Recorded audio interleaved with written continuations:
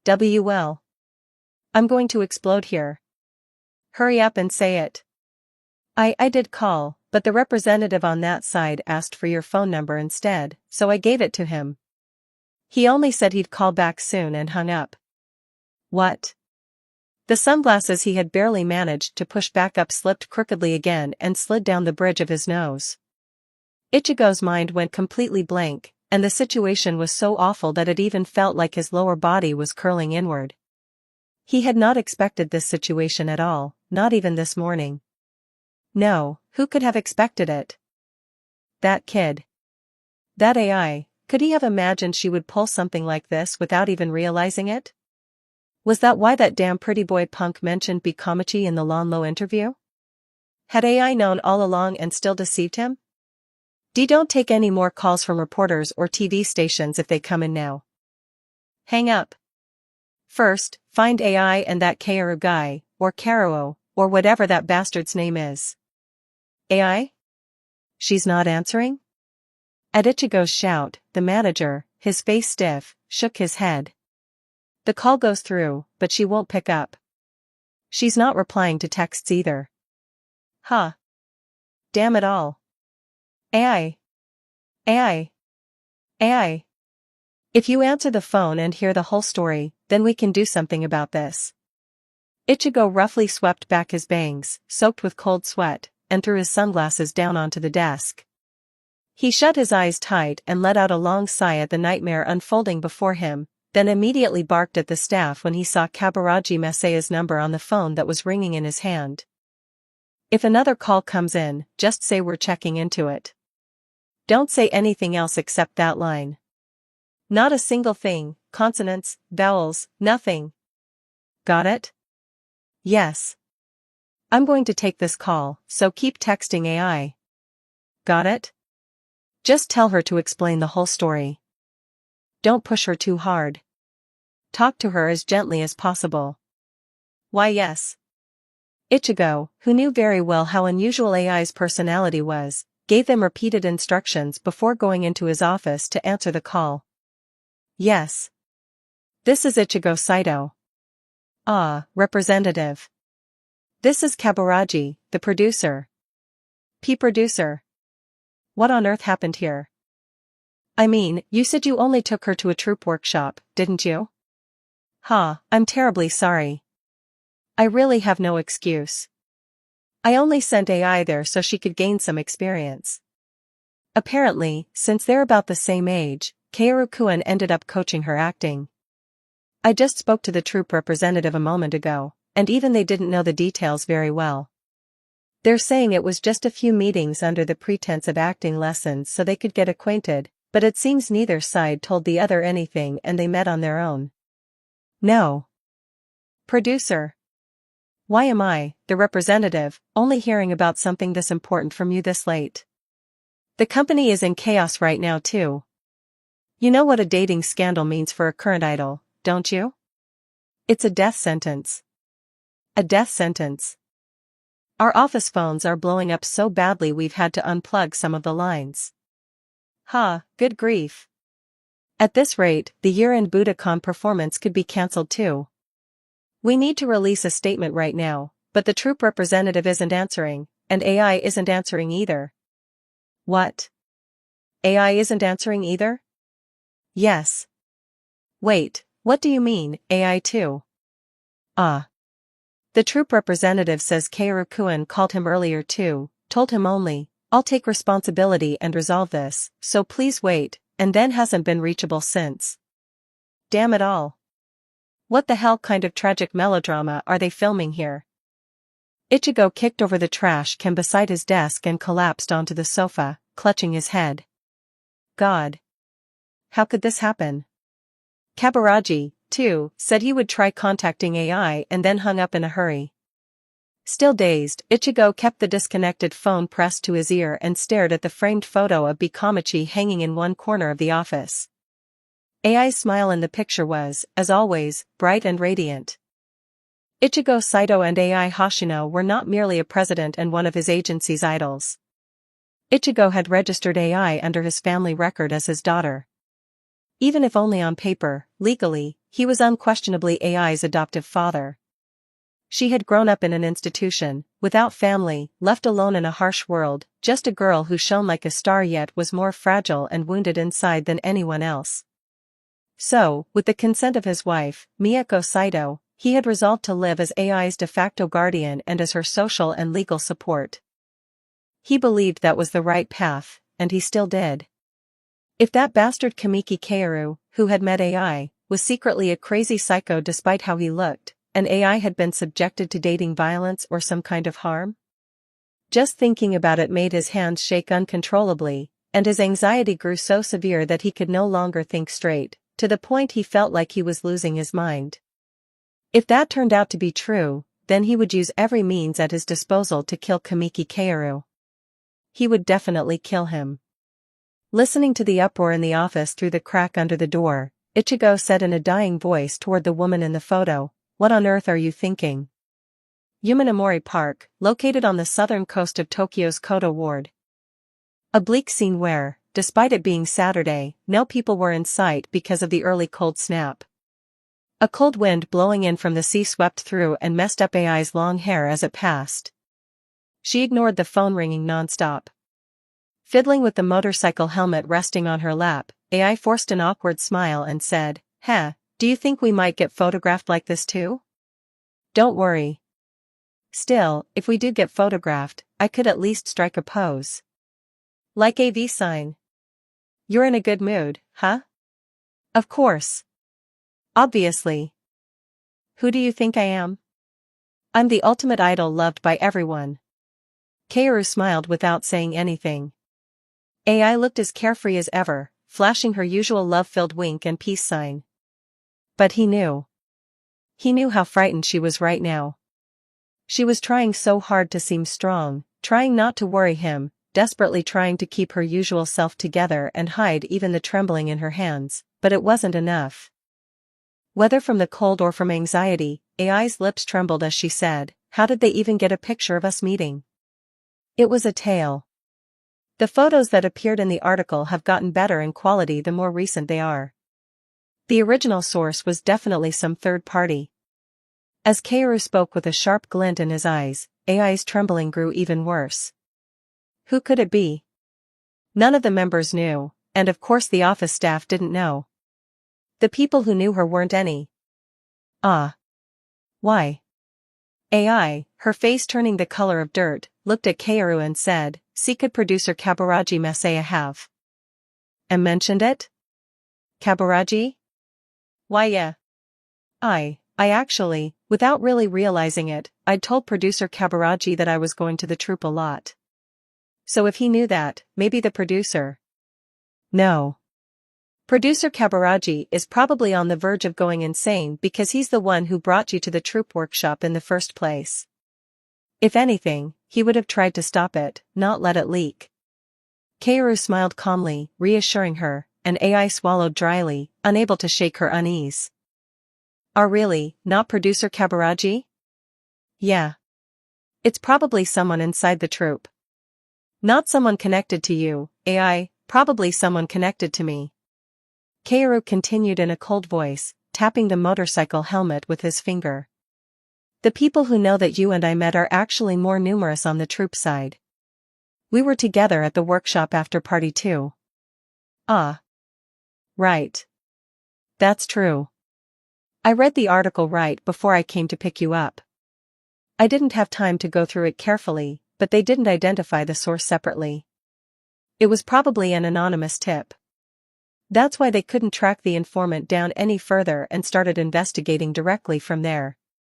Other than the line saying, 'It is presumed they met at the troupe,' there wasn't any exact timing given, which means even the person who tipped them off probably only became certain much later. The very first photo in the magazine was taken in early May, showing our backs as I walked you to the train after we ate donburi. The next photo was from when we met in the park in August. The gap between those shots is too large. The May photo was definitely sent by an anonymous informant." AI nodded silently, blinking without saying a word. Honestly, it was a lot to take in, and she was struggling to keep up, but if she summed up Kaoru's explanation as best she could. So, anyway, that bad traitor is someone from the troop? Someone who knows the two of us well. Exactly. We'll have to find that traitor. I'm only guessing from fragmentary clues for now, so I can't be certain yet, but... No, he was 100% certain. He hadn't investigated and analyzed every single factor, but there was definitely a face that had flashed through his mind just now. It was only intuition, but Kaoru trusted his intuition. That animal instinct had pulled him out of death's grasp more than once. Was it because of what Kaoru had said, or because a fear close to panic had surged up inside her? AI's face went deathly pale as she said in a voice that sounded like a small child on the verge of tears, "They kept following us, kept taking pictures, and I didn't notice at all. Of course they couldn't have gotten every shot, but it's so scary that they were secretly following us and taking pictures. Why would they do something like this? We were just..." Hearing her, Kaoru could only grit his teeth. Just as she said, he had not noticed at all. When he was carrying out missions as an operative, and even when he lived as a fugitive, he had lived obsessively and paranoically, erasing every trace of himself. But not now, so of course he had let his guard down. This was a peaceful life on a completely different level from the life he had lived when he was officially marked as a top priority target inside the CIA and by the US government itself. It was also clearly his own mistake not to have paid closer attention to the hostile symbiosis between entertainment and the media. If something had already happened, then cleaning it up came first. So instead of answering, the boy reached out and took the girl's ice-cold hand in his own. At the warmth flowing from Kaoru's hand as he gripped hers tightly, AI flinched in surprise and looked up at the boy with starry eyes full of confusion. Kaoru. It'll be okay. Even though the fierce wind should have made his words hard to hear, Kaoru's voice came through clearly and distinctly. But AI shook her head and forced a smile. That's a lie. It's a lie, isn't it? You know it won't be okay. You're just saying that to reassure me. Why do you think it's a lie? Then what about you? How can you be so sure it'll be okay? How can you be so sure, Kaoru? AI's voice trembled under the fear strangling her throat as she spoke to the boy. But even she couldn't say exactly what that fear was coming from. It wasn't just the dating scandal itself. Even AI, whose young heart knew nothing of complicated calculations, could see the many ripples such a scandal would cause, and how obvious it was that Kaoru's future would be hurt by them. We only just got to be together. I don't want to be separated from Kaoru. We only just met you, Kaoru, who looked at AI and stood by my side. I never thought it would end like this. The one reason her life as an idol, stained by lies, was no longer lonely. The precious person who looked straight at a lonely, wavering soul as she was and came close to her. The boy who gave her, a hollow shell who knew nothing of love and didn't even know how to love, the courage to begin learning about love for the first time. When she first met Kaoru at the troop, she had admired him and been captivated by the confident look in his eyes, and had longed for his sincere feelings to be directed at her. She had thought of him as a star in the night sky, impossible to reach no matter how far she stretched her hand. But now, if she reached just a little farther, she could touch him. And yet, by the narrowest margin, he had slipped beyond AI's fingertips and vanished forever. Everyone's so cruel. I hate this. Tears burst from her starry eyes like a river of galaxies. But even in that moment, the warmth flowing from the boy into her ice-cold hand painted over the chill. Without even realizing it herself, AI leaned her head against Kaoru's shoulder and buried her face in his arm. She was so cold and so scared that her whole body shook on its own.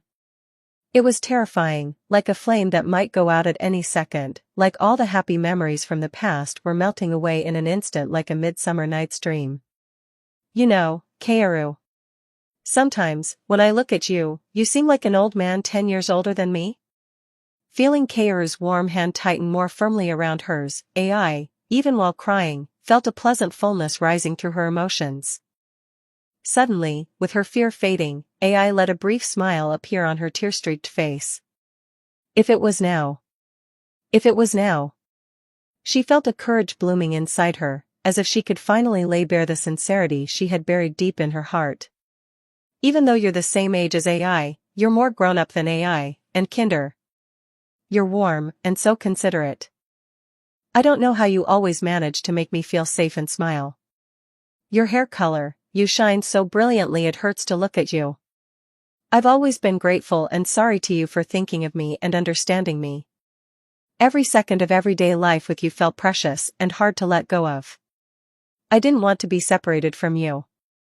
I always wanted to be with you. Even when I stood on stage, got loved by fans, sang, and did my best as an idol.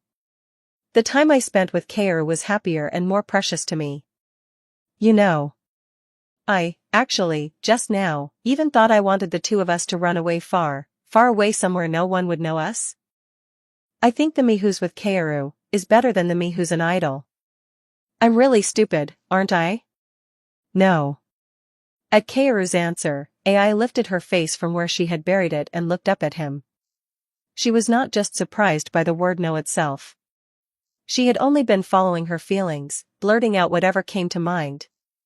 But in the no that answered her, Kaoru's own feelings pierced deep into her heart and struck her with a powerful shock. She, AI, steadied her scattered starry eyes and met Kaoru's gaze. Huh? You're not stupid. So don't ever give up on your dream. I'll carry everything else. No. It's a lie, right? Don't do that. Kaoru, why are you trying to carry everything? No. I don't want that. Why are you trying to shoulder it all for me? Why? Instead of answering, Kaoru used his thumb to wipe away the tears streaming down AI's cheek. Unable to understand the boy's actions, AI bit her lip hard and leaned even closer, as if begging for the truth, then tightly gripped Kaoru's hand as it gently caressed her face. AI's clenched hand trembled faintly, spilling out her anxiety. Please, don't do this. Because of me. Kaoru looked at AI with his usual indifferent yet warm blue eyes. AI. Only after meeting AI's eyes did the boy, the fugitive, suddenly realize it. The feelings of AI, who was worrying about him with all her sincerity.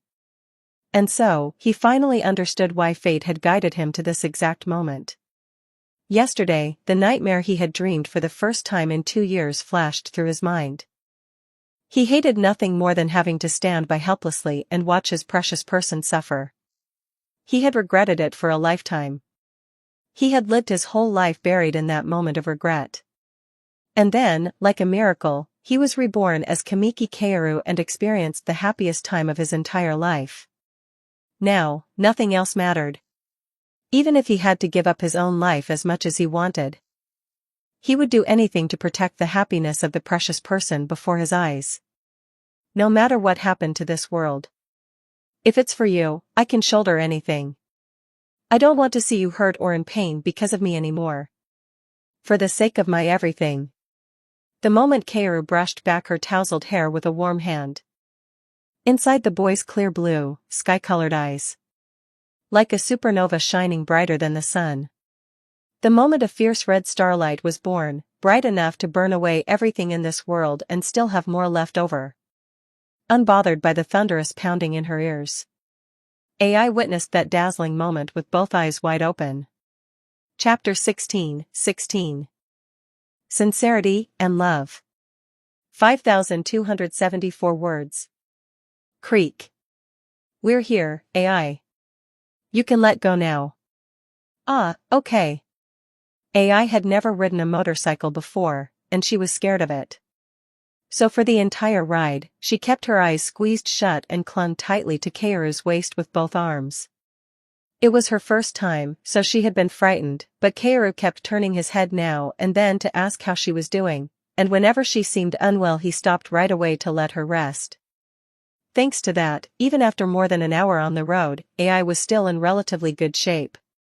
She held tightly to the bag she had picked up at a convenience store on the way, filled with lunch boxes, water, and a few basic toiletries. As soon as she got off the motorcycle, the girl recalled the warmth of the boy's body through his coat and the solid feel of his upper body, and she hurriedly hid the pang of regret that rose in her chest as she took off her helmet. Kaoru took the helmet from her small head and hung both helmets from the motorcycle's handlebars. Phew! That was fun. AI brushed her messy long hair back into place and looked up with excitement, and Kaoru gave a faint snort of laughter. Glad to hear it. I was worried when you started screaming at first. Huh. I did? Did I scream? AI flinched and blushed, avoiding his gaze. When he had accelerated for real, the fierce wind and the roar of the motorcycle had startled her so badly that, true to her dignity as the ultimate idol, an enormous scream had burst out through the helmet and gone straight into Kaoru's ears. Kaoru had no choice but to pull over immediately to check on her, only to barely suppress the laughter that kept threatening to spill out. The boy, a smile playing on his face, walked slowly toward the two-story wooden house in front of him. A lonely wooden house on the mountainside.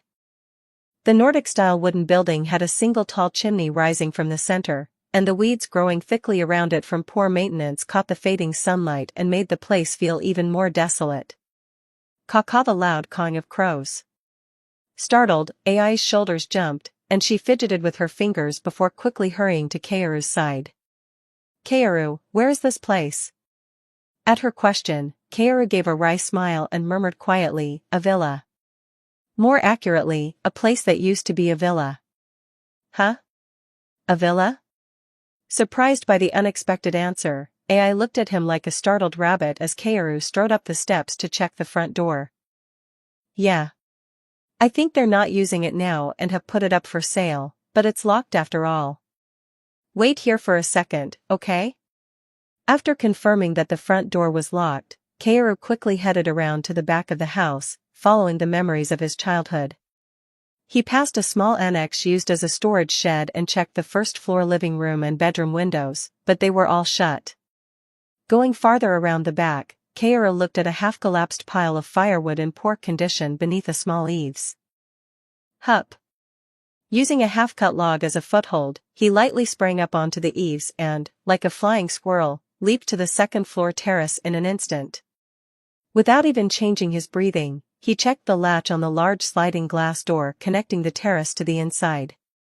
Seeing that the latch wasn't properly secured, he struck it a few times with more force, and it came loose and fell to the ground. When he opened the door and stepped inside, the stale, musty smell unique to an old wooden house hit Kaoru's nose. The furniture was covered with cloth, but the layout and structure were exactly as he remembered. Kaoru quickly went back down to the first floor and opened the front door, then smiled at AI, who was watching him with wide rabbit eyes and fidgeting fingers. Want to come in? Wow, yes. Then, excuse me for a moment. She had no idea how he had gotten inside, but it was Kaoru, so somehow he must have managed it. Instead of thinking too hard about it, AI walked through the front door. The house was very spacious. There was a wall of floor-to-ceiling glass on one side, and a fireplace in the center of the living room. The furniture was covered in white cloth, so she couldn't make it out clearly, but there seemed to be a sofa along the living room wall. When she looked toward the kitchen, she saw a dining table in the center, also covered with cloth. Because the house had been built facing south to catch plenty of sunlight, the fading glow of sunset spilled through it and gave the whole place a cozy atmosphere. It was her first time in a place like this, but AI realized it was the sort of Western-style house she sometimes saw on TV, and her star-bright eyes sparkled as she smiled like a little child. Kaoru. I've never been to a house like this before. It's amazing. It feels like I'm on a trip overseas or something. And there's a fireplace. Wow. Hey, is that a deer head on the wall? Probably, yeah. As AI pointed at the deer head mounted above the fireplace like a child who had discovered something fascinating, Kaoru answered with an awkward smile. Before recovering the memories of his past life, he had just assumed it was a decoration. But now that he had them back, he recognized it immediately. It really was a taxidermied mount. Given Japan's hunting culture, maybe that was only natural. Kaoru opened the window and pulled the cloth off the sofa. As dust fluttered up, AI frowned and waved both hands in front of her face. Bear with the cold for a little longer. I'm going to check whether the power's on. AI, who had crouched in front of the fireplace and was looking around with curious eyes, answered in a lively voice. I'm fine. Kaoru quickly went to the storage area and checked the breaker box, but... As expected, the electricity had been cut off long ago and there was no power. Fortunately, the water came from underground rather than a municipal supply, so when he opened the faucet installed in one corner of the yard, cold water flowed out properly. Kaoru took gloves from the motorcycle's small storage compartment, put them on, and walked to the place he had noticed earlier to see whether there was any usable firewood. After clearing away the rotten logs, he was able to salvage quite a bit that was still usable. When he went back into the house, he ran into AI hurrying down from the second floor after apparently exploring the place. Kaoru. Are we making a campfire in the fireplace? AI cried out with sparkling eyes, clasping her hands together, and Kaoru answered with an awkward smile. Not quite that much, but it'll still be warm. Ike fireplacey, my heart's pounding because I'm so excited. Was it really that exciting? Kaoru brought the firewood in and stacked it inside the fireplace, then leaned in to check whether the chimney was open. Sunlight was coming through the chimney, so it was open. Kaoru realized there were no matches in the fireplace, so he went back to the motorcycle, started it up, and pulled out the cigarette lighter. Wah! Pure curiosity, heated by a new experience, shimmered in AI's starbright eyes. Carefully bringing the cigarette lighter to the dry grass he planned to use as kindling, Kaoru sparked a flame and, with practiced hands, carried it to the firewood he had already arranged and lit it. AI watched every moment of it with shining eyes, then looked at Kaoru and said, "Why, you're so cool." Kaoru. How do you make fire? That's amazing. I learned by watching the internet. Liar. You got me. Sorry. Dummyoru. Sorry. He had worried the firewood might be damp from the rain the day before, but it burned better than expected. Kaoru knelt on one knee to check whether the logs had caught properly, then stood up and watched AI, who was holding her hand out toward the growing fire. The electricity's out, but the water works because it comes from underground. We can heat water in a pot and boil it here. Okay. Thanks, Kaoru. Aren't you hungry? Maybe a little? Got it. Then, AI? Stop, playing with fire is dangerous. Unable to resist her curiosity, AI had picked up some dry grass and started playing with the fire, only to freeze and glance at Kaoru's reaction. But it looked fun. As AI puffed out her cheeks and muttered, Kaoru couldn't help but smile, feeling like a guardian looking after a little child. Night came earlier in the mountains than in the city. With no electricity, the only light they could rely on was the warm glow leaking from the fireplace. The two of them ate the cold lunch boxes after warming them beside the fireplace, then sat side by side on the sofa and silently watched the flames. Looking at the firewood burning with a warm orange light made it feel as if all the many worries that had been troubling the mind were turning to smoke and disappearing with it. After yawning, AI no longer seemed to have any trouble with physical closeness, and she naturally leaned her head against Kaoru's shoulder and pulled the jumper he had lent her up to her chin. Kaoru also lowered his shoulder a little more so she could lean on it comfortably. For a while, the two of them sat in the quiet, as if they had agreed not to speak, and simply watched the fireplace. Buzz, The peaceful silence was broken by the vibration of a phone. When the phone in her pants pocket buzzed, AI quietly sighed and pulled the jumper up over the top of her head. Even if I sent a text saying not to worry, it's impossible, right? Right? Of course. Kaoru answered quietly. I don't want to go back. AI murmured in a voice as still as the night. Coming here had been, if impulsive, then certainly impulsive. After hearing Kaoru's declaration that he would shoulder everything for her, she had begged him to leave with her, anywhere was fine, and had spilled out cries that were half scream, half sob. Anywhere, please, anywhere, somewhere nobody knew her. The boy had accepted her absurd request without asking a single question.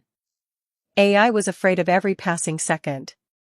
She didn't know how things would unfold again tomorrow.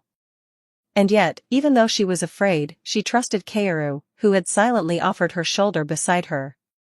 Because the only thing she could do right now was trust Kaoru. She didn't want to do anything else. So AI decided not to resist the urge to show all of her sincerity to the Kaoru who was sharing his warmth with her right beside her. Hey, Kaoru. Yeah. Can I tell you one boring story? As much as you want. It's connected to what I said yesterday. I'm listening. My real name is Ai Hoshino. That's a beautiful name. Thank you. And? Yeah. I grew up in a public childcare facility far away from Tokyo, and my father, I don't know who he is. I remember my mother's face, but I don't want to remember it, so I don't. She didn't come to pick me up. I'm listening. I'm an idol, and I always shout love to my fans and ask them to love me, but I've never once truly loved my fans. Is that so? Yeah. AI doesn't know how to do things like love. It's all a lie. I think I'm not someone who could do something that amazing. I wouldn't be forgiven for things like remembering fans' faces or the gifts they gave me. I'm a lonely nobody with no one beside me, and I can't even remember people's names or faces very well, and I'm not good at studying either. I was just scared of facing people. Yeah. I couldn't make friends, and the only thing I was good for was being like a leftover lunchbox nobody had picked up and eaten. Kaoru turned his head and looked at AI. She still didn't take her eyes off the fireplace. Gone was the brilliant light. In the flickering depths of her eyes, darker and lonelier than the night sky, a deeper, murkier starlight shimmered. Without even shedding tears, AI continued speaking in a flat voice, as if it didn't matter whether Kaoru was listening or not. I couldn't get close to the other members either. I knew they were jealous of me and talking behind my back. But I pretended to be okay, pretended not to care, and lied. Even when I wanted to say it wasn't true, that they had misunderstood me. I didn't. I came this far while lying from the very beginning. AI has to keep acting as AI all the time. I couldn't even say a single word about what my sincerity really is. I'm scared of being abandoned again, scared of getting hurt. Whether I'm an idol or whatever else, once I take off the costume and step down from the stage, AI becomes nothing in this world. A loner who wouldn't be strange if she disappeared at any moment. A tasteless, odorless leftover lunchbox that goes straight into the trash, that's all. Even if I complain and act sad like this, I know it'll just be the excuses of a liar who deceived everyone in the end. But, what does any of that matter? I don't care. I don't care what anyone says about AI. Because from the very beginning, I was already a hopeless bundle of misfortune. Everyone else didn't even try to notice AI, and before they could, they'd already lost interest. Her eyes looked as though they were screaming. Probably. This was the dark sincerity AI had wanted to hide, the one she never wanted anyone to see. The girl who had been abandoned by her mother, who had grown up in an orphanage and had never been loved by anyone, had put on a false mask and stepped onto the stage in order to love. Kaoru couldn't even begin to imagine how much pain she must have endured there. But he understood. Kaoru understood. She was never a leftover lunchbox, never a nobody. A girl who carried in her eyes the brilliant starlight he did not have, and in her heart the infinite love he did not have. The boy had finally met the girl and gained hope to live again. With all of those feelings, Kaoru took AI's cold hand tightly and brought it to the left side of his chest. AI, startled by his action, turned to look at him. The hot beat of his heart and his body warmth traveled through her hand. Even seeing AI's trembling eyes reflected in the firelight, Kaoru only smiled quietly. The instant AI met his eyes, she could feel again that all the trials ahead suddenly seemed ridiculous. And yet, this was clearly a lie. It had to be a lie. AI denied the courage rising in her heart once more and, avoiding the tears about to spill over, said, "You're disappointed, aren't you? I'm the worst, right? As if she wanted Kaoru to feel that way, she asked in a sulky voice. But Kaoru only gave the same indifferent smile as before and said, "No. Not at all. Kaoru, that's a lie. Tell me the truth. Just looking at my face. It's disgusting, isn't it? If you want to throw up, you can. You don't have to hold back. You're disappointed because I'm only this much. You know I won't do that. Ugh, HNGH, please, okay? Please just say it is, okay? Kaoru, please, sob." At last, after dragging out all of her own lies and exposing her pathetic sincerity, AI covered her face with trembling hands. Her sorrowful sobs leaked through the gaps between her fingers. Without saying a word, Kaoru took hold of AI's small shoulders and pulled her into his arms, hugging her tightly. At last, with her emotions bursting apart, AI clutched Kaoru's shirt like a baby and cried out, "I like you. I love you. Kaoru. I love you!" Exclamation point. At last, when AI's sincerity reached his heart, the tingling sensation that swept through his whole body made the hands of Kaoru, who was holding her, twitch. Even in this moment, AI didn't want Kaoru to move away from her by even 1 millimeter. Ignoring the way Kaoru's skin was being scraped by her nails, she gripped his shirt so tightly it seemed it might tear and buried herself against his chest like a little puppy begging for affection.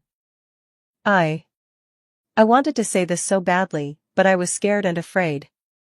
I thought the love I felt for Kaoru might not really be love. I was too scared to even say it, afraid my feelings might be lies. I like you. Please don't leave me. Love AI. Look at AI the way you do now. Even if AI throws a tantrum, pouts, cries, or gets jealous, keep loving AI the same way. AI. Kaoru slowly pulled AI away from him. Even though she used all her strength to cling to his shirt and tried to keep burying her head against him because she didn't want to be separated, she couldn't overcome Kaoru's strength. As if she had never expected to be pulled away from his arms, AI's eyes instantly filled with despair as she looked at him. But Kaoru seemed to want to calm her anxiety, so he brushed her tangled hair into place and gently wiped the tear-streaked face with careful hands. At Kaoru's incomprehensible behavior, AI tilted her head slightly and said in a voice full of doubt, "Kaoru is hiding something too, isn't he? A woman's tears are stronger than any weapon. And a woman's intuition is sharper than any radar." Remembering that absolute truth once again, Kaoru gave an awkward smile and lowered his head, avoiding AI's gaze that seemed ready to pierce through him. At that moment, he heard an auditory hallucination like a gunshot in his ear. Love and the desire to protect are different. I'm not someone who can do things like love. Kaoru loves me too. You like me too. AI. Liar. I can tell every time Kaoru lies. You're not speaking from the heart, but because of me you keep pretending it's not true, pretending you're not, lying to yourself and repeating the same strange words over and over. There's no way I wouldn't know, since I'm the one who likes Kaoru. AI lifted her watery star-bright eyes to look at the boy, as if she had never been crying at all. It was the unwavering gaze of someone absolutely certain that her intuition had been right all along. It had been nearly impossible from the start to break AI's stubbornness. The boy let out a sigh and opened and closed his mouth several times. The boy was a loner. A different kind of loner from AI. It had been decided from the moment he remembered his past life in this world. There were times when a suffocating gloom and helplessness surged up in his chest, so strong that if he didn't grab hold of the first person he saw and tell them everything, he felt like he would go mad. Whether they believed him or not. Kaoru. Tell me. But the boy had escaped, like a miracle, from the dark thoughts that had gripped his mind and dragged him toward the abyss. The girl's warm hand caressed his cheek. The boy finally realized it. That this was the moment to reveal his sincerity, fully and truly, before AI Hoshino as Kamiki Kaoru. I have something to confess to you. I have a secret I haven't told anyone either. Then tell me. I can accept anything if it's Kaoru. You might call me insane. Even I still can't believe it, even though 3 years have already passed. Even now, I'm so anxious that all of this I have to explain might be a dream that it feels like my head is about to split open. A secret he would probably never tell anyone and carry for the rest of his life. For the first time, Kaoru's heart pounded with anxiety and trembling at the thought of confessing it. Will you listen, without running away? Not the indifferent, mature face he always wore, but the gaze of a fragile 15-year-old boy, full of fear and confusion and so close to breaking, looked up at her. But AI was resolute. Steadfast. She did not waver and trusted only Kaoru. Yeah. Tell me. Tell AI your story. After hearing AI's words, Kaoru quietly began to speak. 3 years ago, when he woke in the hospital after an unexplained accident on the stairs that left him with a head injury, the memories of his past life returned as if forgotten fragments were being reassembled, while his memories of this life remained incomplete. That his past life had been as an American born in Missouri, and though he couldn't explain every detail, he had served in a special unit known externally as Delta Force and, while there, participated in a program called Treadstone under the CIA. And that the Treadstone program was ultimately about becoming a dog of the CIA after having one's emotions cut away, assassinating people deemed a threat to the CIA under the pretext of national interest. The more AI listened to Kaoru's story, the more violently her eyes shook. But he understood. It wasn't that she couldn't trust his words, she was simply shocked that he had been able to keep his sanity after going through something this absurd. Kaoru knew that, and feeling his trembling body gradually calm, he continued in a steady voice. I did something unforgivable. I carried out an assassination mission on a Russian politician named Vladimir Nevsky, who was the father of a girl. I killed him in a hotel. With a pistol. I killed them. The couple were staying in the same room, so I disguised it to look like an accident caused by marital discord. But it was a trap. Ward Abbott and Alexander Conklin, who had embezzled $20 million in CIA operating funds to buy Russian oil company bonds, deceived me and had me assassinate Nevsky under the pretext of my first mission. In the end, I killed innocent people. The fact that I made a little girl, all alone, can never be changed. Kaoru. As if confessing things that had happened yesterday, Kaoru said it while staring blankly into space with empty eyes. I planned the assassination of the target, made contact, and then hid inside a yacht for 5 days. When I finally thought it was time and went in, the target's children were there too. The kids were sitting on his lap. They looked at me in shock. The moment our eyes met, I hesitated to pull the trigger. Because of that brief moment, I failed the mission and ran. I got shot. I lost consciousness and drifted at sea, then was miraculously rescued by a fishing boat. I lost all my memories. I remembered who I was, what my name was, everything else was normal, but only who I had been was gone. All I had was the bank and account number written on the laser marker implanted in my body, and I went all the way to Germany with just that. But even there, I drifted. I had nothing left after losing my memory. I found the safe at the bank and opened it, and there was cash and a passport. In the lower compartment there were pistols and forged passports too. The police started chasing me because I looked suspicious, and when I ran to the American embassy they immediately tried to arrest me, apparently because information had gotten in. I ran. I kept running. And there was a woman who helped me. At first, I just wanted a ride. She looked like she needed money, so I tried to sweet-talk her by offering money and planned to ride with her to another country. But she ended up on the CIA's list because of me. She, Marie, gave up her ordinary life because of one incident dragged in to buy me and ran away with me. Then 2 years later, while we were fleeing together in India, she was shot and killed. Because innocent people died because of me, and I even lost the person I loved. I wanted the truth, and with nothing but revenge against them in my heart, I killed Marie and went to Europe to find the people who had been chasing me. And finally I found out. To hide their embezzlement, they framed me and, at the same time, tried to eliminate me so they could bury everything for good. That was why they were after me. But do you know what's even more fucked up? Kaoru paused and looked at AI. The blue eyes that looked as though they might collapse at any moment met the star-bright eyes already shimmering with tears. I was the one who volunteered for that damn program. In the end, all of this started because I went to Treadstone at 415 West 71st Street of my own free will and volunteered. Kaoru. At last, Kaoru spilled tears and looked at AI with a pained expression that was impossible to tell apart from laughter or crying. AI ended up crying too. It was a story too heavy and terrifying for her to fully understand, but she could finally see that Kaoru was suffering because he could not escape the memories of his past life.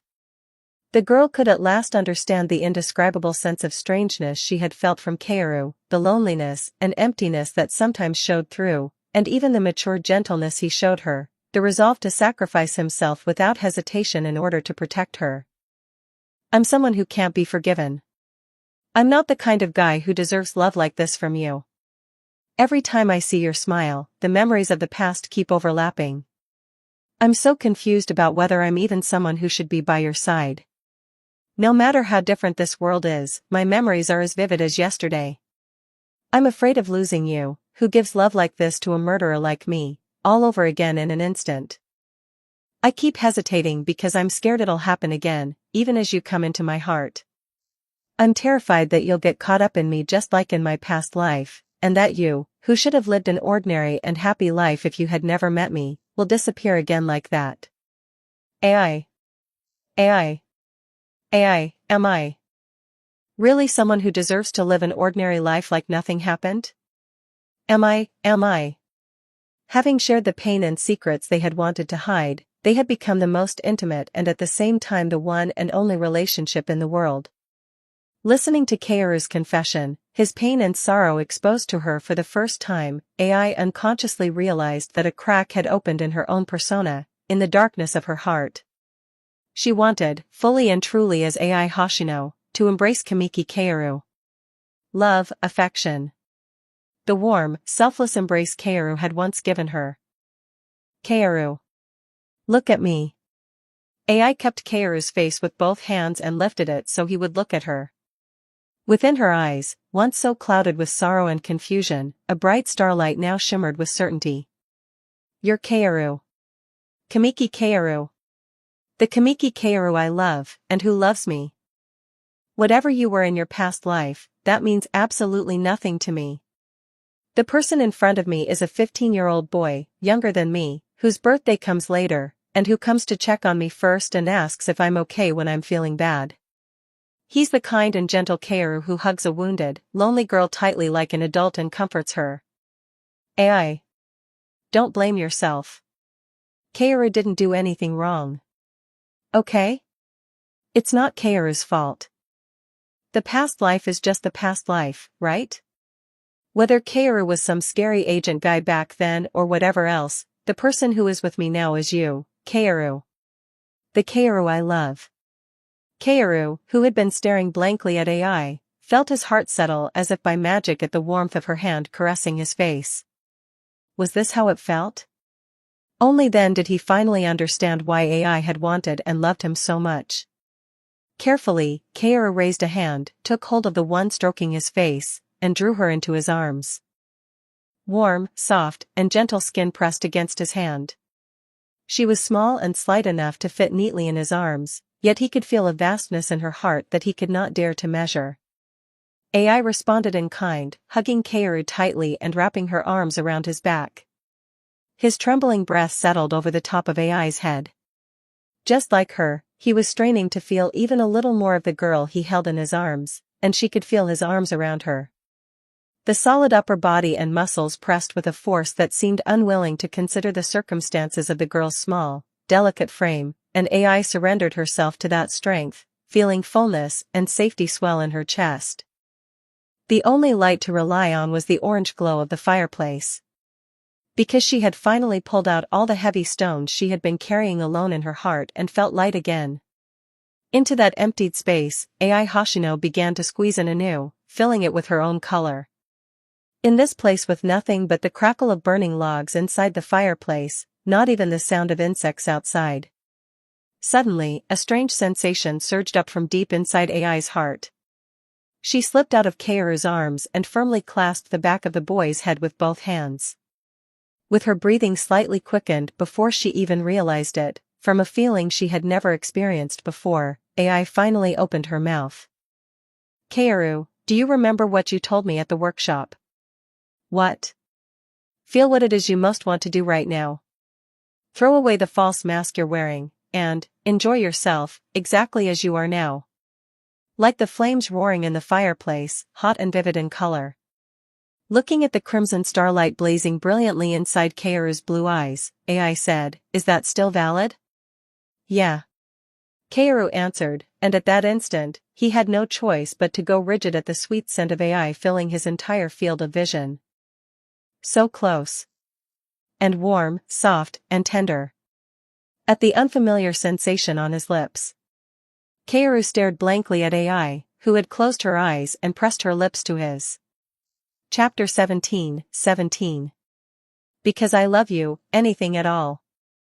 3,729 words. AI's first kiss. I gave it to Kaoru. Her cheeks were bright red, yet she was the one who had pressed her lips against his, laughing shyly all the while. Kaoru stared at AI in a daze. Even in the flickering light, it was obvious.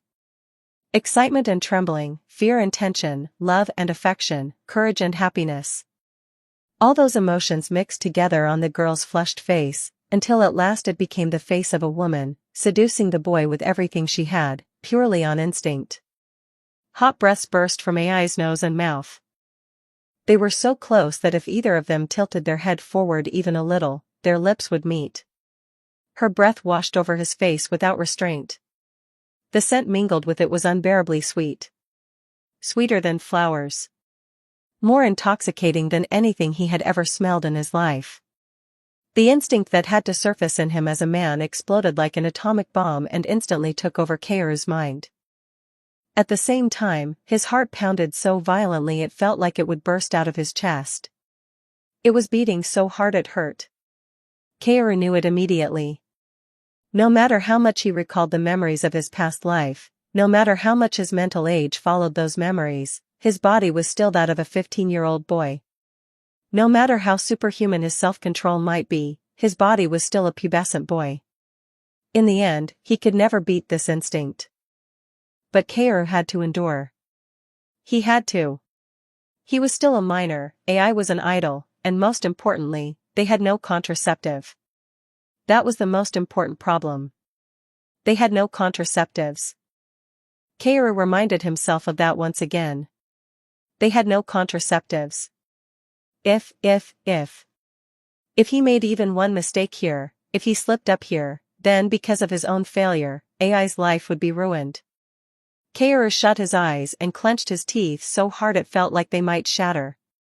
Like the girl, the boy's body was trembling from excitement, tension, and instinct, but Kaoru barely managed to hold on to his reason.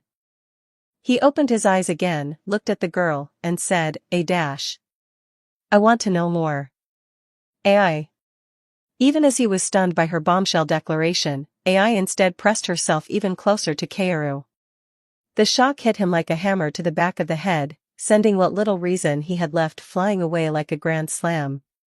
AI, who had never once felt the emotion called love until now, could hardly keep her reason intact, as if fireworks were going off in her head. For the first time in her life, AI felt as though a lightning strike of bliss and exhilaration was melting her mind without pause. 1 second. In that endless succession of moments, as if 1 second had been sliced into hundreds of thin fragments by a razor's edge, AI lost herself in an indescribable ecstasy that swept through her entire body in every fleeting instant she could barely finish exhaling. It was more thrilling and wonderful than any sensation she had ever known, so wonderful that it felt as though her very soul was blooming, and AI could no longer see anything else. With nothing holding her back anymore, AI slapped away the hand Kaoru had placed on her shoulder, then nimbly climbed onto the boy's lap like a cat, wrapped both arms around his neck, and met his eyes. Her voice trembled from her breath, still rough and unsteady. Don't tell me no. Don't run away. I want to show you too, Kaoru. I want you to know how much AI loves and wants Kaoru. AI. You're the first man I've ever loved. I don't want to regret this. If it's not now, I hate it. I like Kaoru. I love you so much, Kaoru, Kaoru, Kaoru. Begging. Longing. Tears. Wish. Sincerity. Love. Obsession. With the girl's clumsy touch as she struggled in his arms to leave traces on his lips and cheeks, Kaoru should have held on to his reason as an adult and calmly stopped her. Exclamation point. Maybe it was the warmth of the fireplace?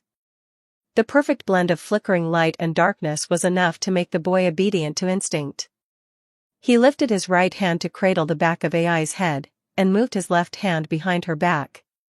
In one smooth, practiced motion, Kaoru embraced her. Exclamation point.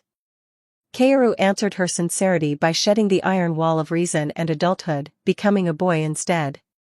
AI's eyes grew wet with tears at the joy and exhilaration of feeling as if she were flying through the sky. By contrast, Kaoru showed no clumsiness at all. He was meticulous and delicate, making sure she wouldn't be startled or flustered so their moods wouldn't fall out of sync. As an adult, he adjusted his pace with skill. Of course, at the same time, he also laid bare his own honest and bold desire as a boy. Kaoru. AI's mind had gone blank from the kiss, leaving her unable to make any rational judgment. She simply closed her eyes and focused all her senses on Kaoru. Halfway through, a sensation of falling backward came over her, and softness touched the back of her head. She didn't even realize that Kaoru had slowly lowered her onto the sofa and climbed over her body. All of her mind and senses were directed only at Kaoru. Kaoru. AI. AI grabbed the boy's collar and looked up at him. Meeting her gaze, Kaoru felt every sensation in his body separate from the last thread of reason, as if everything happening now were a dream. Perhaps because of that, like a salmon gathering all its strength for one final leap toward a cliff, Kaoru regained a moment of cold reason and looked down at AI, whispering softly. Are you really okay with this? At Kaoru's whisper, AI immediately understood what the boy was asking. Even if she had never been good at schoolwork, as a woman she naturally understood what it meant. But rather, AI felt relieved that she couldn't remember the details clearly because she was too swept up in excitement. She had longed for a bustling family. As someone who had always been alone, she had always yearned for the existence called family. She wanted to feel and give more love. If she understood what love was as one man's lover. In the future she would share with Kaoru, she wanted to know love as a family, as a mother. She, Hoshino AI, had now realized how to do that, and had decided to put it into practice. Kaoru. The boy, who had been unconsciously tense, felt a wave of relief. At last, Kaoru made up his mind. Just for today.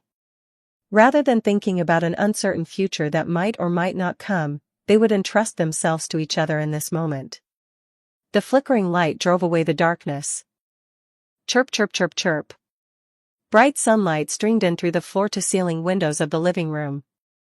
The mountain birds living in the hills flapped their wings while singing songs to announce the morning in their own ways.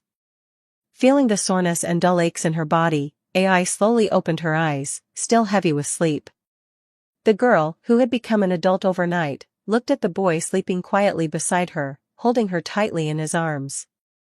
Radiant blonde hair, a straight nose, masculine thick eyebrows, eyes that always held warmth, a sharp jawline, and skin without a single blemish. Anne. Her heart thudded again, and AI's face flushed bright red. Lips. She was embarrassed, ashamed, but happy. The moment she carefully recalled what had happened yesterday, her ears turned red too, and she rubbed her face against Kaoru's chest. She had stayed in his arms all this time, but she still wanted to stay there. And Oppos, I'm happy, and Oppos. AI realized that, starting with last night, the worldview of her life had completely changed. She had gone through life without ever realizing that the world she lived in was this colorful, this happy, this beautiful. A beautiful world she would never have known without Kaoru. In that beautiful world, in the arms of the boy she loved most in the world, so happy that she kept letting out little giggles, AI buried her face deeper into Kaoru's chest. Kaoru. AI quietly tried saying the boy's name out loud. She wanted to remember and vividly carve into herself the movement of her tongue and vocal cords as she pronounced his name, along with every emotion she felt. Kaoru. Kaoru. Kaoru. AI kept whispering softly. I like you, hee I like you, Kaoru, Kaoru, Kaoru, I love you, I like you, love you, you're asleep so you can't hear me, but, I love you. In an instant, Kaoru's left arm wrapped around AI's shoulders and pulled her close. Startled, AI flinched, and a groggy boy's voice, thick with sleep, settled into her ear just as he woke. Me too. Hashtag. AI's embarrassed cry shattered the quiet mountain morning. At 9 a.m., the two of them returned to Tokyo on Sunday. Leaving behind the villa of memories where they had spent an unforgettable night, Kaoru and AI set out once more on the road back to reality. They rode through the morning sunlight rising brighter and brighter into the sky, meeting the chilly wind, but unlike yesterday, their hearts were peaceful. NGH. AI got off the motorcycle, her body aching and throbbing from her first experience, and grimaced through the pain. She had tried to endure it, but getting on a motorcycle ride after waking up had indeed been too much. Seeing AI struggle, Kaoru bit his lip lightly and, with a worried expression, held her shoulder to support her while checking her complexion. AI, are you okay? Should I get you some painkillers? No. I'm fine, Kaoru. I can handle it. AI smiled at him and said she was fine instead. Watching her in pain, Kaoru briefly regretted the way he had failed to restrain his instincts last night, but he soon shook his head and brushed the thought away. No matter what happened in the future, he had resolved to give everything he had for AI. Hoshino AI was strong and resolute. Hadn't he promised to trust her and rely on each other whenever they needed to? Kaoru sat AI on the motorcycle seat and let her lean against him, then immediately took out his phone at the vibration buzzing inside his jacket and pressed the call button. Hello. You're at the parking lot, right? Yes. You can come in. Click. The other party hung up without answering. Kaoru folded his phone and put it in his pocket. Before leaving, he had called Ichigo Saito, the president of Ichigo Production, to tell him he was bringing AI back to Tokyo and that they should meet at the agreed location. AI had strongly opposed it, but she could not change Kaoru's mind. AI looked at Kaoru with worried eyes after he ended the call and wrapped her arms around his arm. The president? Yeah. Kaoru. It's not too late even now, so why don't we just leave? No matter how I look at it, you shouldn't have to shoulder all of this alone, right? AI. It'll be fine. Don't you trust me? I do. But I hate the idea of Kaoru taking all the blame. Kaoru looked at the black sedan pulling rapidly into the public parking lot. AI's hand tightened around the boy's arm. He could feel her hand trembling clearly. Kaoru turned back and looked at AI with his usual warm, gentle eyes. AI. Yeah. All I need is you. Yeah. I'll be here. AI nodded so fiercely it looked as if she were ready to stake her life on it, and somehow that made her look adorable in this situation. Kaoru let out a small laugh and said in a playful voice, Promise? Yeah. From the driver's seat of the black sedan stopped in the middle of the quiet public parking lot on the outskirts of Tokyo, a man in a suit and sunglasses got out and strode quickly toward them. Seeing him, AI swallowed hard. The man looked as though he hadn't slept a wink, and his face, shadowed by coarse stubble, was filled with an anger he could not contain. His eyes, blazing fiercely behind the sunglasses, fixed on Kaoru as he approached like a hellish demon. Kaoru confirmed that look from afar and felt relieved. That man, Ichigo Saito, was not just the president of an agency, he was truly worried about AI as a pillar of the world. And that made Kaoru feel a little sorry. President. AI. Get away from that bastard. Instead of greeting him, Ichigo clenched his fist, grabbed Kaoru by the collar, and swung at him. Kaoru did not dodge, even after seeing the trajectory of the fist flying toward his face. You little bastard. Thud. That was because, as another man, he judged it to be the proper thing to do. AI, however, had clearly not expected it at all. Her eyes went wide like a rabbit's, and forgetting even her own pain, she shoved Ichigo hard and let out a shrill scream. What are you doing? Why are you hitting Kaoru? AI. Move. This bastard, where the hell do you get the nerve to show your face now? What did you do to AI? Huh. You bastard. I'm sorry. Sorry? Sorry? You sure do know how to say sorry, don't you? Ichigo tried once more to grab Kaoru by the collar and throw another punch, but AI, despite her small frame, somehow found the strength to wedge herself between them and shove Ichigo away with all her might, separating him from Kaoru. Her body trembled with fear, tension, and excitement, but AI faced Ichigo with tear-bright, starlit eyes, and shouted, "Don't hit him. If you lay a hand on Kaoru, I'll never stay quiet." AI. Why you, right now, what are you? Ichigo was the one who was shocked. Was the dating rumor true? AI's behavior, standing in front of Kaoru with tears in her eyes, was far too unfamiliar to him. The AI blocking him now was not the same AI Saito had known before. The lonely girl covered in wounds had become a woman who now found the courage to protect someone precious to her.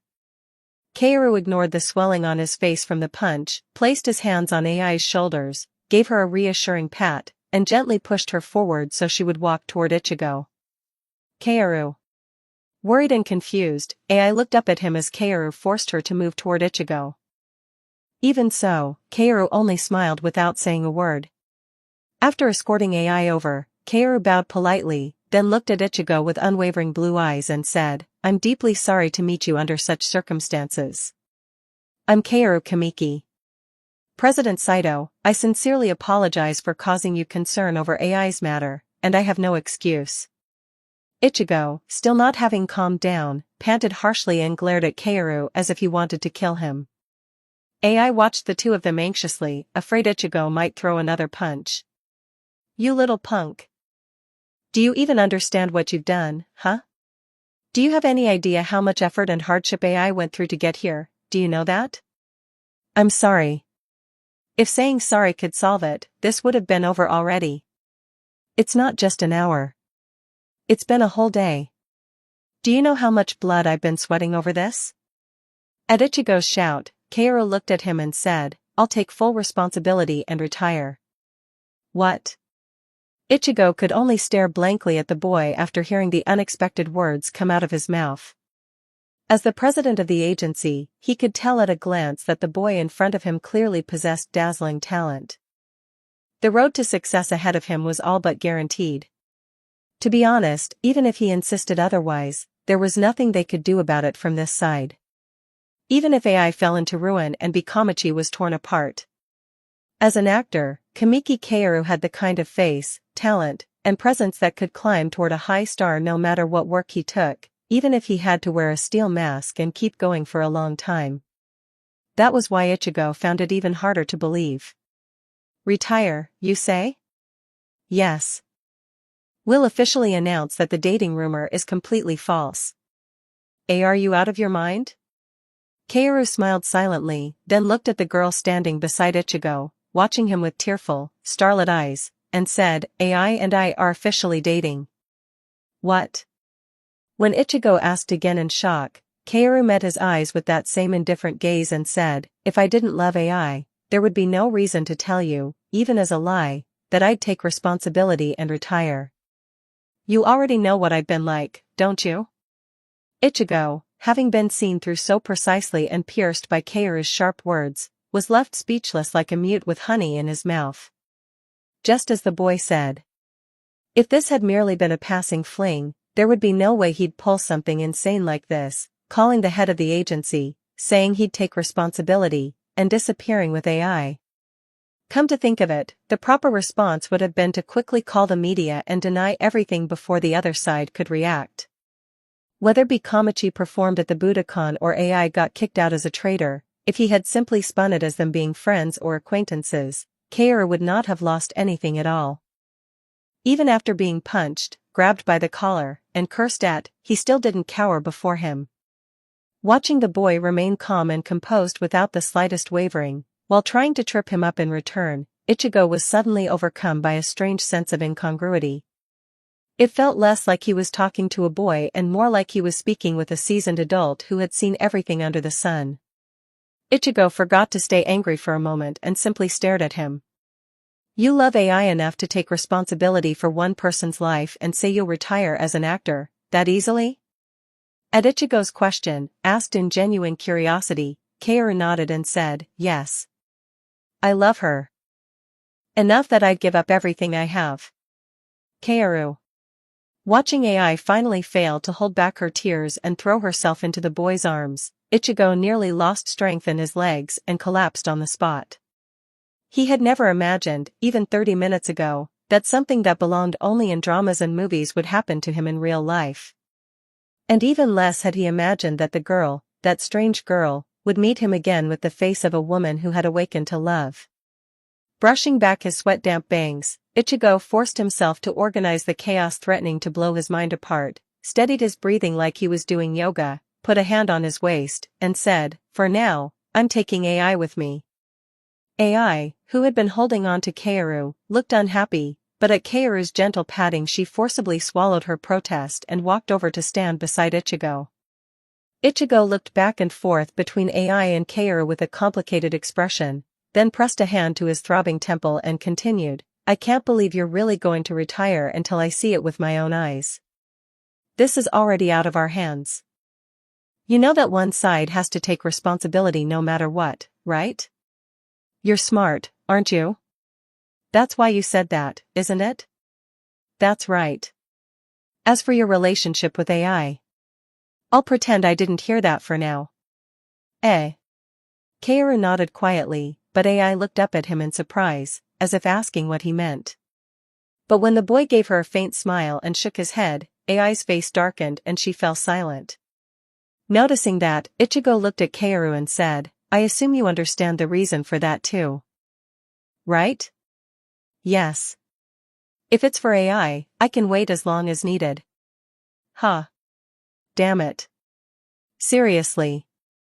Haha. Unbelievable. Was it true that when reason couldn't accept something, laughter came out instead?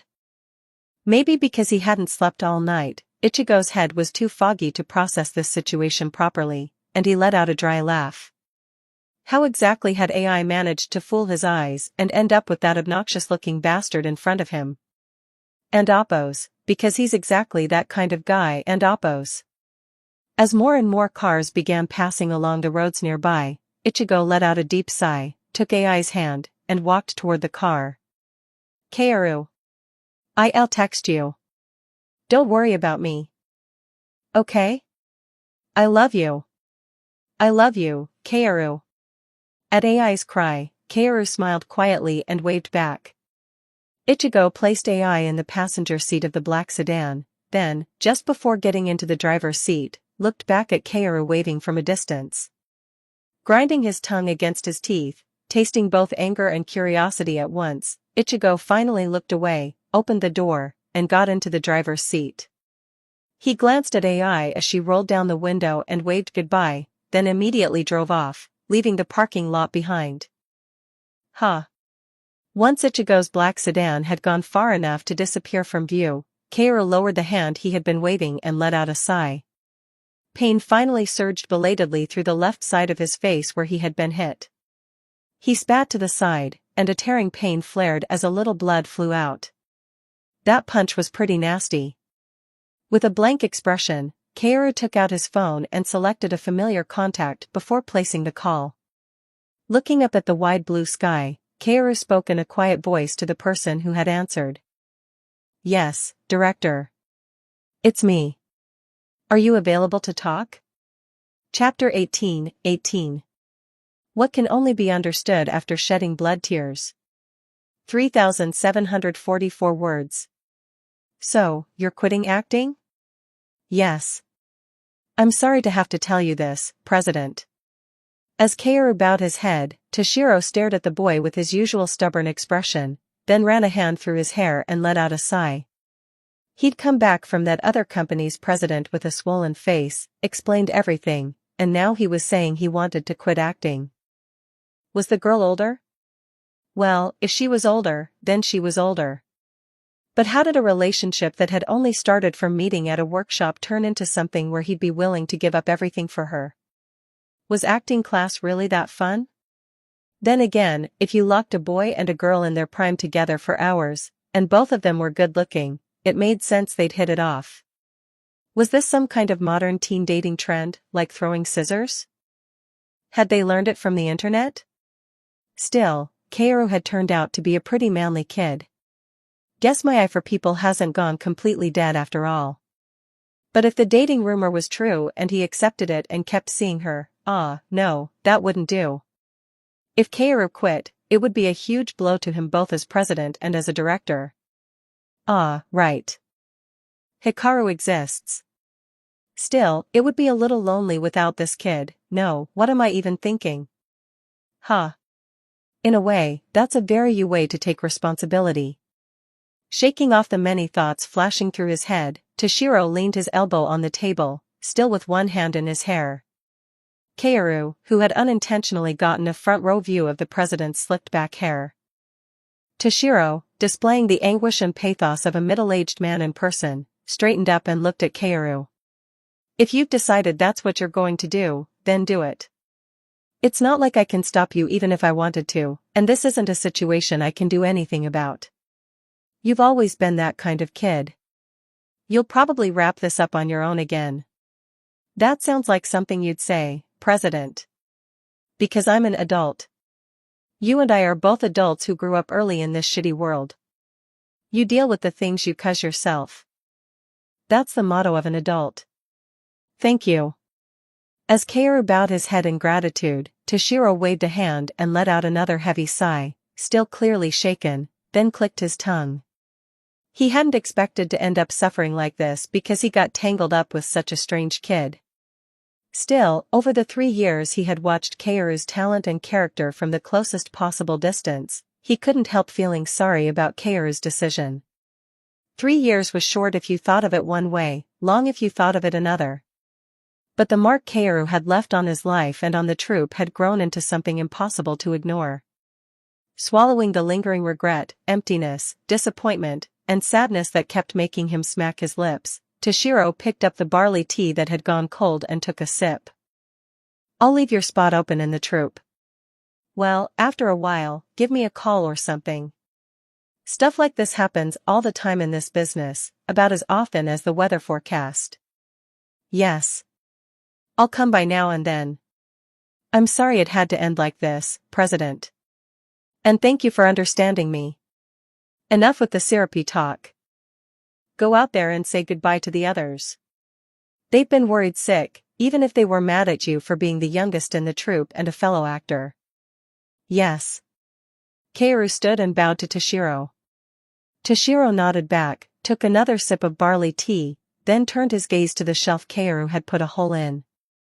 Wait. Something that had just occurred to him made Toshiro call out to Kaoru as he was about to open the door and leave. His eyes gleamed with seriousness. You were the one who confessed first? What kind of insane question was that? Kaoru couldn't help letting out a laugh at the absurdity that hit him like a blow to the head. Are you that curious? Of course I am. I'll tell you later. Seeing through the meaning behind Kaoru's refusal to answer, Toshiro nodded. I'll wait. After bowing once more, Kaoru left the office.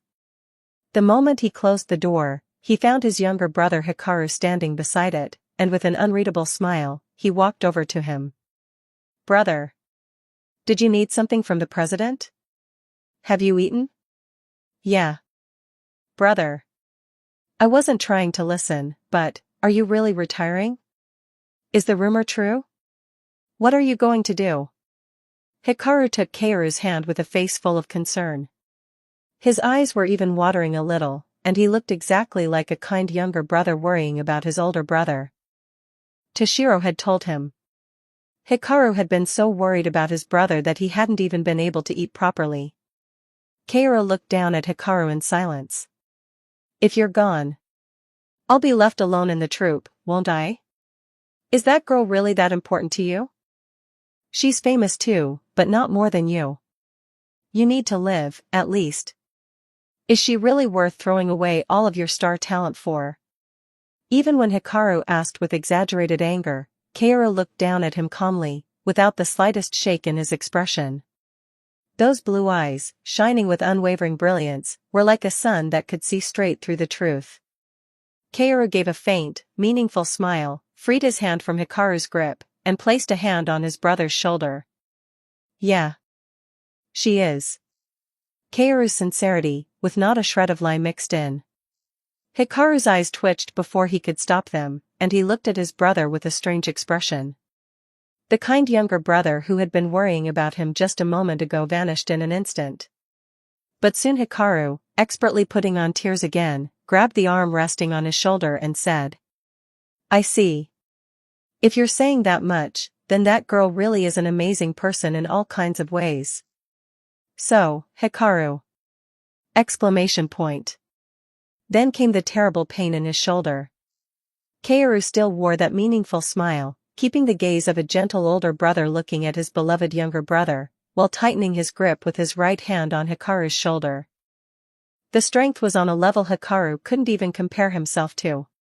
He flinched, trying to hide the crack that had finally appeared in his mask from the pain, but before he could, Kaoru met his eyes directly and spoke in a quiet voice. If anyone touches someone precious to me, I won't forgive them. I'll make them regret ever being alive. No matter who they are. You, too, think of me as someone precious, don't you? So you understand how I feel, right? Hikaru broke out in a cold sweat and gave an awkward smile. By now, he didn't even seem interested in hiding it anymore. His eyes were already glinting with black gaze as he looked at his brother. Kaoru removed his hand from Hikaru's shoulder, where the younger boy had nodded instead of answering, and passed by him. Take care of the troop while I'm gone. I'm counting on you. Hikaru clutched his shoulder from the dull pain and watched his brother's back, a strange smile curling on his lips. It was, at the very least, absolutely not the affectionate smile of a younger brother worried about and loving his older brother. Monday morning, 2 days after the dating rumor was reported. Entertainment programs, internet newspapers, and magazines, and celebrity papers all began running shocking reports at once. Child actor Kamiki Kaoru announces sudden retirement. I'm deeply sorry to those who were hurt by the dating rumor. I will retire from acting. I felt miserable having my private life photographed like a criminal, hurting a close friend. Agency says, they were just close colleagues. We're very sorry. Dismisses dating rumor. Rarerai Theatre Troupe representative, we have nothing to say. We respect Kaoru's wishes. The news that child actor Black Rose of the Mastermind, who had risen to fame and was rapidly becoming the next big star, was retiring sent shockwaves through both the entertainment world and the general public. His beautiful, handsome looks, his genius-level acting, and his quiet private life devoted only to theater until the dating rumor.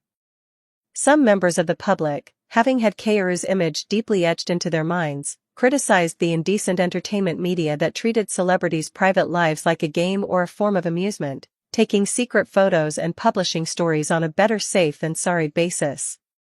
The internet was the same. In the comments under the news and on all kinds of forum boards, a fierce argument erupted over Kaoru's retirement. Celebrities are people too. Besides, this kid was still a developing actor. He could absolutely hang out with a friend he gets along with, right? Yeah, no. He bailed because he got caught, what a punk lol. The loser above should go outside once in a while. Poor Kaoru-kun. I'm sick of these random celebrity scandal reports. Do you people still not realize this is all a scheme to hide political conspiracies? Damn it. I binge-watched the whole drama yesterday. As long as AI-chan is safe, that's all that matters. fuck that bastard. Rot in hell. AI-chan should be careful who she befriends. Protect AI-chan. Protect AI-chan. What the hell are the agency bastards doing? I heard Kamiko's Budokan concert ticket reservations open the day after tomorrow. That bastard almost ruined everything. What's the point of Kamiki without AI-chan? But wow, he really was sneaking out to meet her at night, lol. AI-chan's pretty wild, kind of disappointing, maybe. Honestly, they looked good together. The guy's the only one screwed now that he broke up with the girl he matched with and retired as a rising actor WW. After announcing his retirement, Kaoru cut off contact with all outside media and went only between school and home. At school too, people whispered about him or avoided him, and there was even a commotion when reporters showed up at the school, but in the end, nothing happened. The application period for high schools was just around the corner, and entrance exams would begin in January. Kaoru decided to apply to Kaisei High School Academy, one of the most prestigious private high schools in the Kanto region.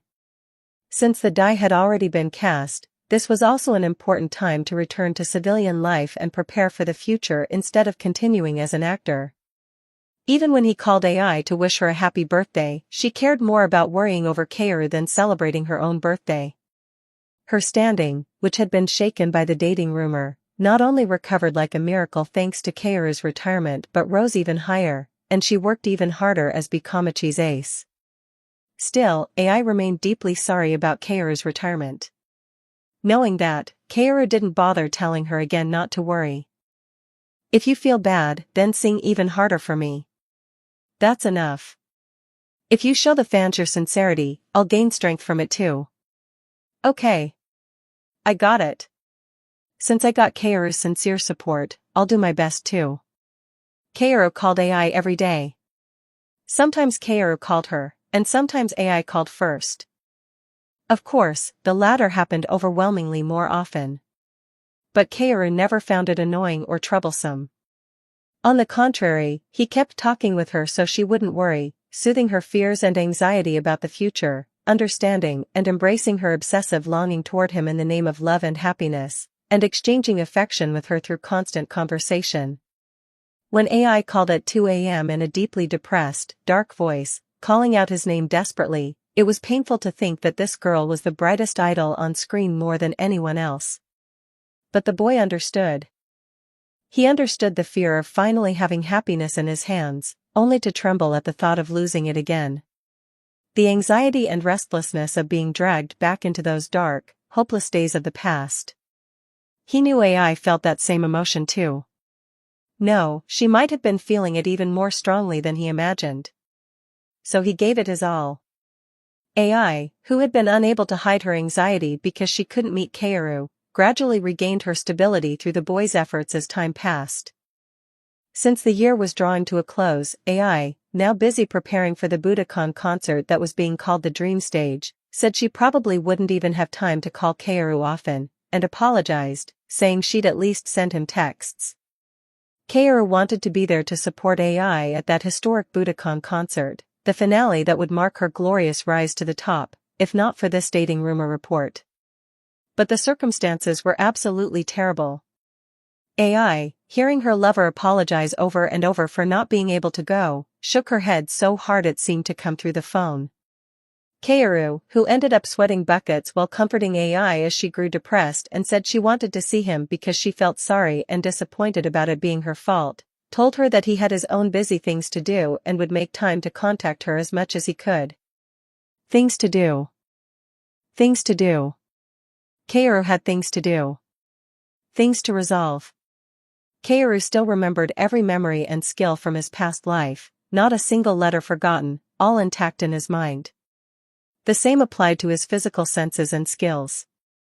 Living as a student in Japan, one of the 5 most peaceful countries in the world, and in Tokyo, the city with the lowest crime rate in Japan, Kaoru had almost never used them, so rarely that he probably couldn't even count them on 10 fingers.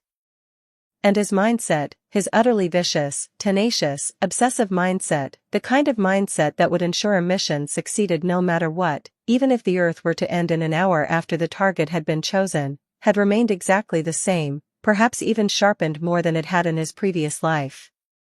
And today, after finishing his things to do, he finally moved on to settlement. Who? Kaoru, wearing a mask and a black cap, let out a quiet breath. When Marie died in his previous life, he had clawed his way through that hell alone, in the flesh, and eventually succeeded in his revenge. For him, the process of waiting and preparing had never been a wasted experience. The boy already understood in his own body the somewhat dangerous and extreme belief of an eye for an eye, a tooth for a tooth. And when he carried that out in the real world with his own hands, he knew better than anyone in this world how to make a target tremble in fear greater than death. That was why Kaoru pointed at the dozens of photos and cassette tapes laid out on the table and said to the other man with a cold, bloodless stare. So. Are you thinking clearly now? That. Hashimoto Kusuke, the one-man representative and reporter for Weekly Shunsho Report, who had broken the exclusive story on the dating rumor between Kamiki Kaoru and Hoshino AI, was terrified. Shaking uncontrollably, not even noticing the cold sweat pouring down into his eyes, he lowered his head to avoid Kaoru's sharp gaze. Dozens of photos on the table, taken while stalking and tailing him.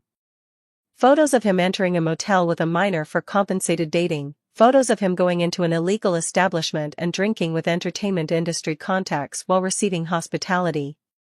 Not to mention the phone recordings. How in the world had he gotten them? Recordings involving private matters, including compensated dating and other unspeakable sexual misconduct, and even recordings of schemes with people from the other side to ruin some celebrity with whatever rumor they could cook up. Even worse.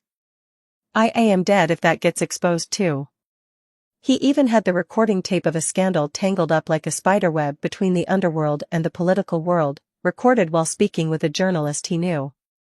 Not only that, Kaoru pulled new photos out of a paper bag and placed them on the table, photos of people other than him. When Hashimoto Kusuke checked the faces of the people in the photos, he couldn't even speak, only opening and closing his mouth. Hashimoto Sakura, 20 years old. Your daughter. Hashimoto Sadako, your elderly mother living in Gunma Prefecture. Morishita Futaba, your ex-wife. There are only 2 things I want. Or maybe 1. Hashimoto Kusuke looked at Kaoru with eyes shaking in terror.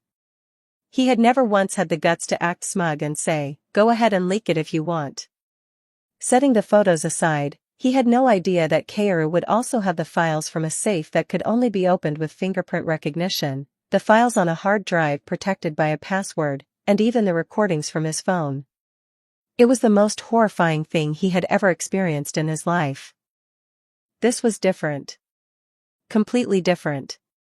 He had never dreamed that every move he made was being watched, that he was being tailed, and that all the personal information on the people around him had already been thoroughly dug up.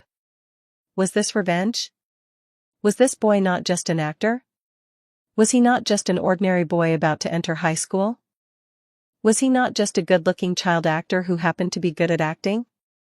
Was he a special forces operative? A secret weapon hidden and controlled by the government? A spy from the Cabinet Intelligence and Research Office? Looking at the boy before him, Hashimoto Kusuke felt his entire sense of common sense collapse into despair. When Kaoru denied the dating rumor as baseless after retiring about a month after the report, Hashimoto Kusuke had laughed until his stomach hurt. He'd said the kid was clever for his age. He'd boasted to the hostesses beside him that the boy couldn't fool his eyes and that, given time, he'd teach him a lesson properly with a follow-up report. But now, only at this moment, had Hashimoto Kusuke finally realized it.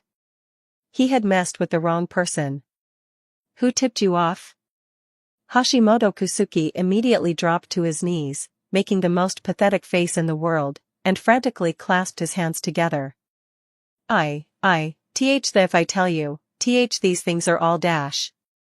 Without a word, Kaoru took out his phone and held up the screen showing a phone number right in front of Hashimoto Kusuke's disgusting face. The bright light from the phone illuminated the sweat-soaked skin around Hashimoto Kusuke's eyes. GHK. His beloved daughter's phone number.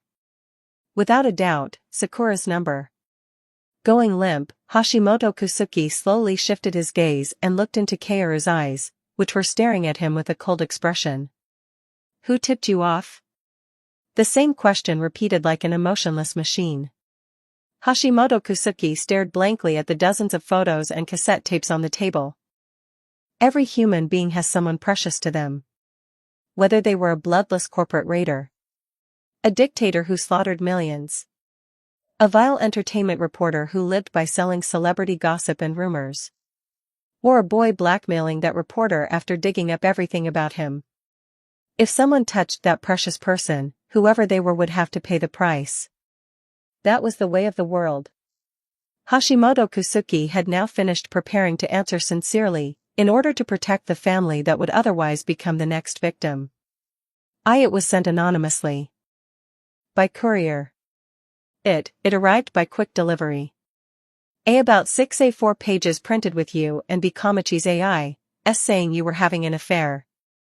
I really didn't believe it at first. If you get photographed, it's a problem if you just deny it all and say it isn't true. So I thought I'd wait about 3 months, and then I started investigating the people around you too. The retirement was a complete surprise. I'm sorry. Please spare me. If this all gets out, I'm dead. I'm really dead. Just spare my life. I won't do it again, I swear. I'll live like a mouse. I'm sorry. Please, at least my family. I'll pay for everything, I swear. Click. Thud. Kaoru took a recorder from inside his coat, stopped the recording, pulled out the tape from inside, and set it on the table. What? With a dazed, almost deranged look in his eyes, Hashimoto Kusuke stared at the final tape Kaoru had placed on the table, and the inside of his pants grew warm.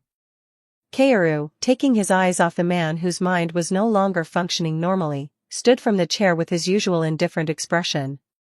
Leaving the photos and tapes on the table as if to make a point, the boy opened the office door as though his business was finished. Cold wind slipped into the office through the opening. Kaoru paused for a moment, turned his head, and looked at the stone-still Hashimoto Kusuke before speaking in a quiet voice. Now you can choose. But Hashimoto Kusuke gave no answer, only kneeling there blankly and staring into space. Kaoru closed the door and stepped out of the office, crossing the dark road with not a single light in sight. Pure white snow fluttered through the cold wind. The flakes caught in the streetlight looked sharp and biting. Only then did he suddenly remember that today was the first snowfall in Tokyo. I miss her. Thinking of the one person he wanted to see most at this very moment, Kaoru exhaled a white breath and quietly walked on. Chapter 19. The Child's Declaration, 1. 2,770 words. Correction and Notice of Closure. We hereby announce that the article previously published by this paper regarding the rumored romance between actor Kamiki Kaoru and Kamichi member AI was a clear false report. This paper ran an article spanning 8 photos and 15 pages reporting on the two entertainers' alleged relationship, but after confirming the facts, we found many inaccuracies and hereby correct them. We offer our sincere apologies to Kamiki Kaoru, AI, and all related parties who were harmed by this paper's false report. Thank you. Weekly Shunsho report will cease publication due to personal reasons on the part of its representative. We sincerely thank all readers who have supported us until now. Kamiki Kaoru and AI's romance rumor was false. Magazine issues correction. Weekly editorial, Spilled water cannot be scooped up again. Is an entertainer's private life a public zoo? False romance rumor, strange closeness between child actor and famous idol member draws attention. Damn, what did I say? I told you it was a false report, right? www. Is it really that surprising for magazine bastards to chase after entertainers' tails and trip over themselves? Some other places get things right a lot, but honestly, if it's a one-man magazine, the credibility is zero. Kaoru-kun, come back already. I heard Kaoru-chan is rumored to be returning to dramas early next year. I heard reporters even stormed his school before www. It was like watching Takuya Kusanagi or something www. At this point, forget acting and join Johnny's, then come back as a Johnny's Junior www. I heard there was even a rumor Johnny scouted him. Looking at the photos, there is absolutely no way those two were just friends. Something about it is weird. Stop making stuff up with your own brain. AI-chan, I love you heartsuit. Budokan concert tickets sold out in 5 minutes www. Anyway, the trend is AI and be Kamiki. Stay forever. Kaoru sipped the warmed barley tea, then turned off the internet and stood up. Even after the correction, the aftershocks continued.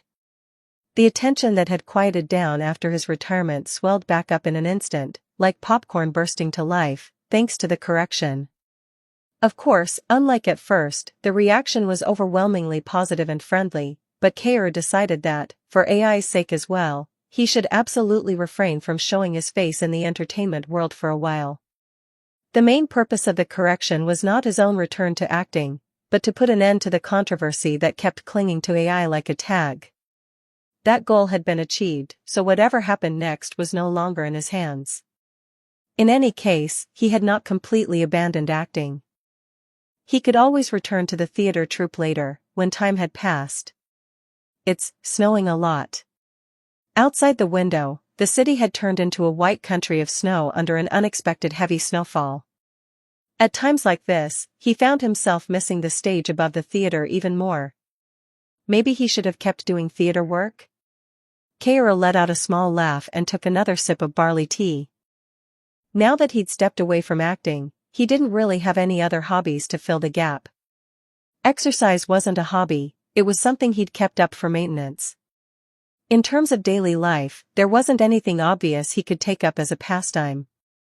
Even if he tried to start something new, his standards were annoyingly strict when he thought about it. Motorcycle riding?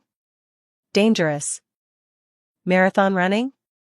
Takes too long. Plastic model assembly? Not interested. Stamp collecting? Boring. Reading? Are you kidding me? Watching movies? No desire. Talking with AI, of course, wasn't a hobby either. It was naturally happy, fun, and always felt new, but to call it a hobby. Wasn't that a little strange? He needed to find something to do. Kaoru folded his arms and looked at his desk, then suddenly spotted the scripts and screenplay collections lined up on the bookshelf. After reading the titles in a row, Kaoru gulped down the last of the barley tea, snapped his fingers at the bright idea that lit up in his head like a bulb, and muttered, "Let's write one." He didn't know when it would be, but he decided to write a screenplay himself for a project he would one day act in and produce. Kaoru took out a notebook and sat down at the desk. December was nearly over.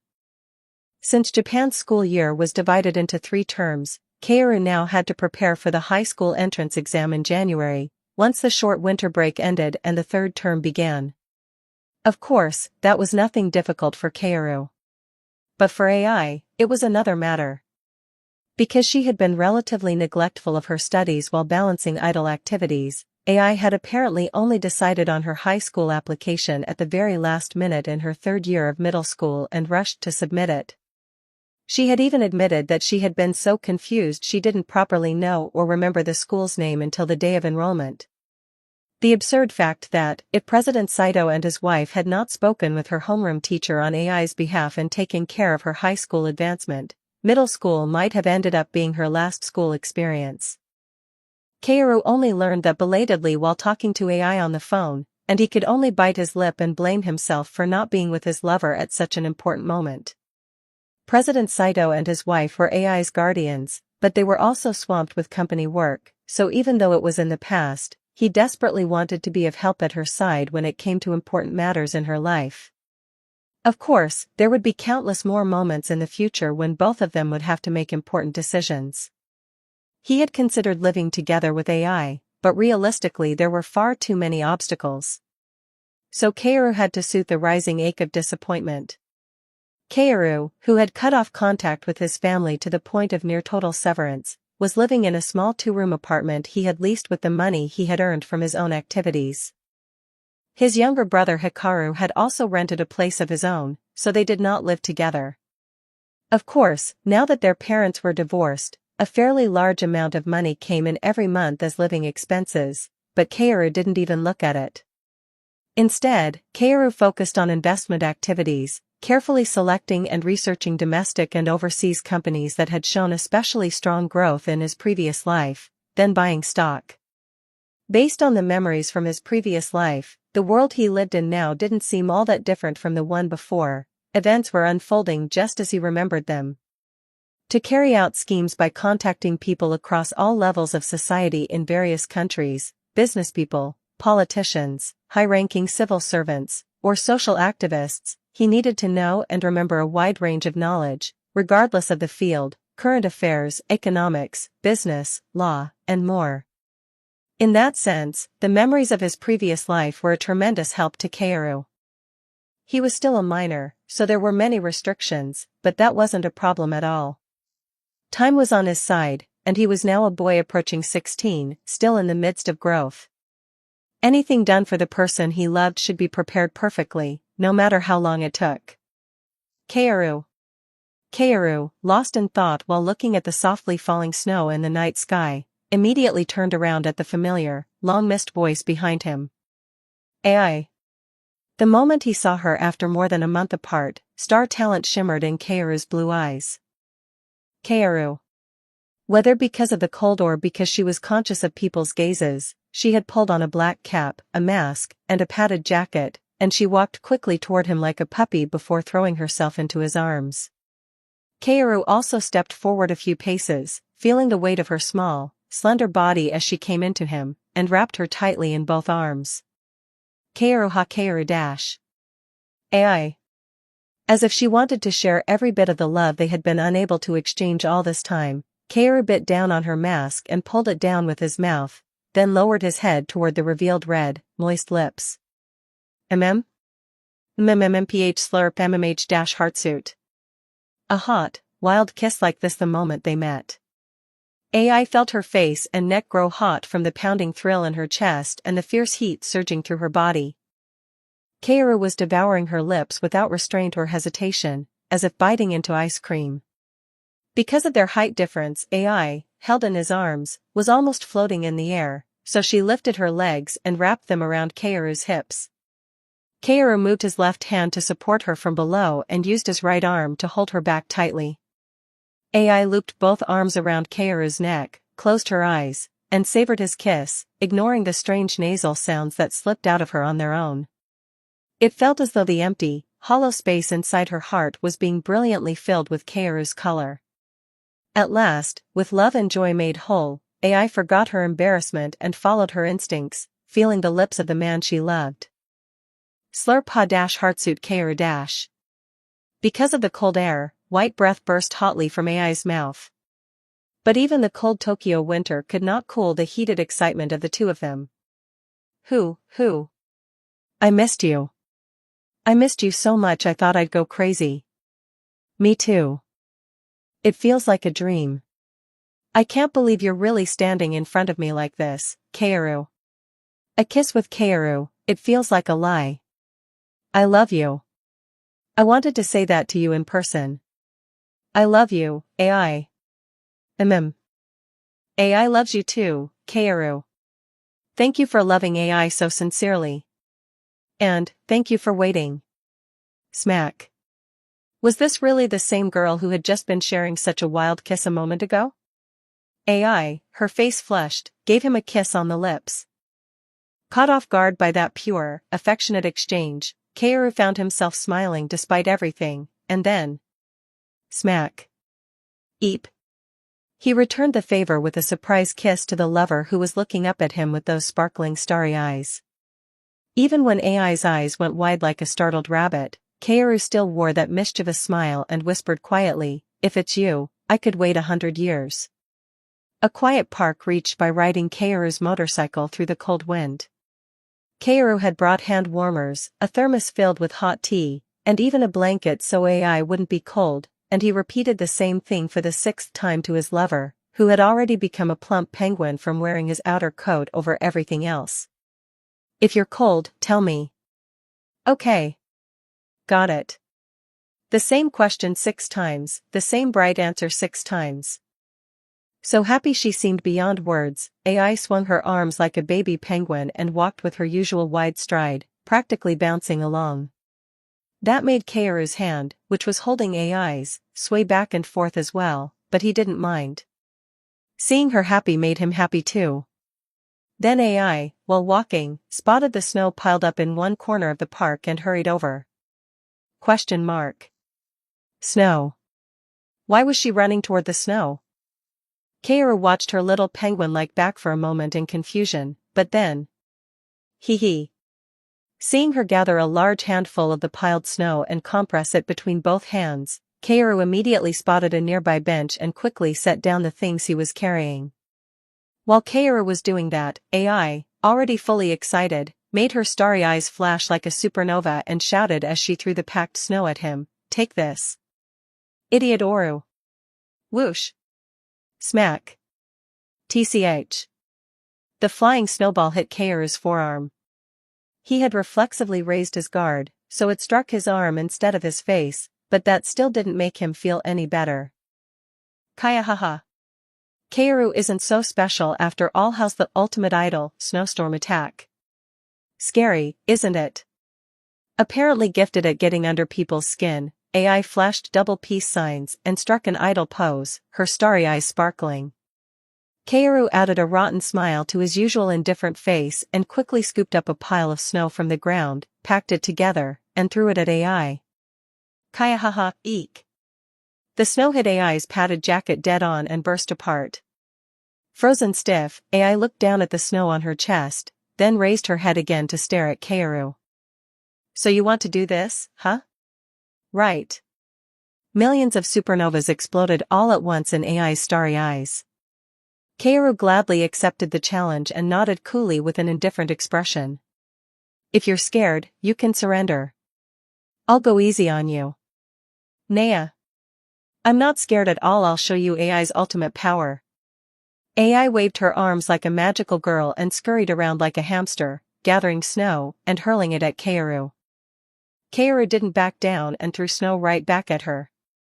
Kaya. GHK. Huh. Who? The fierce snowball battle between the two of them began. AI had the smaller frame, but she was nimble and quick, dodging and counterattacking with agility. The small snowballs, no bigger than her hands, were a difficult form of attack for Kaoru to avoid in the dark night, where his vision was somewhat limited. Kaoru relied on his strength and athleticism to throw with unwavering trajectories and focused his attacks on AI. When they hit the other person, they roared with the thrilling rush. Ack. Kaya. When they were hit by the other person's snow, they suffered the humiliation of defeat. Huff. Yeah. After a little while, both AI and Kaoru were covered in snow. Or rather, AI had somehow become more snow-covered than Kaoru, like a pure white snowman, so to anyone watching, it looked like Kaoru had clearly won. All right. Surrender, AI. If you give up now, I'll let you off.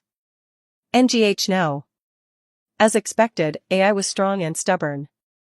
Watching her flail her arms like an angry baby penguin, Kaoru decided they'd gone far enough and casually packed some snow into a ball and threw it at her. Then. Thud. Ah. Exclamation point. AI, struck by the snowball, let out a painful groan and suddenly bent her head down. Kaoru's eyes widened in shock. Had there been a small stone mixed into the snow he threw? Biting his lip and blaming himself for the mistake that had hurt AI, Kaoru ran toward her at full speed. I'm sorry, AI. Are you okay? Where did it hit you? NGH. Panicked, Kaoru cupped the top of AI's bowed head with trembling hands. AI covered her face with one hand and groaned, then. Hee. She burst into a strange laugh, and Kaoru tilted his head in confusion. Then, with his sharp eye for detail, Kaoru noticed that AI's left hand was behind her back and that the right hand covering her face wasn't wearing a glove. Ah. He had no choice but to squeeze his eyes shut in preparation for the attack that was coming. Kya. Eat this. Idiot Oru. TCH. The snow she had packed into her glove struck Kaoru's face dead on. Cold snow went into his face and even under his clothes. AI's scheme had worked brilliantly. She had gathered snow in her glove and faked being hurt to set him up.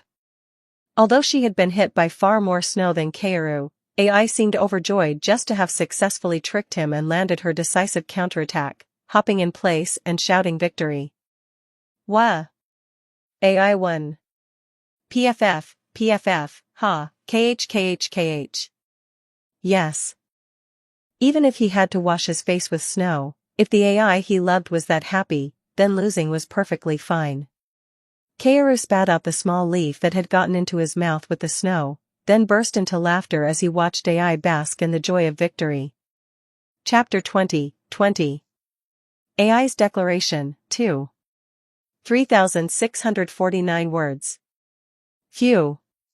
That was really fun. Here. Thanks, Kaoru Heartsuit. Seated on a bench, the two of them took a moment to catch their breath. AI drank the warm barley tea Kaoru handed her, letting the heat seep into her chilled body. As she sipped from the thermos cup, her face carried not only an innocent smile, but also a look of relief, as if some nameless worry had been neatly solved. Had she been troubled by something? Kaoru swallowed his curiosity and quietly watched her. Phew, I feel alive again. Want some more? I'm fine now. It's your turn, Kaoru, so I'll pour for you. AI lifted the thermos, poured some into the cup, and handed it to Kaoru. Kaoru accepted it and slowly took a sip, one mouthful at a time. AI gazed up at the night sky, where the snow had finally stopped falling, and swung her legs in the air like she was riding a swing. Even after the Budokan performance ended, I was busy for a while, so, my body was a little off. Exclamation point. The moment he heard that, Kaoru snapped his head around like a meerkat, stopping mid-sip and staring at AI. AI let out a little poo-ha-ha laugh, as if she had expected exactly that reaction, then shook her head. Scary, Kaoru. I'm fine now, so don't worry. It was just non-stop busy for a while. Yeah, I guess that's only natural, right? You worked hard. I'm sorry I couldn't go see the performance. Don't push yourself. Huh? Kaoru. We said no more apologizing, remember? Besides, it wasn't even pushing myself. I'm doing it because I like being an idol, after all. Still. I don't want you forcing yourself and getting hurt or sick. I want you to stay healthy all the time. Even a little cold. I'd worry. Kaoru had always seemed so indifferent, so manly and unshaken, but he had this week? Sighed too. Seeing the boy's worried expression, so full of concern that it stirred something protective in her, AI couldn't hold back the laughter spilling out of her. She shifted her plump body and slipped right into her lover's arms. I'm so warm, Kaoru. I'm serious. But I'm happy that it's you, Kaoru, who worries about me and not someone else. I think I might be the happiest person in the world. I'm sure of it. As his beloved lover said that with her starry eyes sparkling, an indescribable feeling welled up inside Kaoru. With damp blue eyes, he caressed her face and silently pulled AI into a tight embrace. AI closed her eyes and let herself rest in his arms for a moment, unwilling to let go of his warmth. Kaoru loves me so much that even me being in pain makes him anxious. Thinking of the feel of something in her pocket, AI tried to shake off the unease, impatience, and worry gnawing at her heart. How much time passed? With her eyes closed, sorting through her thoughts, AI finally opened them and slipped out of Kaoru's embrace. Kaoru. I have something to tell you. Question mark. At AI's words, delivered with a grave, resolute gaze fixed on him, Kaoru could only tilt his head slightly. What was it? He couldn't even begin to predict what would come out of AI's mouth. Swallowing dryly, Kaoru nodded with a face full of question marks and tension. Yeah. Go ahead. Take your time. Who? Just what kind of thing required such a deep breath? AI, too, took a breath to soothe her trembling heart, now tense and anxious. Her hands shook, and she was even sweating. But she believed in Kaoru. If it was Kaoru, then he would surely accept her wish and understand. Bolstered by her firm faith and love for her lover, AI made her decision and took a long, white, slender object from her pocket. Kaoru watched closely, wondering what it was, and then. Kaoru. Yeah? After starting to speak once, AI seemed to steel herself and showed Kaoru the mysterious object. I'm pregnant. Kaoru blinked for a moment after hearing AI's words. His mind froze at the sound of them, and he said nothing for a while, simply reaching out and taking the pregnancy test from her hand. Kaoru knew enough to know what the 2 lines on the test meant. 2 lines. Even in the dark night, those 2 lines were unmistakable, and they brought Kaoru confusion amounting to exactly 5 times the shock and astonishment he had felt when he woke in the hospital and realized he had the memories of a past life. It felt as if the reality he lived in had become a lonely universe, floating through the void. What in the world was going on? What was this? What the hell was this? His mind went blank from the impact, as if he'd been struck in the head with a hammer, and Kaoru missed his chance to react, staring only at the pregnancy test while his lips moved soundlessly. Watching Kaoru fail to react at all, AI was instantly flooded with anxiety, but she forced herself to hide it. Exclamation point. The moment AI's breathing grew rough, Kaoru snapped back to his senses and turned to look at his lover. With a resolute, strong gaze and tightly pressed lips, she looked like a general standing on the brink of a decisive battle. Paradoxically, that only made it clearer how desperately she was holding back her fear. Seeing that, Kaoru realized exactly what he had done wrong. The one who had endured a terrifying, unimaginable time alone was none other than AI. When he thought about how much time she must have spent agonizing, fearing, and suffering alone before telling him she was pregnant, he felt unbearably sorry for her, sorry as her lover, sorry as a man, and guilt surged up in him. So Kaoru's blue eyes shone with starlight as he said nothing and. Exclamation point. He took AI's hand and pulled her into his arms. Apparently not expecting this, AI jerked in surprise and let out a startled breath from within his embrace. Kaoru held her tightly, stroking her hair and comforting her as best he could so the frightened girl could calm down. Sob. Hic, hhh. AI had been so tense, so prepared herself for the worst, but when Kaoru said nothing and hugged her first, the dam she had forced shut burst all at once. She couldn't hold it back anymore.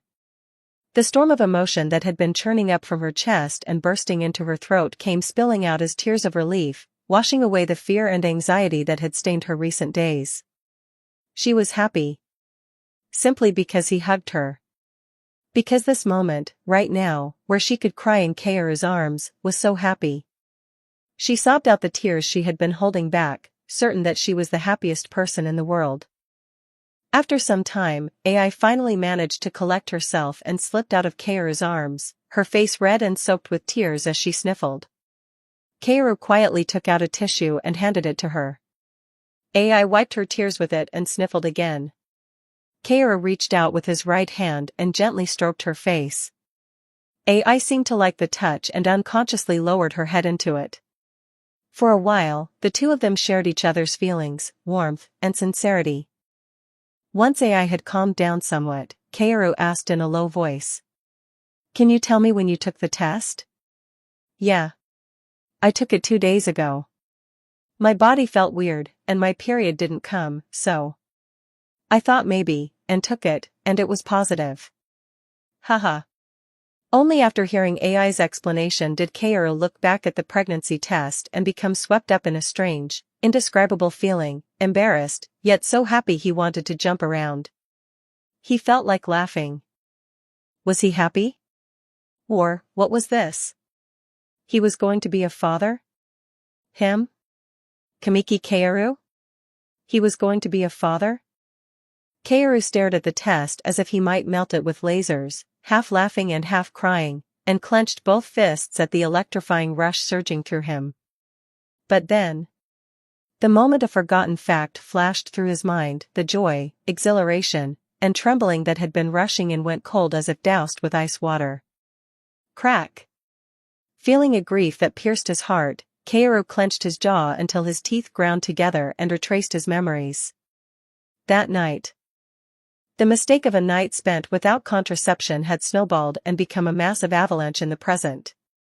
Rationally, calmly speaking, AI should absolutely not be pregnant right now. She was an idol. After devoting nearly 4 years of her life to reaching Budokan, she was now just one step away from the top.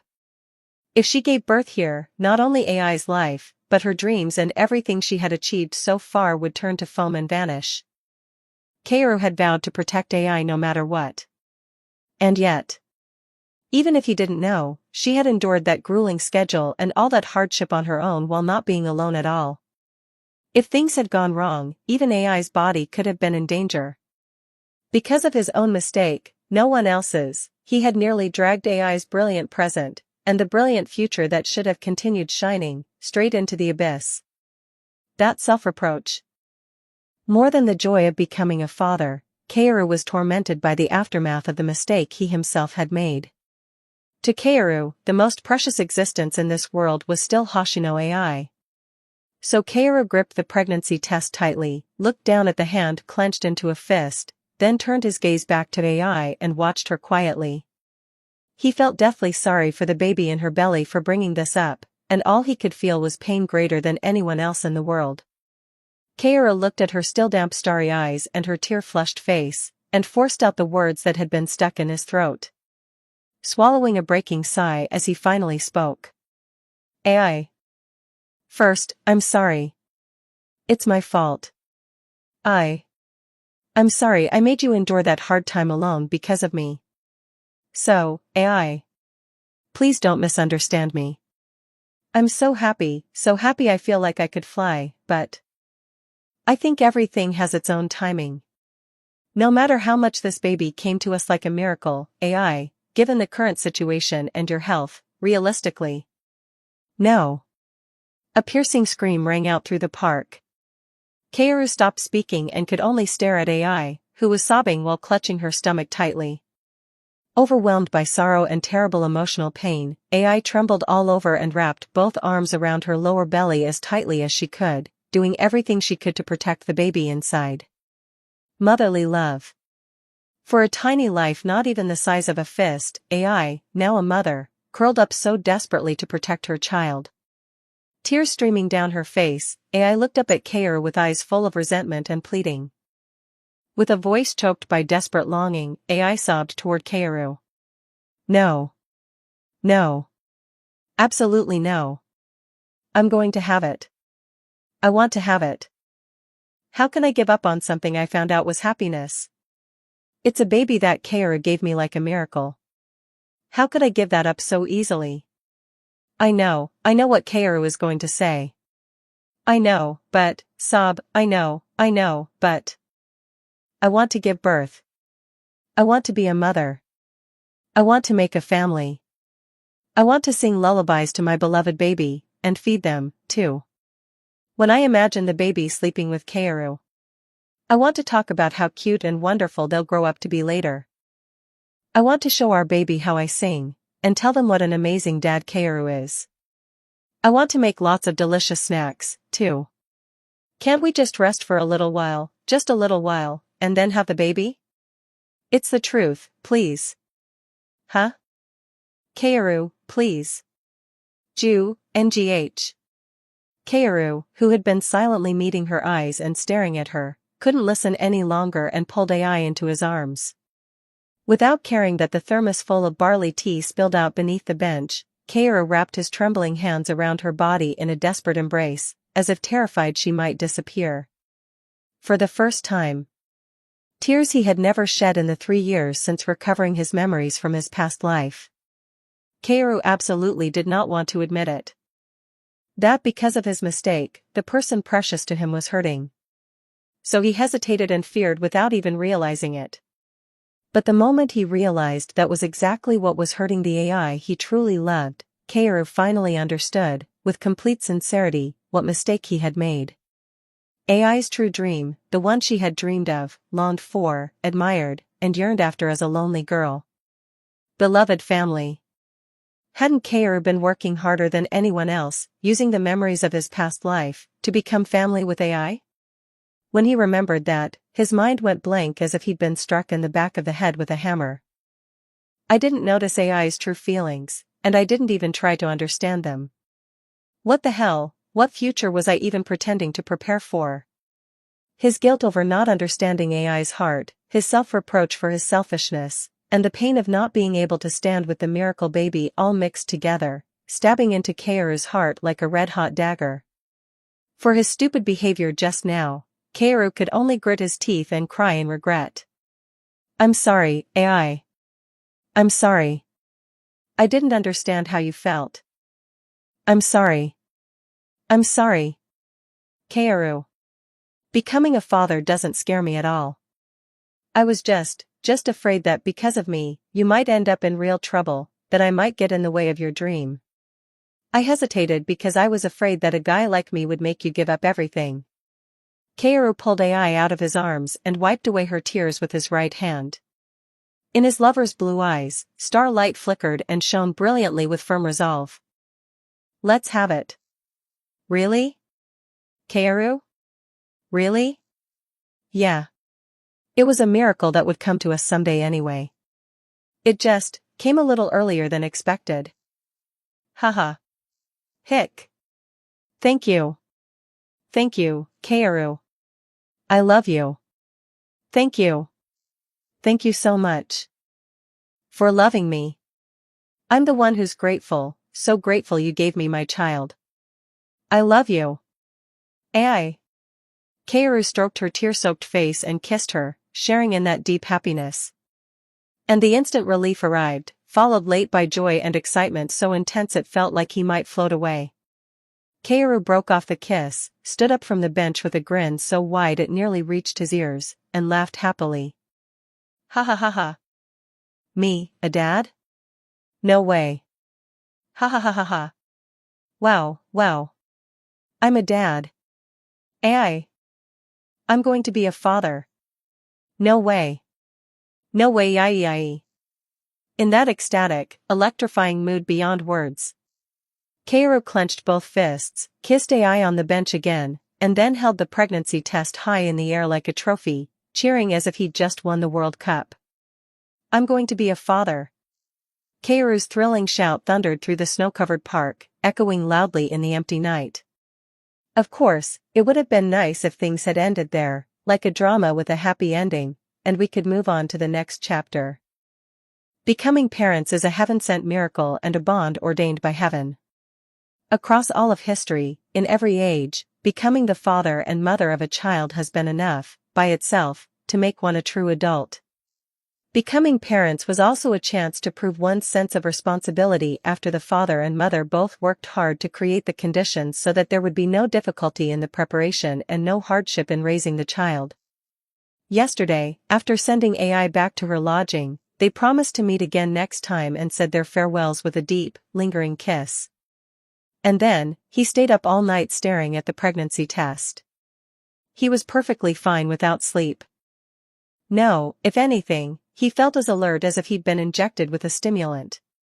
The moment it became 9 a.m., Kaoru picked up his phone and called Saito Ichigo, arranging a meeting by saying he earnestly requested to meet with him and his wife. As expected of Ichigo, someone who worked in the entertainment industry, he called Kaoru to a place with few people and little foot traffic, his own home. At their previous meeting, Ichigo had felt anger toward the human being called Kamiki Kaoru, and beyond that, a very human curiosity. So he welcomed Kaoru readily, almost like a father with a daughter. And then, what? Huh. Saito Ichigo was genuinely seized by the urge to smoke at home. The sky looked yellow. Yellow. Yellow.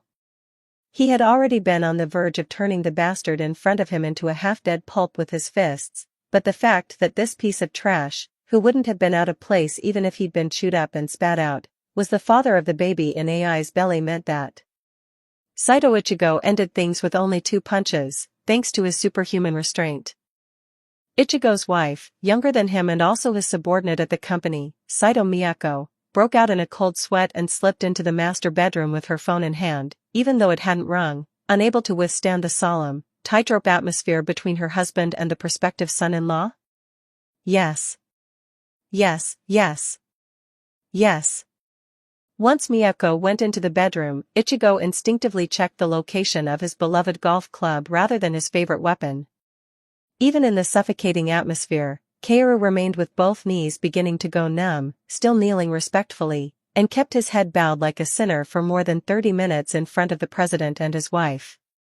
If AI had been there, she would have flashed her starry eyes and, with the monstrous strength bursting from her small frame, forcibly tried to drag Kaoru to his feet.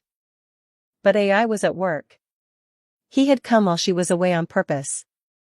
He hadn't told AI. It was, if anything, a selfish decision, and he felt sorry for that. The pregnancy test was in Kaoru's possession. But now that he had already made up his mind to have the baby, he was no longer a 15-year-old, soon to be 16, minor. As her husband and as the father, he could not back down now.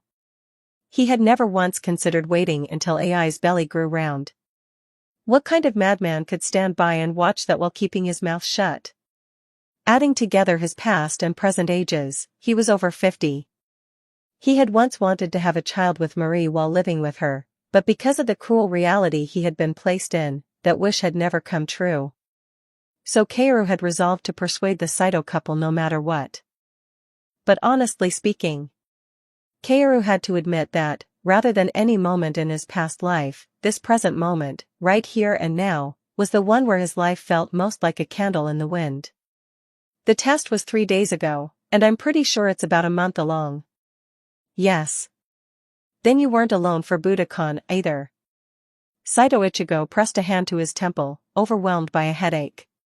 He wasn't a woman, so that kind of common sense was only basic school knowledge, but even a little kid on the street would know that in the very early stages of pregnancy, you're supposed to take it easy.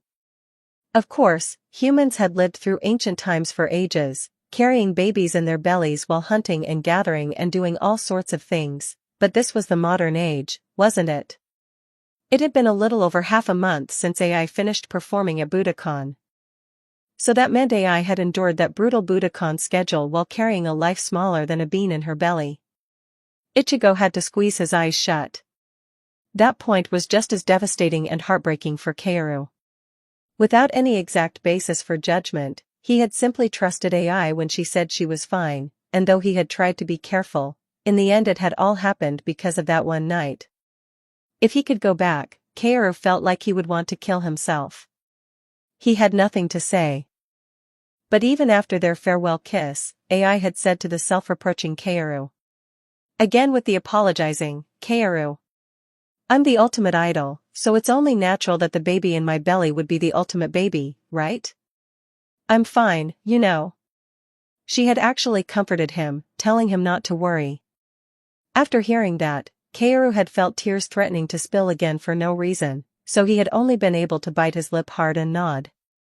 So, for AI's sake too, Kaoru had to ask for permission, even if he got cursed at, beaten until his teeth broke, or had filthy water dumped over him.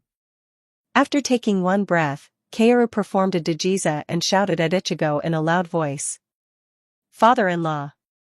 Chapter 21. AI's Declaration, 3. 2,974 words. Huh. What do you mean, father? Are you crazy? Are you even saying that with a straight face?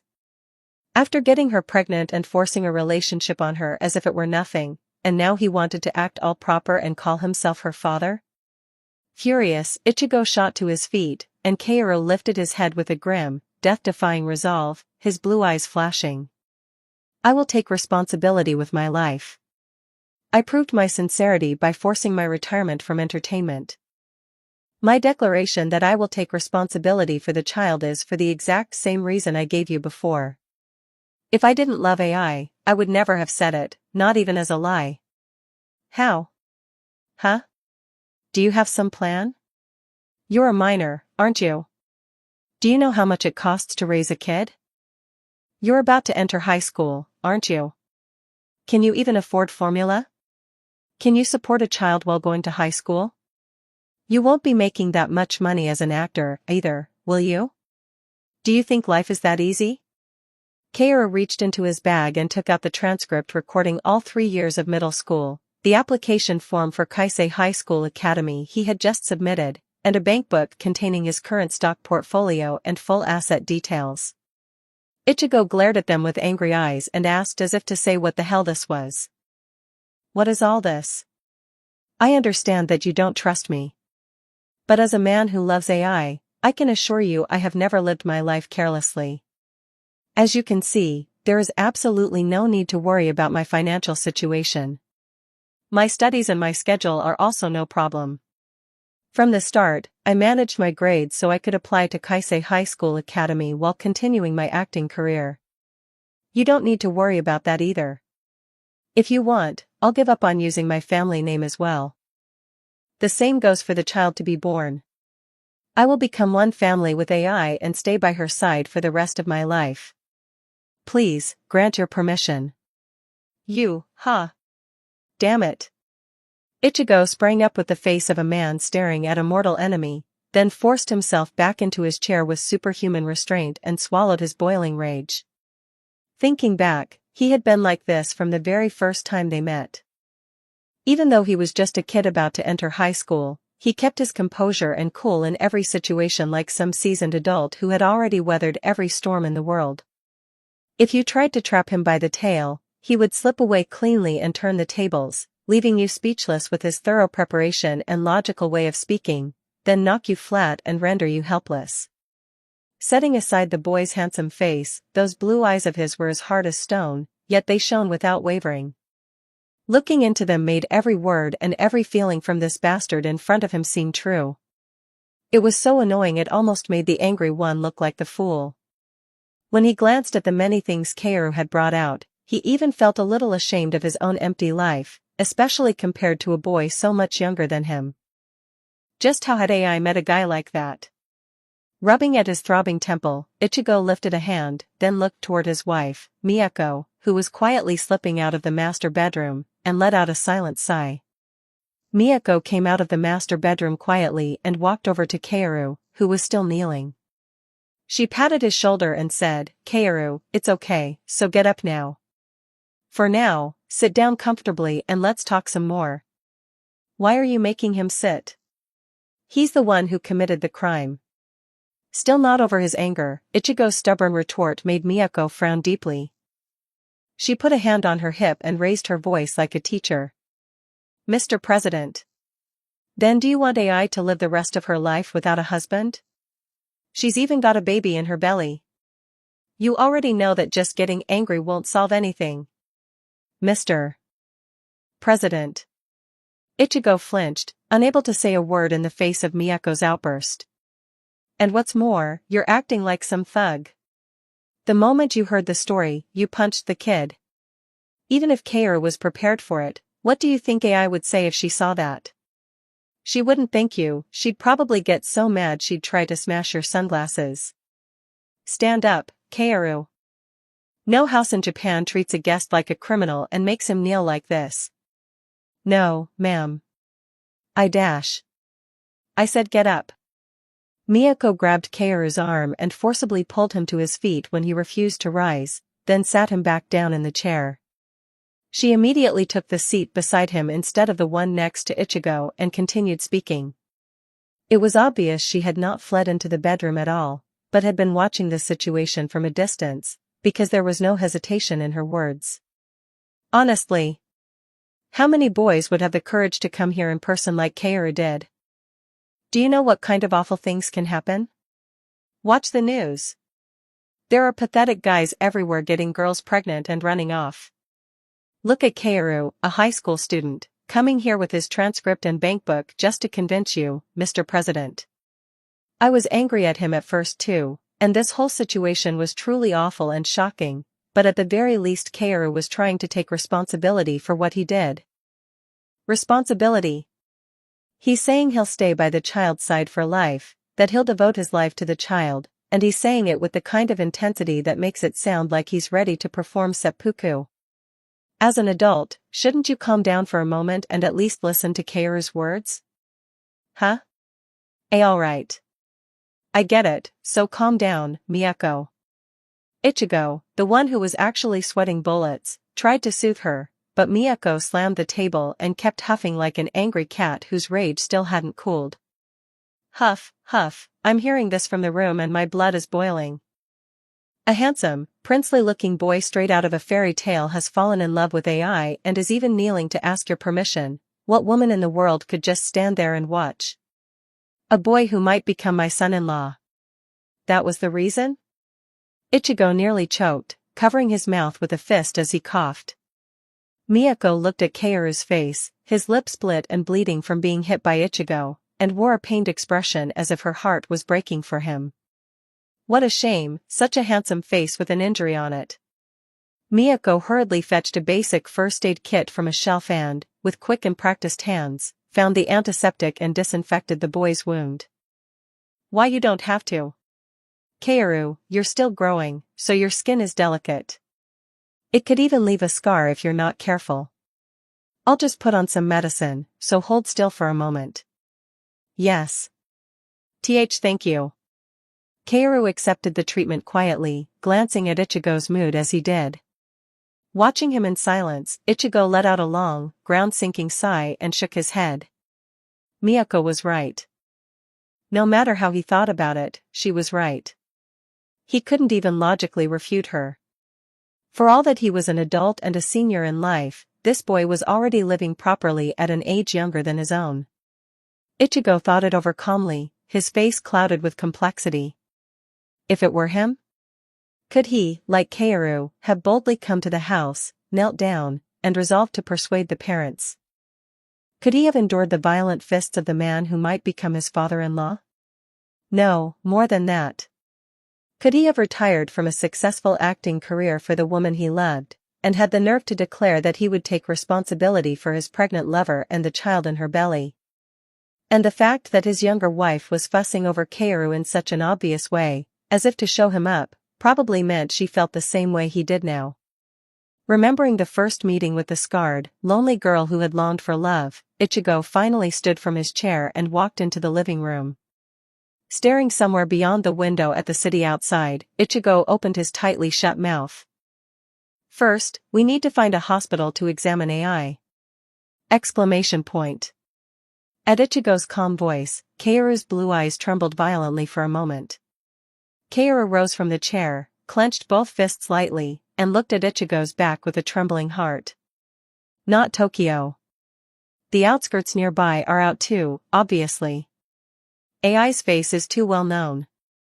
The moment someone recognizes her and even a single word of gossip leaks out, it's all over that day. Yes. I, as AI's guardian, will take responsibility for finding the hospital myself, so you make sure AI can rest in complete peace. From now on, as her lover and as the father, carry out your role faithfully, with your life on the line. That is the first condition I'm placing on you. Yes. I'll keep that in mind. Thank you.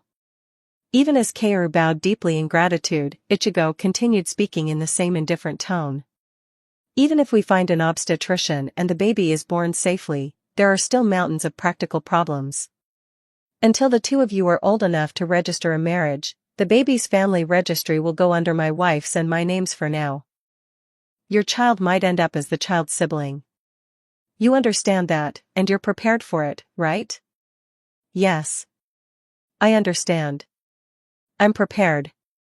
Even after the two of you register your marriage and put the child under your family registry again, if this becomes public, not only you but AI and your child could all be condemned.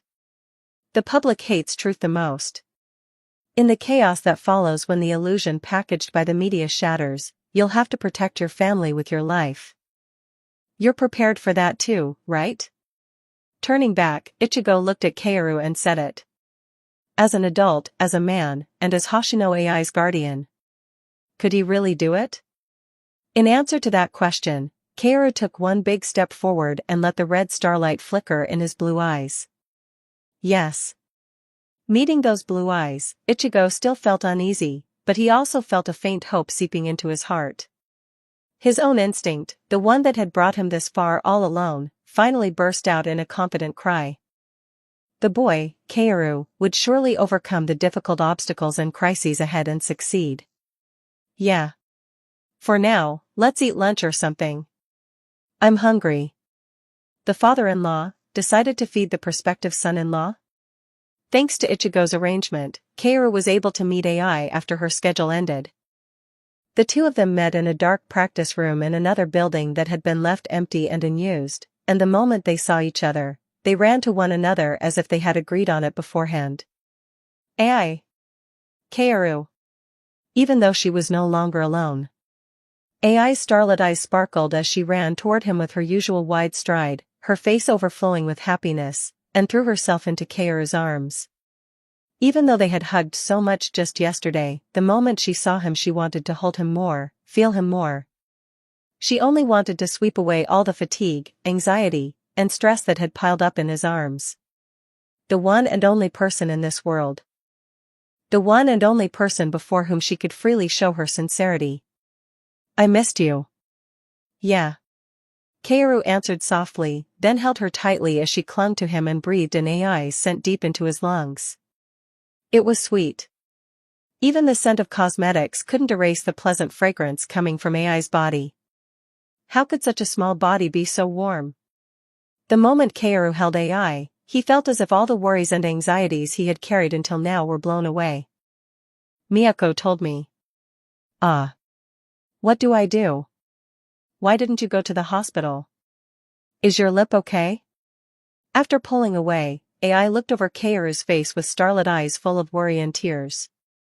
His lip, split by a fist, had ointment on it. The cheek that had been hit was slightly swollen around the edges. Her chest felt like it was being torn apart, and even her breathing trembled as if it might crumble. When Miyako picked her up separately after her schedule ended and explained what had happened in the car, how shocked and flustered had she been. She had glossed over the details and told her to hear the rest from Kaoru, but the moment she heard that Ichigo had hit him again, her mind went blank and her hands shook uncontrollably. Kaoru had suffered because of her again. At that guilt and despair, AI's eyes filled with tears as she kept letting out one sorrowful sigh after another. Of course, Miyako could only look at AI's private pain, something she had never even imagined before, and feel that AI's behavior was adorable now that she had someone precious to care about, while also feeling deeply sorry for the girl who had only belatedly learned what it meant to worry for someone precious. I'm fine. Miyako-san treated it. It'll heal quickly. How much had she suffered on the way here? He felt sorry for making his lover suffer, and yet grateful that she worried about him so much. Kaoru smiled lightly and gently covered the hand that was touching his face over and over. In America, fathers sometimes pull out a gun on the man who's going to become their son-in-law. Eh? A gun? Startled by Kaoru's unexpected joke, AI widened her rabbit-like eyes and cried out.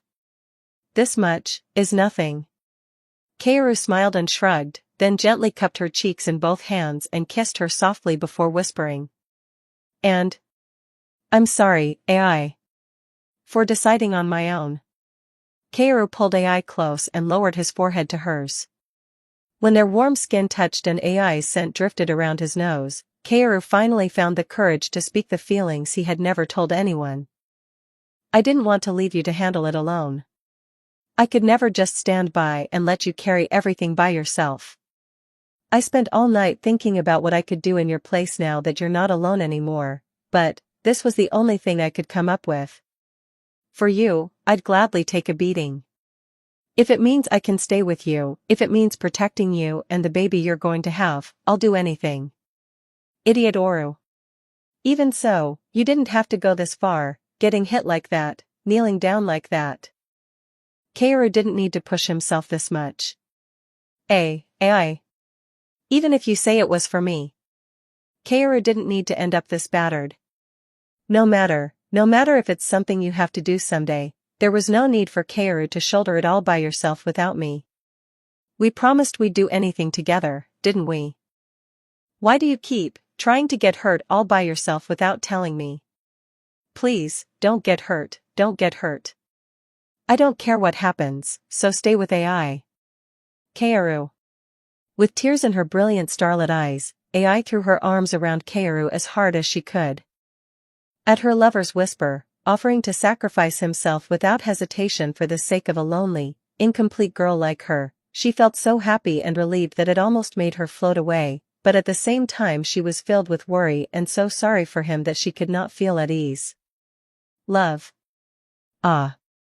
So this was what it was like, so sweet, and yet so frighteningly sad.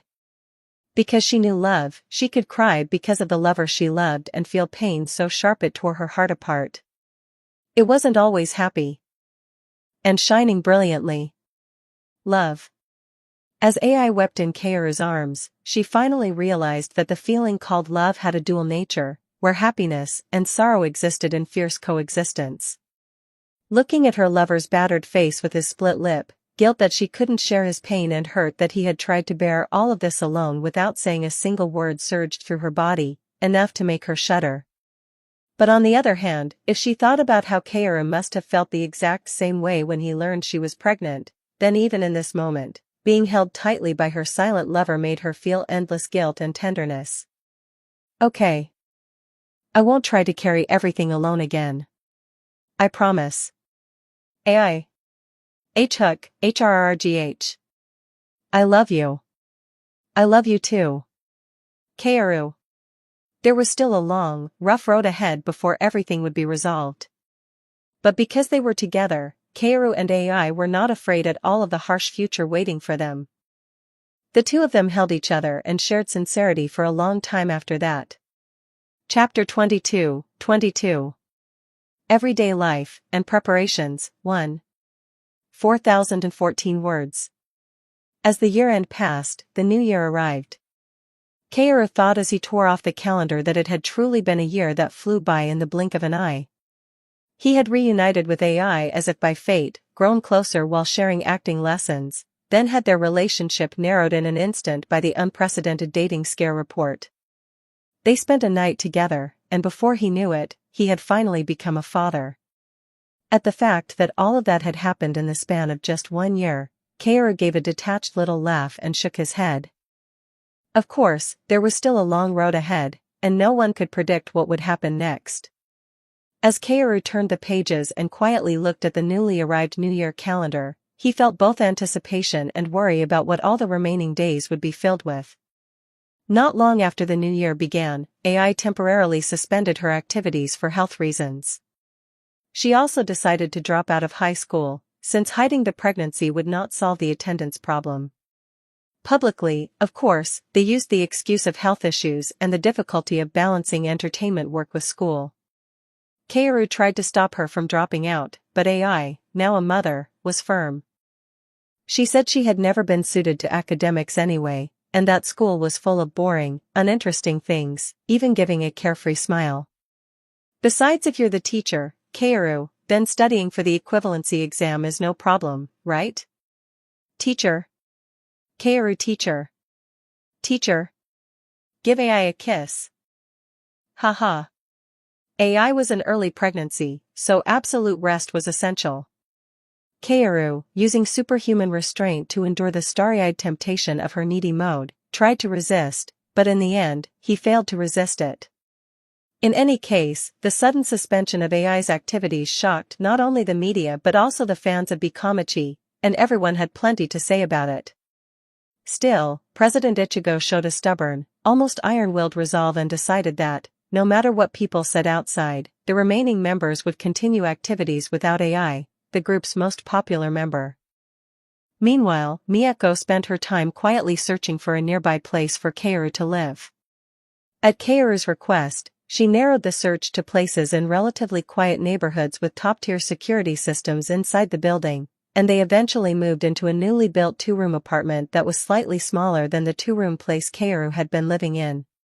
Ichigo broke out in a cold sweat at the murderous rent for the two-room apartment AI would be living in.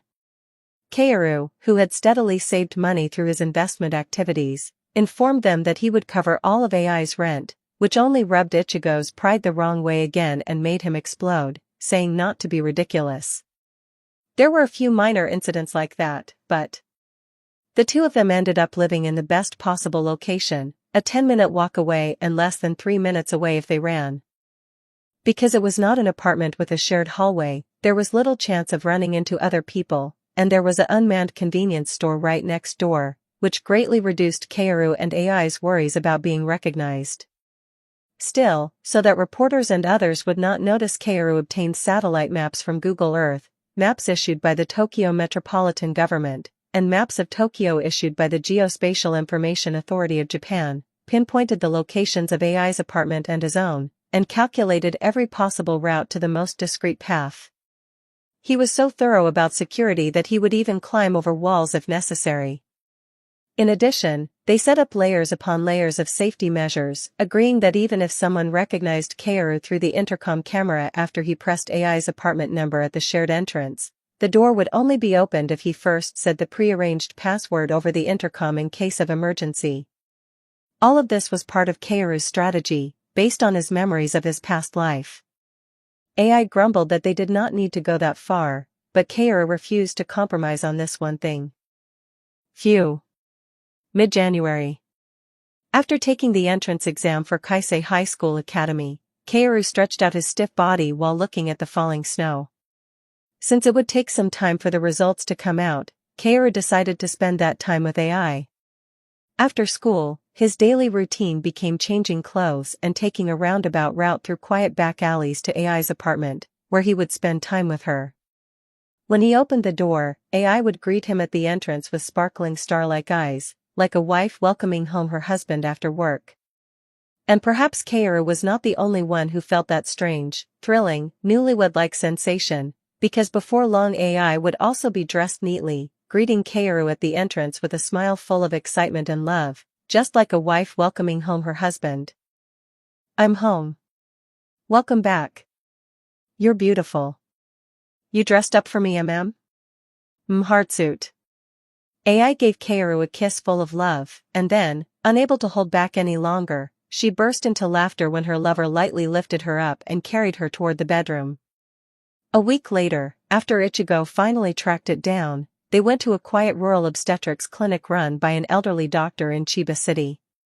They had heard that, due to his age, the clinic would effectively close after this summer, and since AI's examination was the top priority, Ichigo said he would keep looking for a place where she could later give birth. On the way to the clinic, Kaoru stayed by AI's side, holding her hand and giving her as much physical reassurance as possible so she could calm down, since she seemed a little nervous and kept fidgeting her fingers. A rural village with only elderly people around. The group arrived at a crumbling old hospital building. In case of trouble, Ichigo pleaded with the seasoned doctor to let them use aliases for the examination as well, and to pay only in cash without any medical record chart or health insurance coverage, promising to pay a very large amount of money. The old doctor silently looked at the pair of a girl and boy who seemed to be middle school or high school students, both wearing hats and covering their faces, and the man who looked like a yakuza in sunglasses. But they did not seem to be on bad terms, and the handsome boy with striking blue eyes kept holding the nervous girl's hand tightly, never letting go, calmly gazing at him with those clear blue eyes. Having met countless mothers over the years, seen and heard all manner of stories, and laughed and cried through every kind of life, the seasoned doctor simply nodded without a word and led them into the examination room as if he understood and would say nothing. Peering through his magnifying glasses at the screen of the old ultrasound machine, the doctor muttered softly. "Well now. Healthy twins. They're about 3 centimeters in size and growing well. I'd estimate they're around 7 to 8 weeks along, and fortunately they're very healthy right now. Twins, huh? It's been a long time since I've seen that." Ichigo let out a sigh and quietly closed his eyes, overwhelmed by the urge to grab Kaoru by the collar and twist his head off. Kaoru swallowed hard, held AI's hand tightly, and, breaking the promise he had made with Ichigo not to speak at all, looked at the old doctor and said in a rush, "If my wife gives birth like this, what are the chances it would be dangerous?" So flustered that he did not even realize he had called AI his wife, Kaoru waited for the doctor's answer, swallowing dryly. Twins. Kaoru already knew that twins placed a great burden and risk on the mother, so he had no choice but to ask the doctor, after examining AI's condition, for the answer. More than anything else, what mattered was AI giving birth safely. If the time came when only one of the twins and AI could be saved, Kaoru was prepared to make a cold decision if he had to. The old doctor, looking for a moment at the blue eyes that sparkled with red starlight, pushed up his magnifying glasses and said, "From my experience, the mother's frame is on the smaller side, so there may not be enough room for the pelvis to open fully during delivery." A C-section. A C-section? Then the scar. At Ichigo's shocked question. Kaoru. Wait. Feeling a bad premonition as Kaoru's hand tightened around his, AI cut him off just as he was about to say more. Kaoru clenched his teeth and looked at AI. His eyes were full of confusion and fear. The moment he heard that he himself was more at risk than the baby, his attitude changed like that. Thinking that he really was impossible to deal with, AI, as the mother, forced herself to smile as if nothing was wrong and calmed Kaoru down. "I can do it. No, I will do it. I'm the mother, after all. I'm the only one the babies can rely on, so I don't want to run away." Kaoru's hand trembled faintly.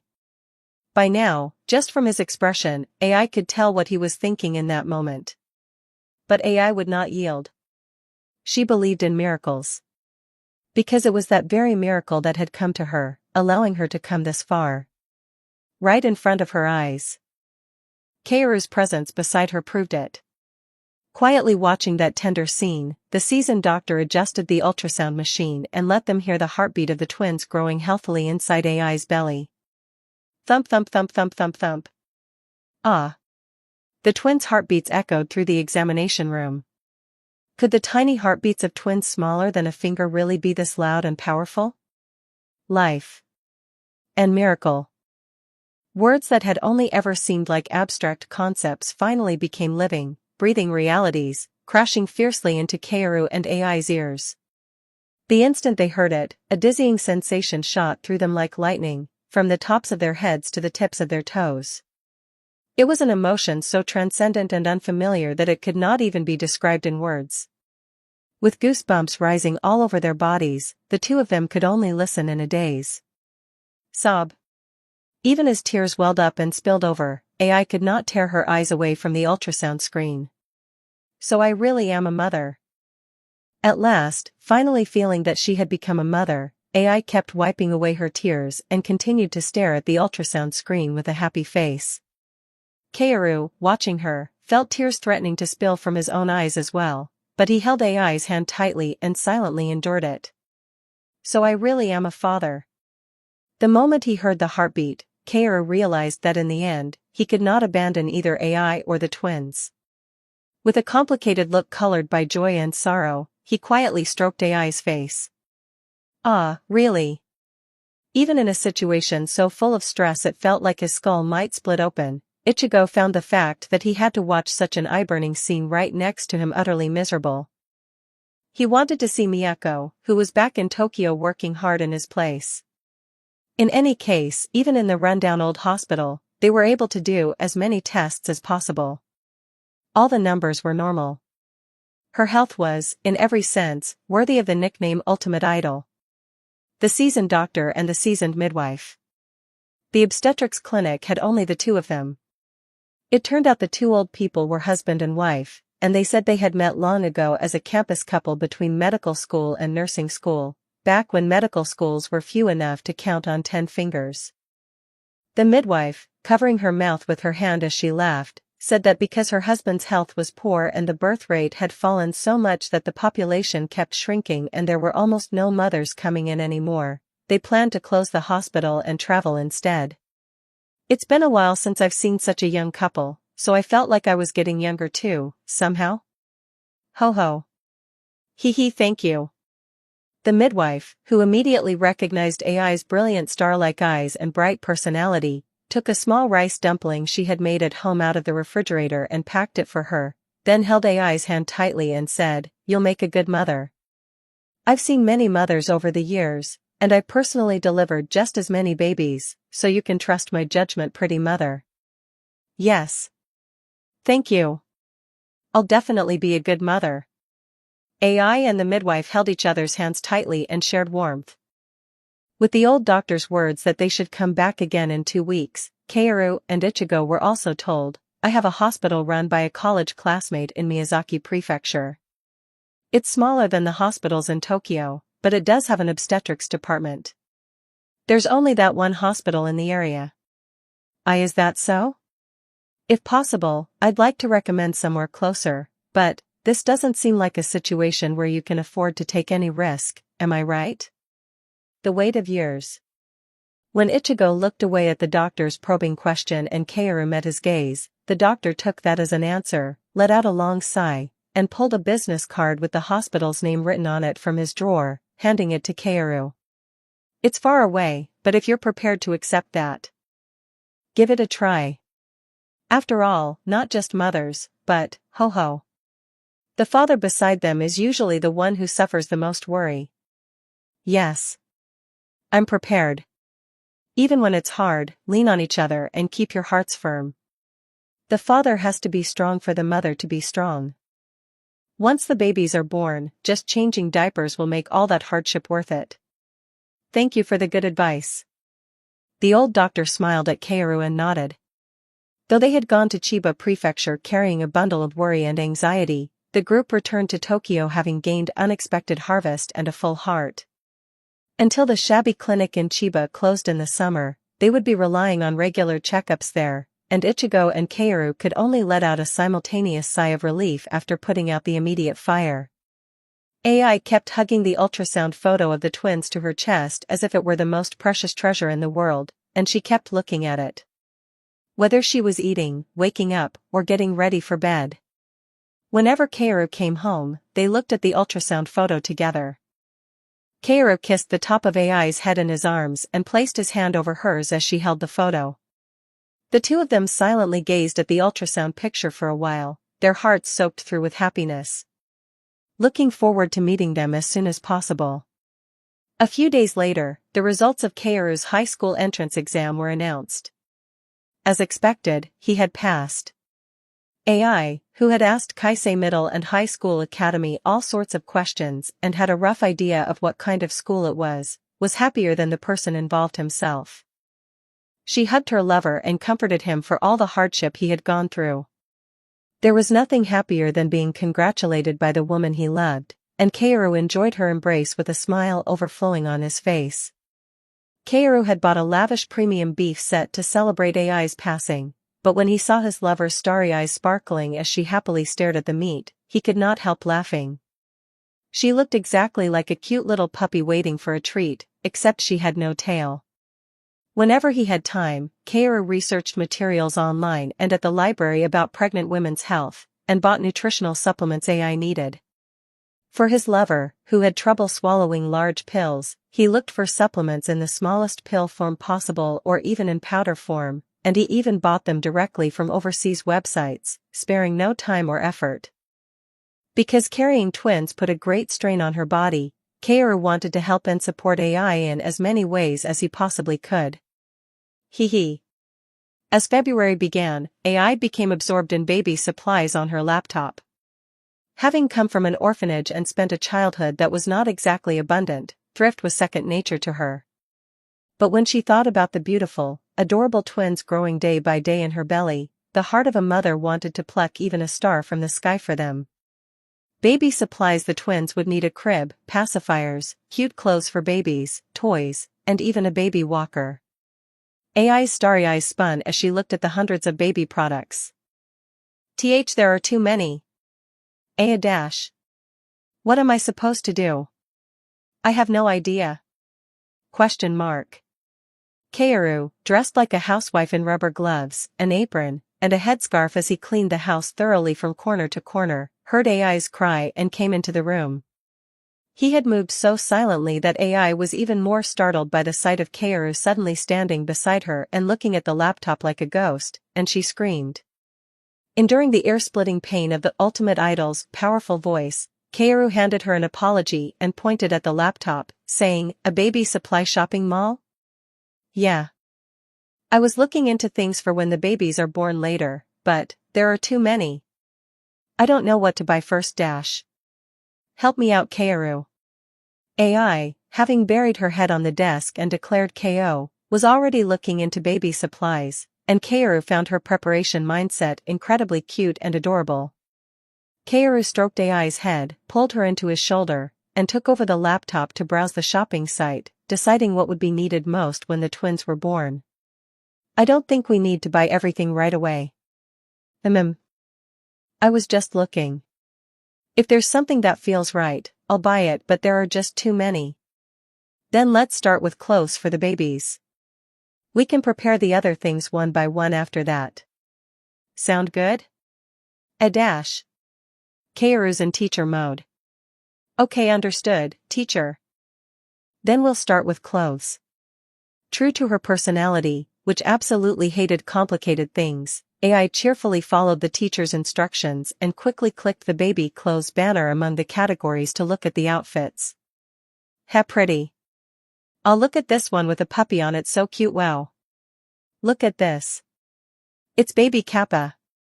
It was not a kappa but a kappa, but what did that matter?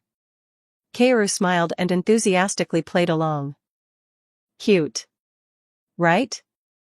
If it's a boy, then blue, I guess? If it's a girl, then pink, right? Ugh, they'll be adorable. So adorable. So adorable I'll want to bite them. Kaoru. How pretty will our twin babies be when they're born? Eek, I can't stop imagining it." Giggling, already floating in the air from her own imagination, AI hugged Kaoru tightly and rubbed her head against him over and over. Early pregnancy. At his lover's insanely cute and lovable flirting, during the period when female hormones were slowly exploding, Kaoru could only quietly close his eyes and suppress the wildly surging animal instinct with superhuman restraint. In any case, they decided to slowly gather the baby supplies they needed, and first settled on buying baby clothes. As with baby supplies in general, the price was higher than adult ready-made clothes, and because there were twins it was doubled, but AI's hands trembled as Kaoru calmly covered them with his own and clicked the purchase button. "Wah! Kaoru. It's so soft. Eek. So cute." A few days later, the moment they opened the delivery box, Kaoru witnessed AI right in front of him clutching the baby clothes with the puppy print close to her chest, her starry eyes shining as she got wildly excited. She really liked it that much. Quietly watching AI, who looked as if she might die of happiness, Kaoru took the baby clothes out of the box and examined them from every angle, carefully checking the fabric and texture to make sure there were no defects. "Looks fine." As Kaoru, with a hawk's eye, ran his hands over the baby clothes in his grasp, he did not even realize that he himself was now wearing a beaming fatherly smile. And that evening, dinner was ready, with tomato egg stir-fry and salad made by Kaoru with care and love. Kaoru had told AI to rest because her belly was starting to become visibly larger, but AI, who was not the type to stay still, helped set the table to assist him. AI, whose mood had improved greatly after buying baby clothes, was still blooming with smiles as she sat in her chair and picked up her chopsticks. "Thank you, Kaoru. Itadakimasu." "Yeah. Eat up." Kaoru also sat opposite her and picked up his chopsticks, scooping up a bite of multigrain rice and bringing it to his mouth. Hup. He could not get it there. Because AI, who had picked up a side dish, suddenly covered her mouth and gagged. Kaoru, frozen in shock unlike his usual self, met the gaze of AI's starry eyes, which were shaking in surprise as well. And if morning sickness has not started yet, it will begin soon. Twins will make it a little harder on the mother. It's one of the toughest processes mothers go through, so the husband absolutely must help by her side. Kaoru remembered what the doctor had said 3 days ago when he and AI went for the checkup in Chiba Prefecture. AI's hand, covering her mouth, began trembling, and she quickly lowered it beneath the table before forcing an awkward smile and saying, "This is it, right?" "Yeah." Kaoru quietly set down his chopsticks and stood up to clear the table. At that moment, AI grabbed his hand and shook her head. "You eat, Kaoru." "I'm fine." "But Kaoru is the father. If I'm having a hard time, then you're the only one who can take care of me. You need to keep your strength up anytime, okay?" "Yeah. Got it." AI stood up from her chair, scooped rice straight from the rice cooker, and watched from the side to make sure Kaoru actually put a bite into his mouth. Was this really something worth monitoring? Kaoru swallowed the question and awkwardly scooped up rice, stuffing a mouthful into his mouth. Only then did AI relax, lovingly patting his head as she said, "Yep. Kaoru-chan, good job. I'll make you some rice porridge in a bit." "Okay." After answering, AI hurried back into the room in case the nausea returned. Watching her go, Kaoru forcibly ignored the worry and guilt surging up inside him and continued eating with determined, forceful bites. As AI had said, the father had to stay strong to protect his wife and child. Leaving Kaoru's resolute battle meal behind, AI, once inside the room, took out her maternal health notebook with an excited face, picked up a pen, and began writing. Hee. Morning sickness has started. In the clumsy writing, her excitement and love for the twins spilled out abundantly.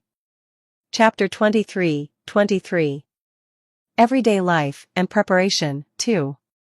3,876 words. Morning sickness. It was one of the most grueling and terrifying symptoms, often striking hardest as pregnancy moved from the early stage into the middle months and leaving the mother in agony. Even the sight or smell of food could trigger nausea, making it impossible to eat and pushing stress and exhaustion to their peak. It varied wildly from one mother to another, with symptoms so different that it could never be standardized completely. All Kaoru could do was pray that AI would get through it safely. But the day after her morning sickness began, AI fortunately finished breakfast just as usual. She swallowed her folic acid and iron supplements, too, showing no sign that anything was wrong. At lunch, she happily enjoyed a light beef sandwich and egg salad, then, sleepy after eating, even dozed off in Kaoru's arms. The moment she woke up, she muttered that maybe she was going to turn into a pig at this rate, and Kaoru could only snort at the image of AI becoming a cute little piglet. In any case, Kaoru let out a relieved sigh and felt reassured that AI had fortunately been born with a constitution that wasn't too badly affected by morning sickness. However, ugh! Exclamation point. That evening, with different side dishes from the day before, AI's morning sickness started again. Worse than yesterday, in fact, she couldn't even put down her chopsticks before rushing straight to the bathroom. Kaoru had only just breathed a sigh of relief a few hours ago, and now his lips pressed tight as a deep sense of gratitude welled up toward the troublesome twins who had just shattered that happy moment. He stood in front of the closed bathroom door and listened closely to the sound of AI retching. Fortunately, he didn't hear anything being thrown up. But for a while, shaky, ragged breathing and the sound of her spitting into the sink leaked through the crack under the door. This was the first time she had rushed to the bathroom because of nausea from morning sickness, so even though she had prepared herself in advance, she still seemed flustered and shaken. When the bathroom door opened and AI came out with a sniffle, her face red, Kaoru checked her condition, pulled her into a tight hug, and helped her to the bed so she could calm down. Holding AI's hand as she lay on the bed, stroking her face and carefully smoothing her hair, Kaoru deliberately kept his voice calm and swallowed down his worry so she wouldn't become any more anxious. Those little troublemakers. Maybe the babies were hungry this morning and at lunch, so they wanted to eat a lot. I even prepared a lot of delicious food for Mom at dinner, and these little brats. Eek, it tickles. Those little troublemakers. Kaoru lightly rubbed AI's belly and, half joking and half sincere, complained about the twins so she could relax. Maybe because of Kaoru, AI's heartbeat and breathing had settled down quite a bit. She lifted her starry eyes to look at her lover and whispered in a soft voice. I'm okay now. Don't worry and finish eating, Kaoru. I'll tell you if I get hungry later. Yeah. Okay. Kaoru gently kissed AI's lips, smiling as if to say not to worry, then carefully left the room. He remembered the doctor's words that because this was her first pregnancy and she was carrying twins, her morning sickness would likely be severe, and he let out a quiet sigh so she wouldn't hear it from inside the room. Still, just as AI had said, if he could at least stand firm and stay by the side of the woman he loved, he had to keep eating and replenish his strength. It was another lonely dinner, just like the day before, but with bright eyes, Kaoru switched on battle meal mode with determined resolve. After that day, AI's morning sickness continued almost every day. Even when it seemed to be going down well, she would only manage a few bites before retching and going back to the room. Kaoru had read posts saying that sometimes, even during morning sickness, a pregnant woman would suddenly be able to eat one particular food, so he changed the menu and put his whole heart into helping AI eat without triggering her nausea as much as possible. He cooked everything to minimize any smell, cut from the list any food that had made her sick even once, and kept making new dishes. Ugh. Strong-smelling seafood or beef seemed fine at first, only for her to get sick again soon after. So good. Fortunately, when he seasoned scrambled eggs with salt and pepper and made buta no kakuni, braised pork belly in soy sauce, with some spicy peppers on the side, she was just barely able to get through it without nausea. Tomatoes, despite being sour, made her sick, but umeboshi went down just fine.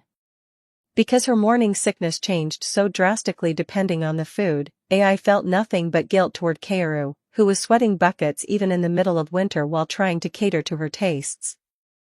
When the weekdays came, Kaoru returned from school and stayed by AI's side late into the night, taking care of her closely. Because of the morning sickness, they changed her eating habits so she would keep taking small amounts of food regularly, and Kaoru cut back on his own sleep to stay beside her. AI looked at her lover's face, shadowed heavily because he wasn't even sleeping properly for her sake. Kaoru smiled and told her not to worry and to use him as much as she wanted, but AI only felt more sorry seeing him suffer because of her. As she looked up information about morning sickness on her laptop, she saw posts about pregnant women who woke their sleeping husbands in the middle of the night to send them out to buy something they suddenly craved, and she sincerely prayed she would never do that. Please. Please. Please.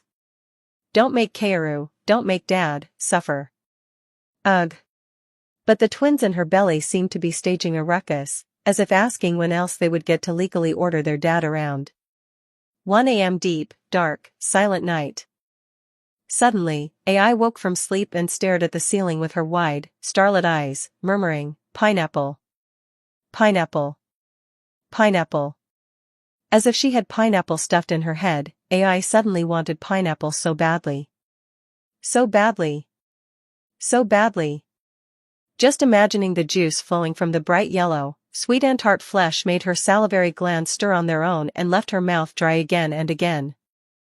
But it was 1 a.m. 1 a.m. AI rolled over onto her side, squeezed her eyes shut, and tried desperately to erase the thought. Kaoru was sleeping beside her. How was he supposed to get pineapple at this hour? She knew better than anyone how hard Kaoru worked, going to school and then coming straight home to take care of her. AI steadied her wavering heart and decided not to wake him. Ugh. But. She wanted it so badly.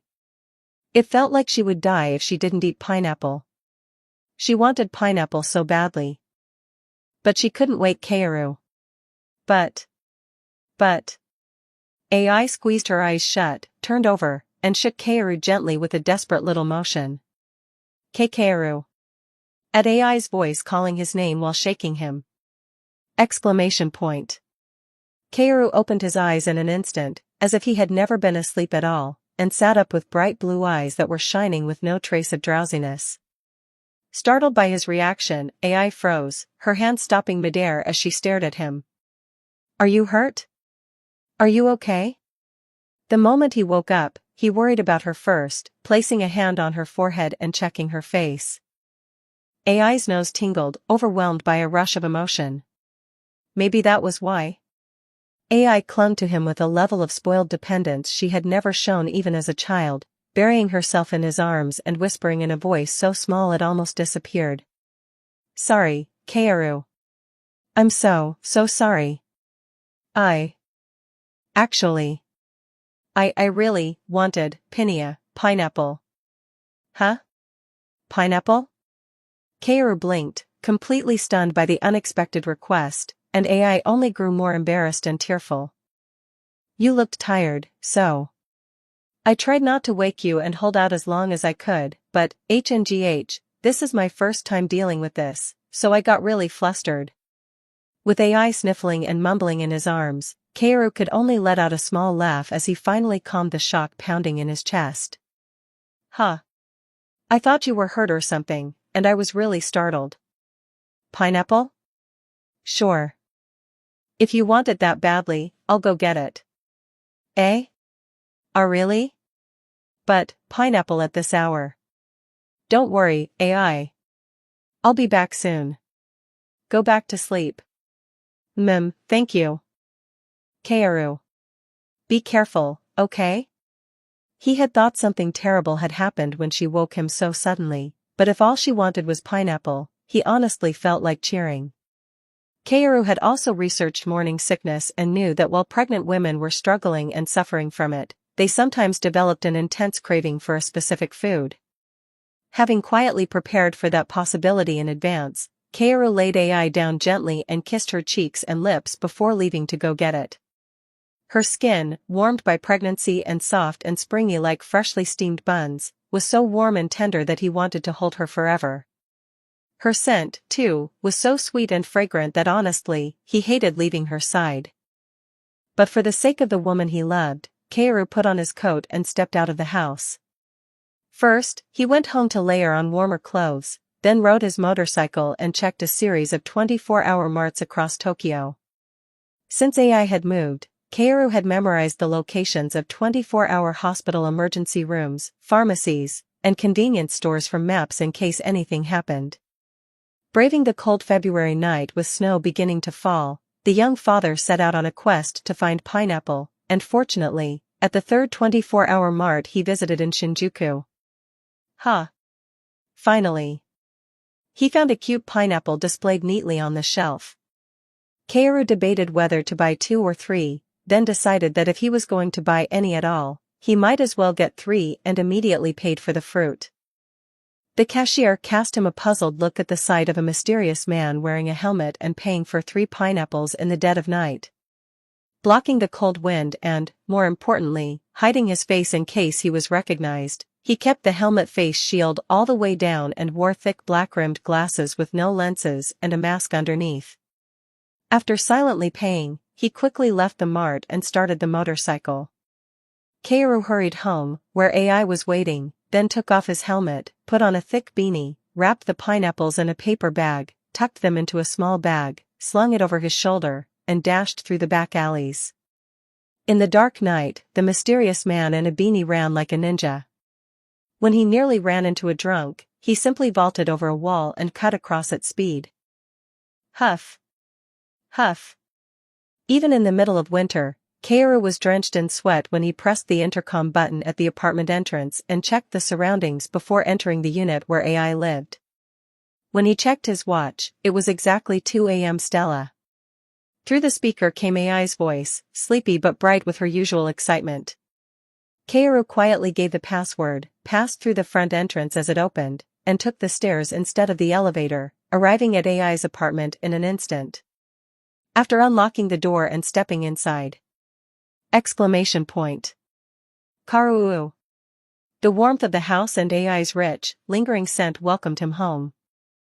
AI had been waiting for her husband so desperately that every minute and second had felt like 100 years, and she threw her arms around Kaoru's cold body, still carrying the chill of the night air. Welcome home, Kaoru, you worked so hard. Why, you'll catch a cold, AI. Feeling her warmth, Kaoru startled and tried to pull her away by the shoulders. Warmth was something that could be taken as well as given. Right now, his own clothes were practically ice, and for a pregnant woman whose immune strength was especially important, even catching a cold could be dangerous. So what? I hate you being cold more. Hurry up and come in. Okay. Okay, I get it. Kaoru hurriedly took off his shoes and went inside, then stripped off his outerwear at once and hugged AI again with his sweat-soaked shirt still hot from the ride. You're all damp, it's all sweat, huh? Yeah. Sorry. I ran all the way. Thank you. I'm so happy I feel like I might cry. AI. A blessed life, one where the person you love goes through all that trouble and brings you the fruit you're craving in the middle of a freezing night. AI swallowed back her tears, overwhelmed by a happiness she could never have imagined in the past. Someday, far in the future, when the twins were safely born and had grown to her age, she wanted to brag to them about how their dad had once dashed out in the middle of the night without hesitation to buy the pineapple their mom wanted. No matter what anyone said about it being cheesy, she wanted to boast about Kaoru's love to the twins. Feeling Kaoru's warmth and the strong scent of sweat, AI savored the fullness flooding through her. After enjoying the pineapple he had cut up for her, AI stroked her full belly and fell fast asleep. But even for Kaoru, not every craving was easy to satisfy. Ugh, you two really. Even a living angel who almost never got angry couldn't suppress her frustration toward the twins in her belly. That night, after returning from a checkup at a hospital in Chiba Prefecture, AI suddenly woke up in the middle of the night because the donbori from the restaurant she and Kaoru had gone to while taking acting lessons at the Rarai theater troupe had become so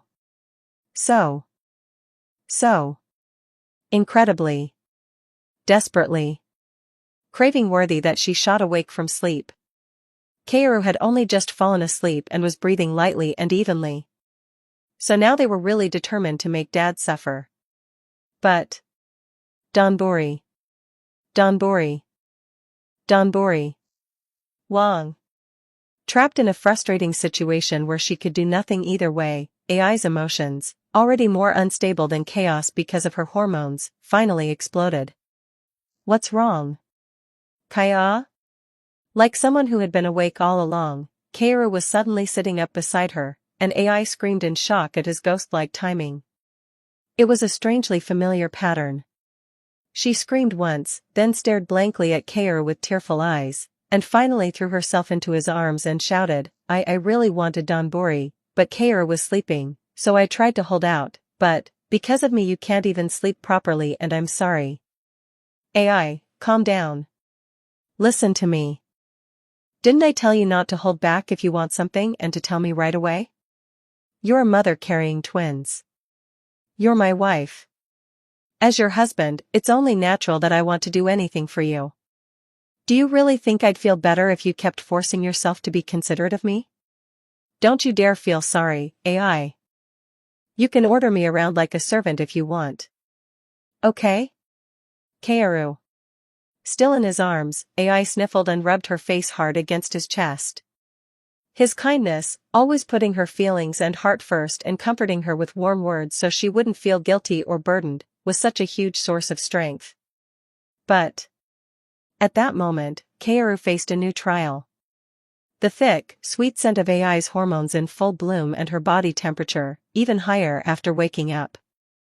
The raw curves he could feel through the light top she had worn to sleep. The loveliness of AI rubbing her head against him like a puppy and clinging to him with all her might. For Kaoru, who had not been able to share any other kind of affection with AI for a while because he had been taking care of her through the misery of morning sickness. His second self surged up with a huge, oppressive desire, enough to make a hellish demon descend and smash the earth. And hashtag 39, hold it in. Hold it in. Hold it in. I have to hold it in. Hold it in, Kaoru. Hold it in. Hold it in. Hold it in. Oh say, can you see, by the dawn's early light, what so proudly we hailed at the twilight's last gleaming, and hashtag 39. Grinding his teeth so hard they might shatter and singing the American national anthem, the Star-Spangled Banner, in his head, Kaoru restrained himself for the sake of the greater good? Since he felt like he wouldn't be able to hold back if he kept hugging AI any longer, he immediately put on his coat, said he was going to go buy the donbori, and left the house. Following his usual routine, he stopped by home to layer on more clothes, rode his motorcycle, and headed for the donbori shop near the theater for the first time in a while. The roads were somewhat quiet in the late hours of a weekday. The donbori shop stayed open until 1 a.m. even on weekdays, so there was still time, though it was tight. But when he arrived after driving through the cold wind, the lights were off? Wondering what was going on, he checked the time, 12:40. Kaoru, clearly not expecting this at all, looked inside the shop and around the area. He was debating whether he should take off his helmet and even call Toshiro, the president who knew the shop owner, in the middle of the night when a black sedan passing in front of the store stopped, rolled down its window, and someone in the driver's seat shouted at Kaoru. "You're Kaoru, right?" Exclamation point. It was the donbori shop owner, who had somehow recognized Kaoru and stopped just as he was heading home. If he had been even 1 minute later, the fateful meeting would have been impossible, and Kaoru's face bloomed with a radiant smile as he dashed over with a beautiful grin he had never once shown the shop owner before and held out his hand. "You're my savior, boss." "Huh?" After the owner hurried back into the shop and quickly made the donbori, he asked with an expression that was dying to know the reason. Kaoru paused for a moment, then said, "My cousin's sister is pregnant, and she said she really wanted to eat it." The shop owner thought something was off, but Kaoru kept bowing and thanking him while pulling a 10,000 yen bill from his wallet, so he held back his curiosity. Kaoru finally got the donbori packed, rushed home, left the motorcycle behind, put the donbori into his bag again, and headed for the 2-room apartment. Kaoru. GHK. AI. The moment the door opened, AI threw herself into Kaoru's arms and hugged him tightly. Her eyes brimming with tears of emotion, she grabbed Kaoru's face and kissed him over and over while shouting, "AI is the most blessed mother in the world." AI grabbed the packed donbori Kaoru was holding and hurried to the table. "Wah, it's delicious, delicious, this is too good, it's cheating." The starlit eyes that held all the hope, happiness, and love in the world sparkled like a supernova. AI's whole body bounced with electric delight. That longed for taste. At last, when she tasted the donbori she had been yearning for, she covered her face with both hands in pure ecstasy, as if she had tasted heaven itself. Looking at her as though she had everything in the world, Kaoru smiled faintly and watched his lover eat in silence. Was it really that good? Watching that tiny body carry twins while happily munching on a huge pork cutlet made her look like a hungry puppy finally getting its meal. So good Kaoru, hurry up and try it too. Yeah. In Kaoru's eyes alone, AI's tail and ears fluttered back and forth. He nibbled at the small portion of donbori AI had, semi-forcibly, shared with him as his own. Just watching AI eat donbori was enough to fill him up even if he didn't eat a thing. So Kaoru decided that instead of focusing on his own meal, he would watch AI, who was too busy eating the donbori to notice anything else. Leaning his arms on the table and resting his chin on his palm, Kaoru quietly watched AI devour her food with a satisfied smile. Ehe heartsuit so good. Honey practically dripped from Kaoru's blue eyes as he gazed at his lover. He didn't look away for even a second, keeping his eyes on AI as she stuffed the donbori into her mouth with chopsticks, her cheeks puffed up like a hamster's. He wanted to go get the film camera he had brought before, but even that felt too wasteful of time. Only now did he understand why people on the internet had looked up information, then proudly boasted to one another about the experience of a husband bringing home the food a pregnant wife had been craving. Just watching her eat was enough to make him full. The trip through that freezing night, riding his motorcycle all the way to the donbori shop, was more than worth it. In case it wasn't enough, he quietly set the plate with the donbori AI had left in front of her and said in a low voice to the girl who was crunching into the umeboshi he had set out as a side dish. "You're beautiful even when you eat." Freeze. The instant she heard that, AI stopped dead, like a rabbit doll whose battery had been pulled out while she was in the middle of putting donbori into her mouth. Her starlit eyes trembled with embarrassment, and her ears and face turned bright red in real time. Kaoru's cruel finishing move, still looking at her with eyes dripping honey, chin propped on his hand, and that faint smile never leaving his face. At that vicious attack, her heart pounded so hard it felt like it might burst, and her appetite vanished completely.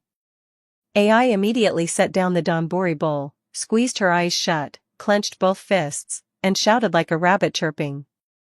"Why you're pretty too. The way you rest your chin on your hand is super sexy." Out of nowhere. Yeah. At AI's bold answer and furious nod, Kaoru could only burst into hearty laughter.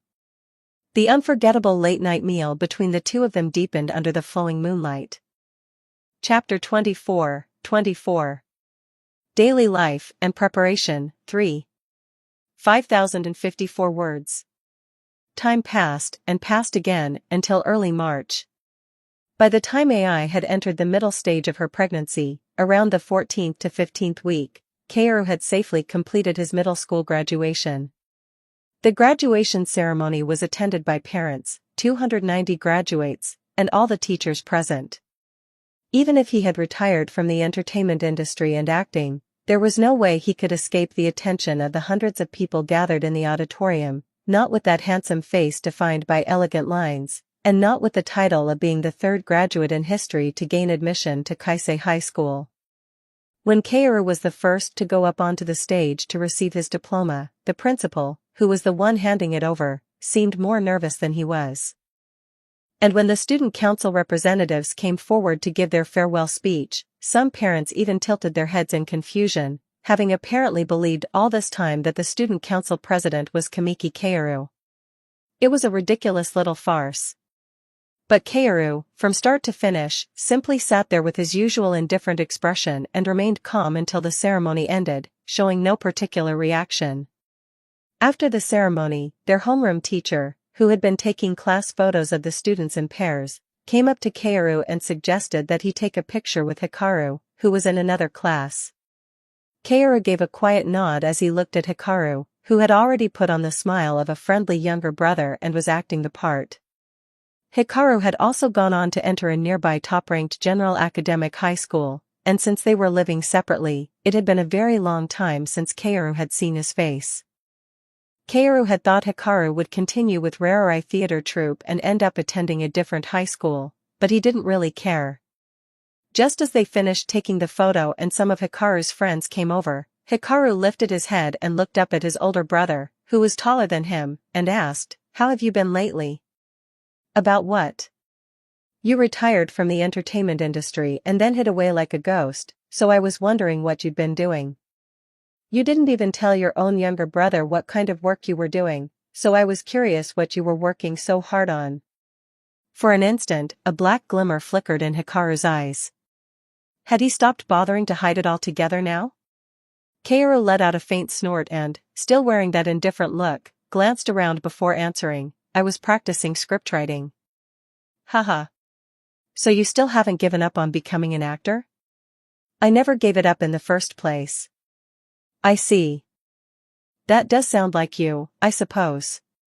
I thought you'd go on to U2 high school, though. That's a surprise. I heard you even got scouting offers." "Well, I wanted to try doing something more interesting than acting." "Interesting, huh? That's exactly like you." "Right. You know as well as I do." Hikaru and Kaoru turned their heads at the same time and met each other's eyes. Cold, bleak gazes collided in the air. Hikaru let a familiar smile cross his lips and said, "We're twins who share the same blood, after all." Then he walked over to his friends. Kaoru watched Hikaru's back with an indifferent face, then turned away and headed toward the two-room apartment where AI was waiting. "Kaoru. Congratulations on graduating." Of course, the moment he opened the front door, he couldn't stop AI's full-body attack as she threw herself at him to congratulate him, but that was a trivial matter. As the morning sickness gradually subsided and she entered the middle stage of pregnancy, approaching the stable period, the way AI looked at Kaoru grew even stickier. After hearing a great deal from the doctor in Chiba Prefecture, consulting with him, and studying separately through the internet and books, Kaoru didn't find AI's gaze frightening or awkward in the slightest. He already knew that with the rise in hormones and the onset of the stable period, a pregnant woman's desires and affection for her husband would increase dramatically. In any case, there was plenty of time left until the April entrance ceremony. And thanks to the morning sickness and the twins in her belly, even sharing affection had been heavily restricted, so AI's desire-filled starry eyes were always welcome. Kaoru would simply take a box of condoms from the shelf and spend happy, enjoyable time with AI on the bed in the master bedroom. Of course, since she was still pregnant, he had to pay very careful attention to posture, speed, and force so that he could match AI's pace.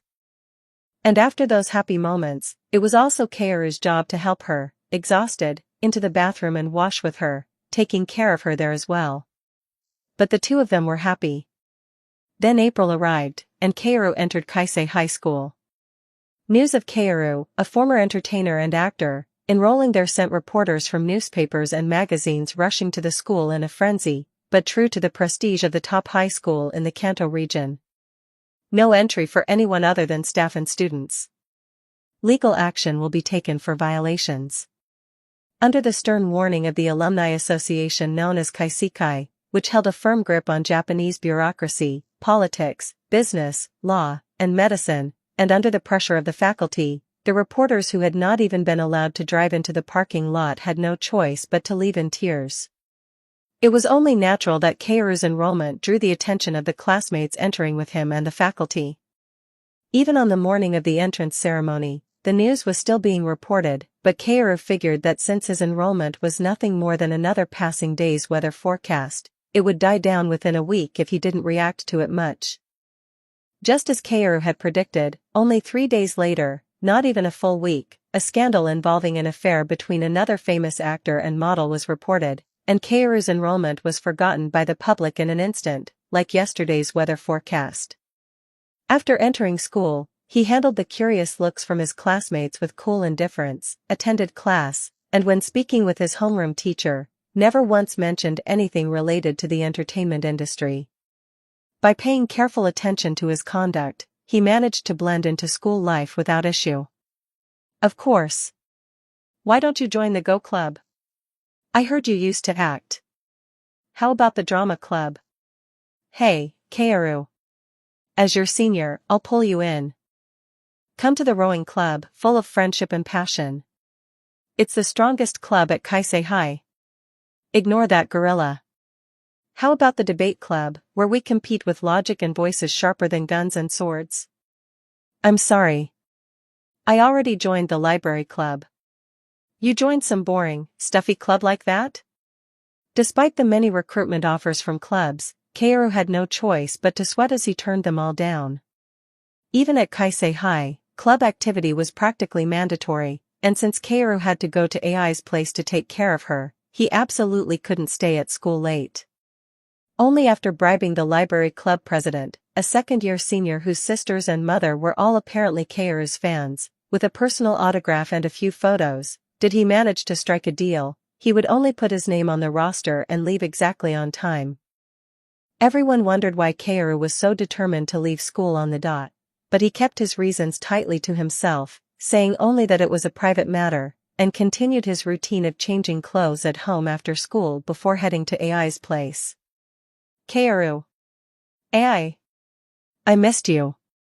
I was worried because you were a little late today. Ah, sorry. The train was delayed a little. But I ran as fast as I could. AI, her long hair tied back in a ponytail, threw herself into Kaoru's arms and rubbed her face against him over and over. By around the 20-week mark, AI's belly had become quite round. Because she was carrying twins, her stomach was much larger than that of a mother carrying a single baby at the same stage. Perhaps because she had been born with the ultimate physique worthy of the nickname the Ultimate Idol, she was fortunately not suffering much from swollen hands and feet, breathing difficulty, or aches all over her body, but I'm worried. If you're even a few minutes late, call me and tell me. I'm scared and terrified that something might have happened to you, Kaoru. AI.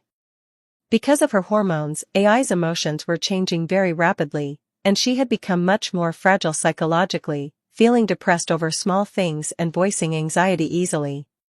Perhaps because of the unstable emotions she had carried from her unhappy childhood, and the self-destructive tendencies that had led her to hide herself behind lies and performance until just before meeting her husband, AI in the middle stage of pregnancy seemed to have regressed to the state she had been in before meeting Kaoru, clinging to him like a little child whenever she felt the slightest unease. If something happens to Kaoru, how am I supposed to live? If the babies get sick, who am I supposed to ask for help besides Kaoru? Huh? AI. AI. Look at me. Okay? I know. I know I'm weird. But I can't stop thinking like this. I only have Kaoru. If I don't have Kaoru, I'm afraid I won't really be able to become a good mother to the babies. Kaoru pulled AI tightly into his arms and kissed her, trying to calm her anxiety with all his heart, with a single-minded determination to live in this world looking only at AI. AI, who had been at a loss because of her anxiety, soon wrapped her arms tightly around his neck and felt Kaoru's warm body heat and scent all over her body. Heartsuit ha. Don't weaken. You're a mother. Kaoru. I'll always be by your side. I promise. None of the things you're afraid of will ever happen. That kind of future will never come. If you're scared out of your mind, tell me. I'll hold you anytime. I'll kiss you. I'll do anything for you. I love you, AI. For the twins, let's get through this together, even if it's hard. Okay? I'll be brave. I love you too, Kaoru. Kaoru held AI close and kept kissing her again and again, doing everything he could to soothe her and help her calm down. Fortunately, she seemed to be much more emotionally stable from his touch. Soon, AI was smiling brightly and asking from his arms how school had been today. As they chatted softly about everything AI wanted to know, Kaoru sometimes added silly exaggerations to make the stories more entertaining, and AI laughed gleefully, looking utterly happy at the joy of sharing his memories with him. Russell. Ah! Exclamation point. The twins in AI's belly moved around again and again, as if copying their mother's emotions. It was the first time she had felt them move.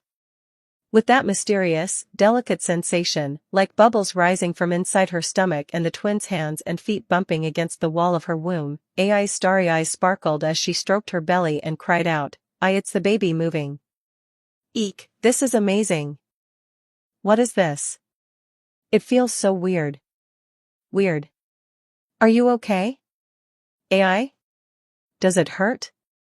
I'm fine. The babies must be having fun listening to Kaoru talk. Are they really having that much fun? Huh. It moved again. Kaoru, you should touch it too. Why yeah. Still not fully understanding what was happening, Kaoru looked dazedly at AI and placed his hand on her belly, following her hand to feel the movement. Tap tap. The inside of AI's stomach shifted, and the twins' movements came through vividly. He could feel that the twins were growing day by day in that warm womb. His heart pounded. A joy and excitement he couldn't put into words rushed over him, making his hair stand on end. Kaoru smiled with wonder and happiness mixed together, and said to AI, who was looking up at him with tear-filled eyes and smiling, I don't even know what to say. It doesn't feel real. Moved by Kaoru's words, AI covered his hand with hers where it rested on her belly and whispered, me too. So. I want to meet them as soon as possible. After that, every time Kaoru came to AI's place after school, he would tell her about his day while holding her in his arms, and AI would listen, laugh, and talk with him. Then, when she fell asleep, he would gently lay her down and cover her with a blanket, and that would be the end of Kaoru's afternoon routine. While AI slept, Kaoru took care of the housework, cleaning the apartment and restocking the groceries in place of the now heavier AI. He had so many things to do, school life, academics, managing his investments, but Kaoru still felt that these moments with AI were the happiest and most precious part of his day. In his past life, he had lost the person he loved and spent his entire existence floundering in trauma, regret, and sorrow. He had run away for a lifetime without even being able to grieve properly, only to die in vain. And at last, he had obtained this happiness. Kaoru always kept in a corner of his heart the resolve that if it was to protect this happiness, he would do anything. He would even turn the whole world into his enemy without hesitation. After finishing the cleaning, Kaoru gently stroked AI's sleeping face in this luxurious, irreplaceable moment, careful not to wake her, and kissed her forehead. Then, in May, just as the weather was beginning to grow hot, something happened. He was pressed for time because he had to prepare for Kaisei High School's biggest festival, the sports day, but he still made every effort to go to AI's place for dinner, stay by her side until late at night, and even go out for walks with her in the deep hours when hardly anyone was around, turning their dates from daytime to nighttime. He adjusted his routine so that he slept at home. AI understood that Kaoru had no choice but to spend time preparing for the sports day, and she smiled brightly, telling him not to worry about her and encouraging him to focus on the preparations since he was doing so much for her. And so the day of the sports day arrived, and from the morning Kaoru called AI with a worried voice, saying that he might have to have an after-party with his classmates. AI reassured him not to worry, and Kaoru said he would call again later before hanging up. Then, at 7 p.m. He had called around 5, thinking the sports day would be over by then, but her phone was off. Then after dinner, at 7, he called again, and her phone was still off. Never once before. Not once had this ever happened. There had been times when she couldn't answer Kaoru's calls, but since the day they met, there had never been a single time when Kaoru couldn't answer hers. AI stared at her phone for a moment, then swallowed a dry breath as a terrible thought flashed through her mind, one she couldn't even bring herself to say out loud. Her hands trembled violently, and an unbearable, suffocating anxiety washed over her, making it hard even to stand properly. No. No, no. It wasn't that. It couldn't be. It couldn't be. It must be because of the sports day. He said he was having an after-party with his friends. Maybe the battery had died? Kaoru doesn't lie to me. There must be a reason. There has to be. After barely calming her shaking breath, AI called again 30 minutes later. She forced herself to steady her heart, but with her reason nearly blown away by impatience and anxiety, even calling Kaoru again was difficult because her hands were shaking. She pressed the call button, brought the phone to her ear, and fidgeted with her fingers, not even realizing that tears were gathering in her starry eyes as she prayed that Kaoru would answer. And then, AI. Like a miracle, the instant the call connected, Kaoru's frantic voice reached her ears. The moment she heard his voice, AI, who had been racked with dread, collapsed onto the spot and called out to him through tears. Huh. Kaoru. Why was your phone? Why, sob, sniff, Kaoru, Kaoru. She had been so terrified that the future she feared most would become reality. But the relief that it had ended only in her own anxiety, along with her worry and hurt over Kaoru not answering until now, had struck at the fragile emotions of her middle stage of pregnancy. When Kaoru heard her suddenly sobbing, he was shocked and shouted at her. AI. Wait, I'm coming right now. The battery died. I'm on my way. Wait for me. Kaoru hung up immediately. AI, unable to get back on her feet for a while, clutched her phone and cried bitterly where she stood. Even the twins in her belly seemed to pick up on her emotions, and she could feel them moving. AI wanted to be in Kaoru's arms as soon as possible. She missed his warmth so badly. She wanted him to hold her as she cried like this, to wrap her up tight and tell her everything would be okay, to give her kisses and words full of love. She wanted him to smile brilliantly at her, just as he always did, as she floundered in her anxiety. Dong ding! Exclamation point. How much time had passed? AI barely managed to lift her heavy body at the sound of the intercom and rushed toward it. Hello? Kaoru. AI. Kaoru. Kaoru. Sob. Forgetting even to say the password, AI burst into tears the moment she saw Kaoru on the screen and hurriedly pressed the button to let him in. Her body trembled uncontrollably. She couldn't control it at all. With no room left for any other thought, she could only wait for Kaoru to hurry and knock on the front door. At last, when the front door was knocked on, AI, who had been waiting right there, opened it immediately, saw the face of the husband she had been waiting for, and sob, Wawa. AI. Are you okay? She burst into tears and threw herself into Kaoru's arms. Kaoru closed the front door at once and held her tightly. Her eyes were so swollen from crying that it was obvious how much she had wept. Sensing how badly shaken she was, Kaoru desperately calmed his breath, which had grown rough from running, and whispered into her ear, "I'm sorry." "Huh. Huh. I think my phone battery was old. It definitely had more than 3 bars. It must have died. I should have checked it more carefully." Sob. Sniff. I thought, Kaoru, something had happened to you, so, sob, sniff. I'm sorry. Really.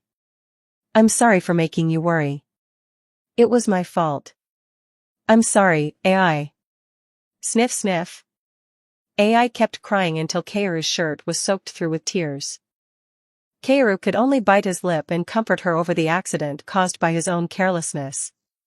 After crying for a long time, AI continued to sniffle and cling tightly to her husband even after the tears stopped, as if afraid he might run away somewhere.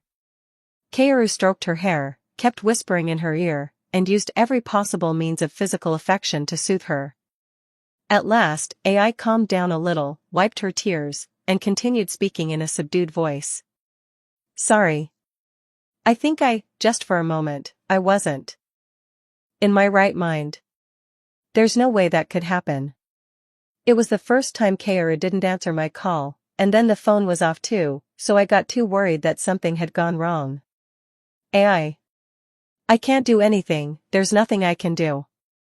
Even if I worry that something might have happened to Kaoru, I can't just leave this house whenever I want. I can only keep waiting for Kaoru's calls and cry like this. AI. I'm sorry, Kaoru. Don't say that. There may be many harder things ahead of us. But we promised. No matter what happens, we'll get through it together. Kaoru swallowed for a moment and continued in a voice thick with sorrow. In my past life, it was always like that. Guns. Blood. Murder.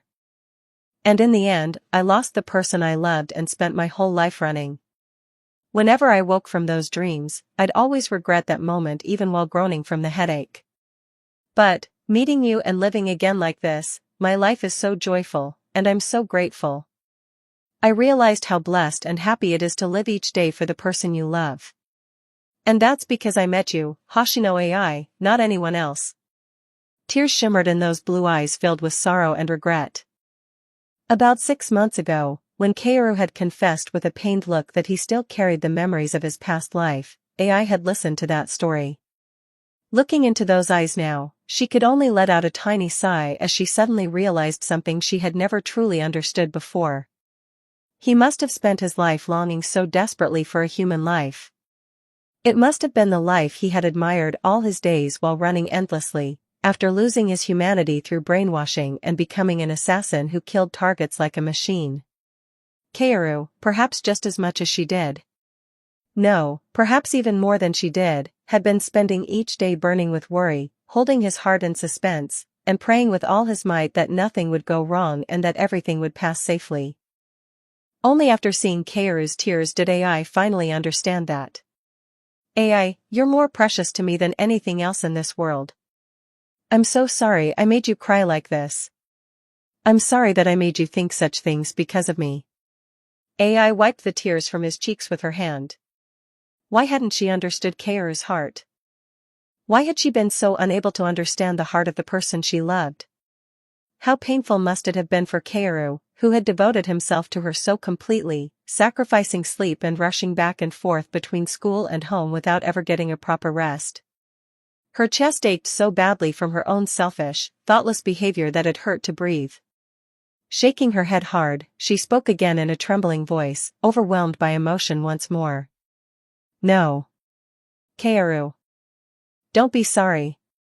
I was the one who misunderstood. Why are you crying, Kaoru? Sob, Wawa. Kaoru. AI. The assumption that, because they were always together, they would naturally understand each other's true feelings was nothing more than a selfish delusion. Kaoru, who always told AI that everything would be okay while hiding his own heart, and AI, who had failed to notice the anxious heart of the precious person who had always stayed by her side. Only after the two of them cried, clung to each other tightly, and poured out, shared, and confessed their feelings did they finally come to understand each other's hearts once more in earnest. And after making that unforgettable incident, or rather, memory, time passed again, and June arrived. At a hospital in Chiba Prefecture, the brave mother underwent a series of tests for gestational diabetes, blood pressure, and more, and after being told everything was normal, she asked the doctor with sparkling eyes, "How much longer until they come out?" You're eager to see them, aren't you? Yes, I want to see them as soon as possible, but time is going by so slowly. It's summer now, so it's hot, and my belly is huge. Heh. The seasoned doctor looked at AI, who was puffing out her lips and stroking her belly, and smiled kindly as he glanced at the monitor. You're about 28 weeks along now, so let's endure for about 3 more months. But as I said before, twins rarely go all the way to full term. If it were a single baby, we'd have to wait until October, but I think we'll probably hear something in mid to late September. You'll keep working at the hospital until July, right? At Kaoru's question, the seasoned doctor nodded and said, yes. They said they'd tear down the building if I left, so I'll stay until then. I see. Then I'd like to thank you in advance. We've truly been grateful to you. Thank you.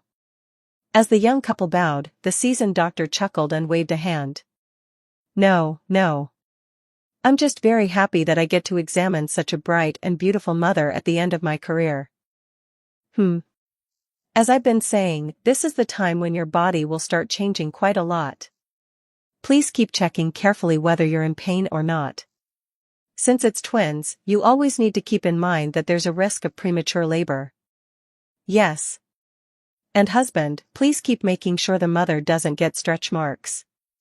Also, you need to keep checking regularly for any discomfort in her body or conditions like hemorrhoids or varicose veins.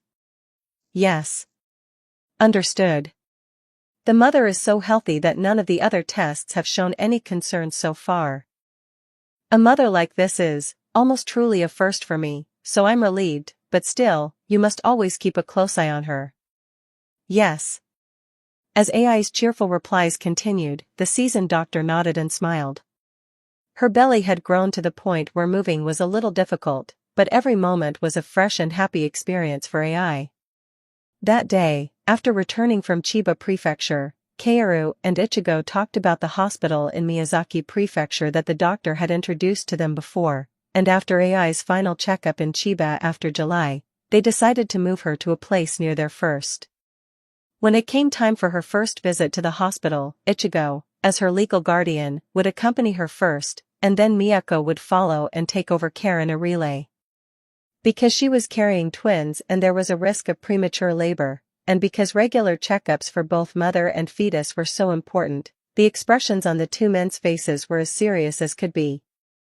Kaoru also decided that once his summer vacation began around late July, he would move to Miyazaki Prefecture, hand off care to Miyako together with Ichigo, and look after AI there. Then, when Kaoru's vacation ended and he returned to Tokyo in September, Ichigo would leave the company in Miyako's care and find a house nearby to take care of AI. What are you going to do about school once AI gives birth? I'll probably have to skip classes and come down. Or maybe I'm thinking of just pretending to be sick. You're really a student? That's pretty reckless. Ichigo's tone wasn't that of an adult scolding or lecturing him, but more like, oh, this kid's kind of impressive. Kaoru let out a faint laugh and said, AI is more important. Then came the hot month of July. As AI's belly grew day by day, Kaoru bought boxes of stretch mark cream and carefully managed his wife's skin. He did it because if she ever wore a crop top or a stage costume later, there couldn't be any visible stretch marks.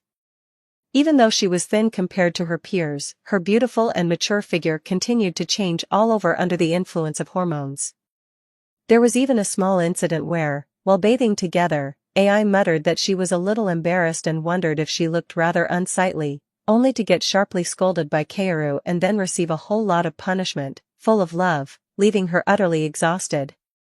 After her final checkup in Chiba Prefecture, AI cried her eyes out in the arms of the midwife while saying goodbye to the elderly doctor couple who had seen them off.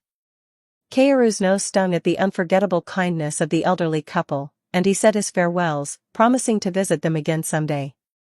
Time passed to mid-July. In Miyazaki Prefecture, there was a newly built two-room apartment about 5 minutes by car from the hospital, so Kaoru and Ichigo decided to sign the contract right away.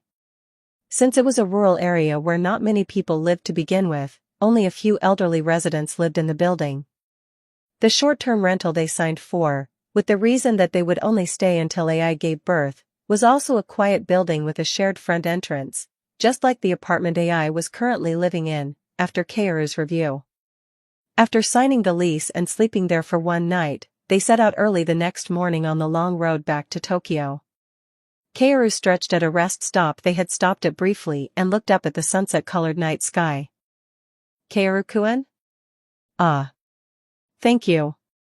Miyako, who had come out of the convenience store, handed the boy a chilled barley tea. Kaoru took it and drank a sip. The savory barley tea felt as though it was soothing the tightness in his chest a little. Miyako also simply stood by his side in silence, drinking coffee without saying a word. Sometimes, just having someone stay beside you without speaking can be a great comfort. Kaoru quietly gazed at the night sky and drank his barley tea for a while longer. It was the hot month of July. Time, without fail, flowed on like clouds, drifting far away. Chapter 25. Hello? Your names are 1. 4,181 words. After the breathless first half of the year passed and summer vacation began, Kaoru arrived in Takachiho, Miyazaki Prefecture, carrying 2 large suitcases packed with his and AI's belongings, along with a big hiking bag slung over his back. Ichigo, who had also gotten out of the van dragging a suitcase full of AI and Kaoru's things, twisted his stiff back this way and that and groaned miserably. "Man. My back is going to break. Thank you for your hard work. If you know that, buy me a ton of booze later. I want to drink myself stupid and collapse. I'll keep you company until you're sick of it." At Kaoru's reply, which carried a sincerity that made Ichigo feel an odd chill, he was just about to hurriedly take back his words when AI, thrilled at seeing their new house, threw both arms up and shouted brightly, "AI and Kaoru's new house. Could you at least include my name out of politeness?" "Nope. Let's go inside." Unlike the two of them, exhausted from the long drive, AI was full of energy as she strode into the new house first, as if she really were a pregnant woman carrying twins. A house far more spacious and comfortable than their two-room place in Tokyo. The rent was only 50% of what the Tokyo apartment cost, too. Ichigo had briefly wondered if, once he retired, he and Miyako might come here and enjoy a quiet country life together, just the two of them. Still, compared to Tokyo, it really was a backwater with nothing around. Kaoru carefully looked around the house, checking whether anything had changed since the last time he came to see it, and focused especially hard on the toilet and the boiler. The result, nothing abnormal. Kaoru came out to the living room and lay on his side on the bed that had already been brought in, smiling at AI, who was looking at him with sparkling, starry eyes. "What is it? Mem, I just thought we were newlyweds again? Kaoru, lie down here too. Let's play together." "Sorry, I want to, but we still have to unpack and eat dinner, right? We finally moved into a new house, though you can spend a little time with AI. AI, who hadn't been able to touch Kaoru properly during the 12-hour trip, started pouting. Kaoru glanced once toward Ichigo, who was sprawled on the sofa as if a short break would be fine, and decided that a little while wouldn't hurt. I came to eat AI. Hya. Go away. Wolforu. Pervert. Rotten. Ha ha ha dash. He dove onto the bed, hugged AI, and showered her with kisses, sharing the sticky affection they hadn't been able to exchange for 12 hours. Under Kaoru's barrage of kisses and tickles, AI burst into giggles and her long purple hair flew around. At some point Ichigo had gotten up from the sofa and was watching the married couple's eye-burning display of affection with a somewhat lonely expression. He knocked on the open door and said, "Let's eat. I'm hungry." The next day, late afternoon. After resting, the three of them left the house and got back into the van, beginning their journey toward the hospital listed on the business card the veteran doctor had given them. It was only a 5-minute drive at most, but a faint tension hung inside the car. If there happened to be a staff member or patient at that hospital, a full 1,000 kilometers away from Tokyo, who recognized AI, that would be a huge problem. Fortunately, even though it was a small hospital, they had private rooms, so they could block outside contact as much as possible. Still, you never knew. About a month earlier, while planning AI's delivery, Ichigo had suggested borrowing a relative's name and using an alias, but that was immediately rejected because it would likely cause problems later with medical insurance, hospitalization procedures, and the birth registration. If a fan who knew Kamiki happened to be working at a rural general hospital in Miyazaki Prefecture, then that would simply be heaven's will, beyond anything a person could control. In the end, since AI's real name had never once been revealed to the outside world, they decided to make the appointment under her real name, AI Hoshino, for now. She had been examined at a hospital in Chiba Prefecture, but since there were no charts or records at all, this was effectively her first obstetrics visit. It was a truly dangerous gamble no matter how he looked at it, but now that it had come to this, it was out of his hands. Ichigo parked at the hospital while breaking out in a cold sweat. Kaoru had originally planned to wait in the car in case there were people who might recognize him too, but in the end, his worry got the better of him and he decided to follow Ichigo and AI.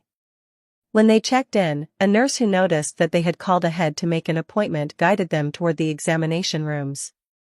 Fortunately, the staff at the desk and the nurses showed no sign of suspicion whatsoever, they were simply busy doing their own work. It was the only hospital in the area, but even taking into account that it was late afternoon on a weekday, the inside was fairly quiet compared to Tokyo. There were no young people around, and most of the patients were middle-aged or elderly. Even in a place like this, they still ran an obstetrics department, Kaoru thought as he habitually observed the hospital's layout and the people inside in detail. AI, wearing a hat and a mask, tightly held Kaoru's hand, while Kaoru, also wearing a hat, thick-rimmed glasses, and a mask, said in a trembling voice, "I'm so nervous my stomach hurts." Huh? Are you in labor? And no.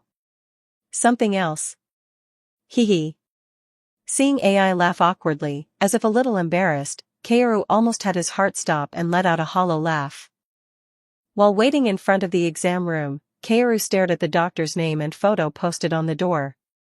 Judging from the listed background, he was a talent who had graduated from Tokyo University Medical School. Amamiya Goro.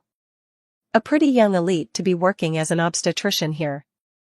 A young doctor in his early 30s from Tokyo University, working at a rural general hospital with a small population and a large elderly population. Kaoru carefully studied and memorized Amamiya Goro's face and profile. Then, after hearing the nurse say to come into the examination room, AI and Ichigo stood up from their chairs and went inside. Kaoru pulled his hat down low and followed behind Ichigo on purpose, standing behind him rather than beside AI so he would look like he was related to Ichigo. When they entered the room, a young doctor with glasses and an intelligent, slightly cool-looking pair of eyes greeted them. "Yes, hello. Ms. AI Hoshino. This is your first visit."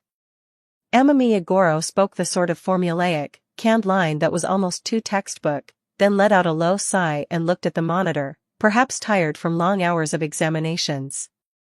Kaoru stood silently behind Ichigo and watched AI and Ichigo, who was sweating coldly. The doctor typed something on the keyboard for a moment, then looked toward Ichigo and asked casually, are you her parents? Ah, well, yes. On paper, I'm her father. I'm her actual guardian. I see. After hearing Ichigo's answer and nodding, the doctor glanced at the unidentified man standing behind Ichigo and staring at him, Kaoru. Given that indifferent gaze and atmosphere, which made him seem like a complete third party to the expectant mother, Amamiya Goro decided there was no way he could be the baby's father. Having spent several years as an obstetrician and seen and heard every kind of story imaginable, Amamiya Goro had become almost unnervingly good at spotting stories like this. So he didn't pry further and instead looked at the pregnant woman's rather large belly. This is your first visit at our hospital, but did you move here from another area? Have you been treated at another obstetrics clinic before? Yes. I have. I see. Do you happen to have any medical records or dash? The thing is we came down in a hurry, so we didn't have time to prepare the documents. So dash. The doctor said I was 31 weeks along when I got checked 2 weeks ago. The masked AI looked at Amamiya Goro as she spoke. Goro narrowed his eyes slightly and tilted his head a little, looking back at the masked AI. Is that so?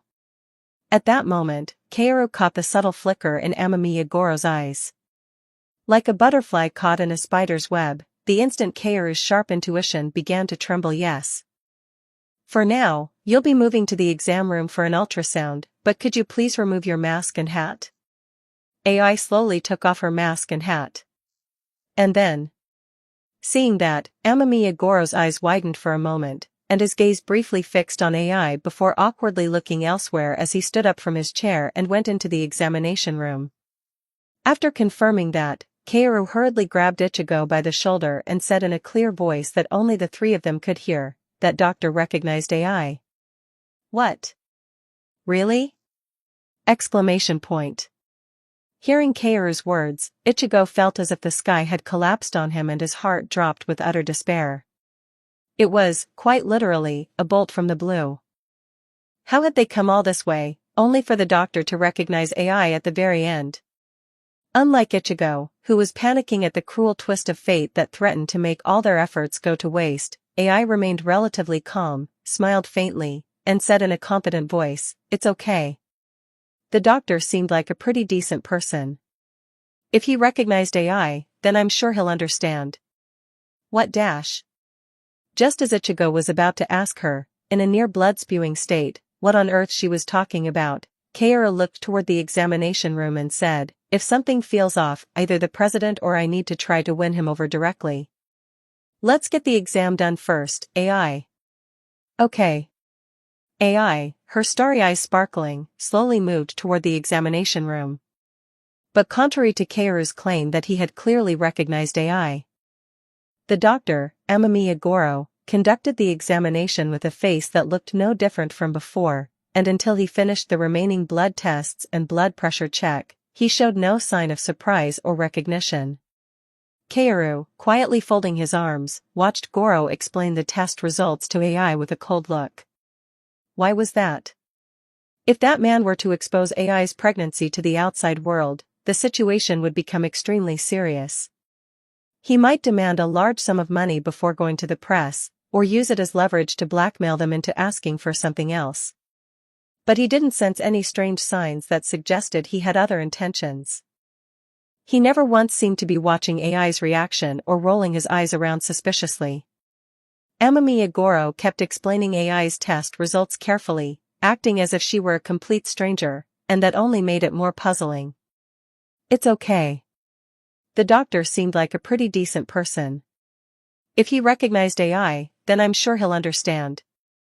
The words AI had said earlier in such a confident voice kept echoing in his head.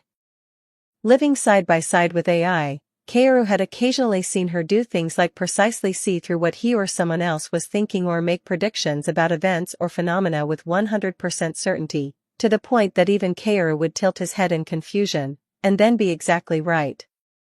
For Kaoru, who had seen that more than once, her words felt like a thorn stuck in his throat. Was it because he had personally experienced, while watching his wife, that the so-called female intuition really did exist? Kaoru couldn't shake off his complicated thoughts and kept watching Amamiya Goro until the moment he left the exam room. No, he definitely recognized her, right? He didn't look like it at all. As soon as they came out of the exam room, Ichigo, wiping away cold sweat, grabbed Kaoru's hand and pressed him again. Kaoru nodded and whispered quietly, he definitely recognized AI. But only the first time. After that, even while looking at her, he acted like nothing was wrong. There must be a reason he was deliberately hiding it. Damn it. Don't tell me he's going to call the reporters and leak it. That's possible, but it's not certain yet. For now, I should try to approach him first. No. If you rush in first, what do you think will happen to you? Ah, damn it. How the hell did we get caught by that doctor? If we could just get past the final hurdle, it would all be over. What's happened has happened. We need to handle it as best we can. So how exactly are we supposed to handle it? While Ichigo and Kaoru were having a very serious argument on the way to the billing desk, AI, her starry eyes blinking, watched the doctor who had just examined her trudging down the stairs beside the hallway. She stood there for a moment, quietly watching him as if lost in thought. Kaoru, who had been talking with Ichigo, turned his head and said to AI, who had stopped instead of following behind them, AI. What's wrong? At Kaoru's question, AI met her husband's eyes for a moment. The feeling she was experiencing now, the sensation she had just felt, seemed like something she would need to show him with actions rather than words if she wanted to convince Kaoru. Just as her husband had said, even though he had recognized her, he had still pretended not to know her, kindly examined her, carefully checked her, and above all, she had felt Amamiya Goro's gaze, which was genuinely worried about her. Sincerity.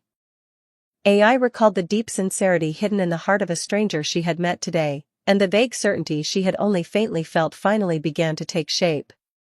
It's clear. After a single nod, AI lifted her starry eyes and looked at her husband, saying, I'm going to go meet the doctor for a second.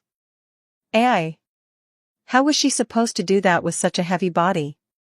Kaoru grabbed AI's hand as she tried to stride off ahead with long, impatient steps and said, barely suppressing his shock, where did the doctor go?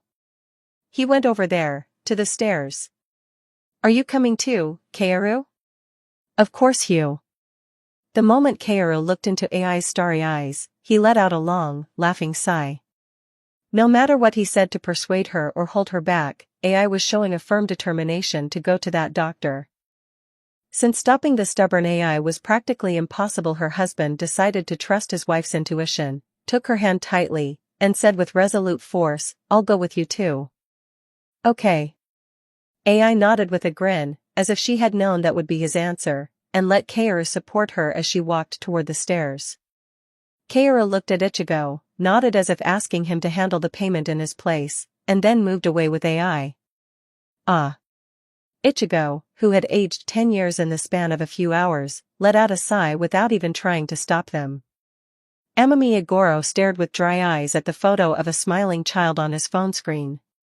For the first time in 4 years, he found himself missing the bright, cheerful girl who had introduced him to AI and turned him into a fan. His dry gaze had already turned melancholy, reflecting the dark, deep night sky with its brilliant stars. Even if you had a man you liked, even if you had a baby, I'd still keep supporting you. But if you have the baby, I won't be able to see you soar even higher anymore. In January, when he heard the news that AI was suspending activities for health reasons, he had cried tears of blood and earnestly hoped they would meet again healthy and unharmed. When the dating rumor first broke at the end of last year, Goro had calmly watched the situation and sided with AI as much as possible. Just because she was friendly with the child actor Kamiki Kaoru didn't mean the relationship was confirmed yet. And even if the rumor turned out to be true, if AI was truly happy because of that relationship, then, even though it would make him bleed tears. As a fan, he thought it was only right to believe in that love and support her wholeheartedly until the end. Then, when it was finally revealed that the rumor was false, Kamiki Kaoru had apparently become so disgusted with the media's invasion of privacy that he quit acting altogether.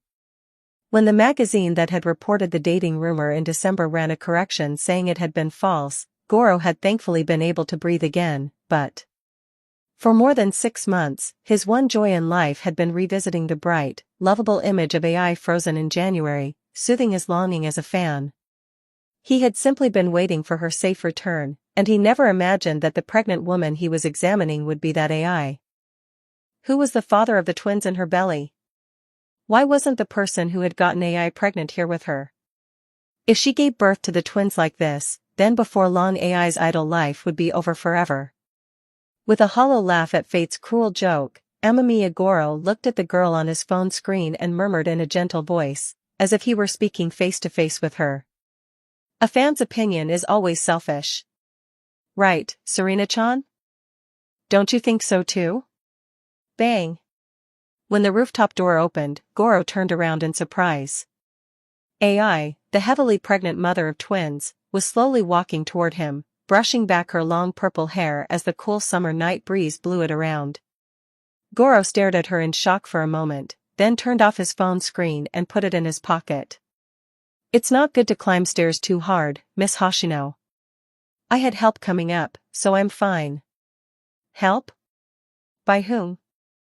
At AI's words, Goro furrowed his brow slightly in confusion, then watched her innocent behavior as she took a deep breath and spread her arms wide beside him. I came here because the doctor recommended this place, and it's really nice you can see the stars so well even at sunset. You can't see them this clearly in Tokyo. After hearing AI's words, Goro tucked away the question that had briefly risen in his mind and looked out at the dark, night-shrouded scenery. You came all the way to this rural hospital because you were worried people in Tokyo would notice too easily, right? So that's why you came. He didn't bother using honorifics. Goro's heart wasn't calm enough to maintain the stiff, formal relationship of doctor and patient. Still, AI seemed not to care much and nodded lightly, saying, yeah.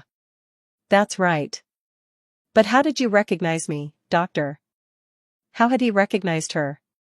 Goro thought of Serena and said, I had a patient once, who was a fan of yours.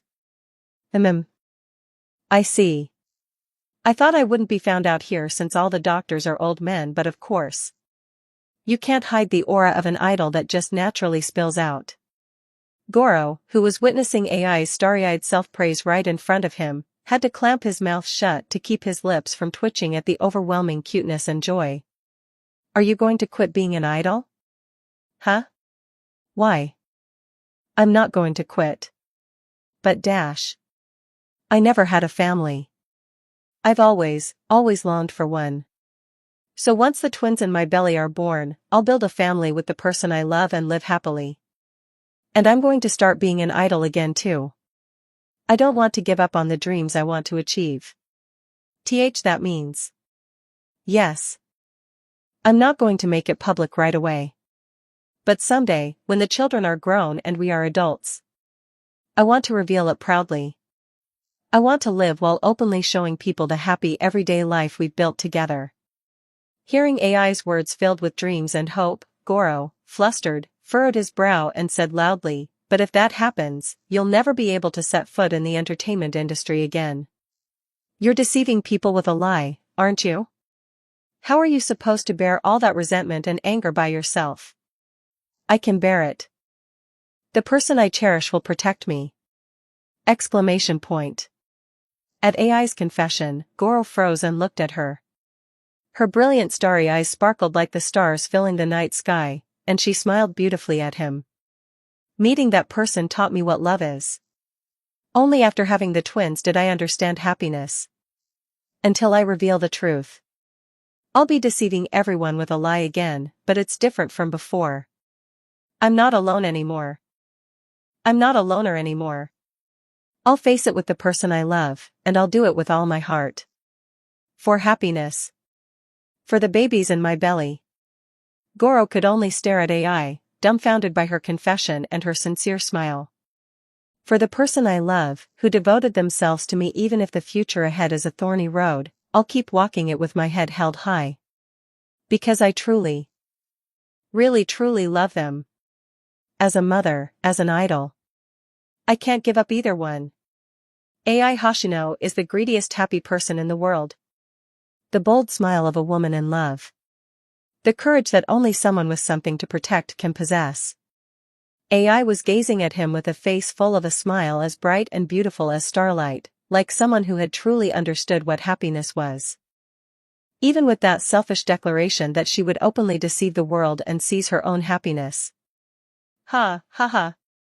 Goro's mind had gone completely white with confusion and shock, but even in this moment, he couldn't help it, he had ended up feeling sincerity from that bold little liar standing there under the starlight.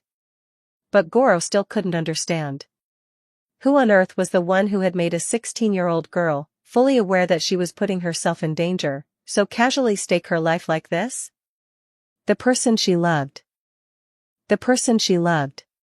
Ai's loved one. Did someone like that really exist in this world? I can't forgive them, no way. As a fan, he could sincerely wish for Ai's happiness with all his heart, but as a fan, he also desperately wanted to see for himself who the world-class bastard was who had stolen Ai's love. Just who the hell was that impossible son of a bitch? Ah. Kaoru. Then Ai waved at someone. Kaoru dash? At the familiar yet unfamiliar name that reached him from Ai, Goro was hit by a shock like someone had smashed him over the head with a hammer and quickly turned around. Exclamation point. In an instant, Goro's eyes widened as if they might split open. The eyes trembling violently behind his glasses made it obvious to anyone just how shocked he was right now.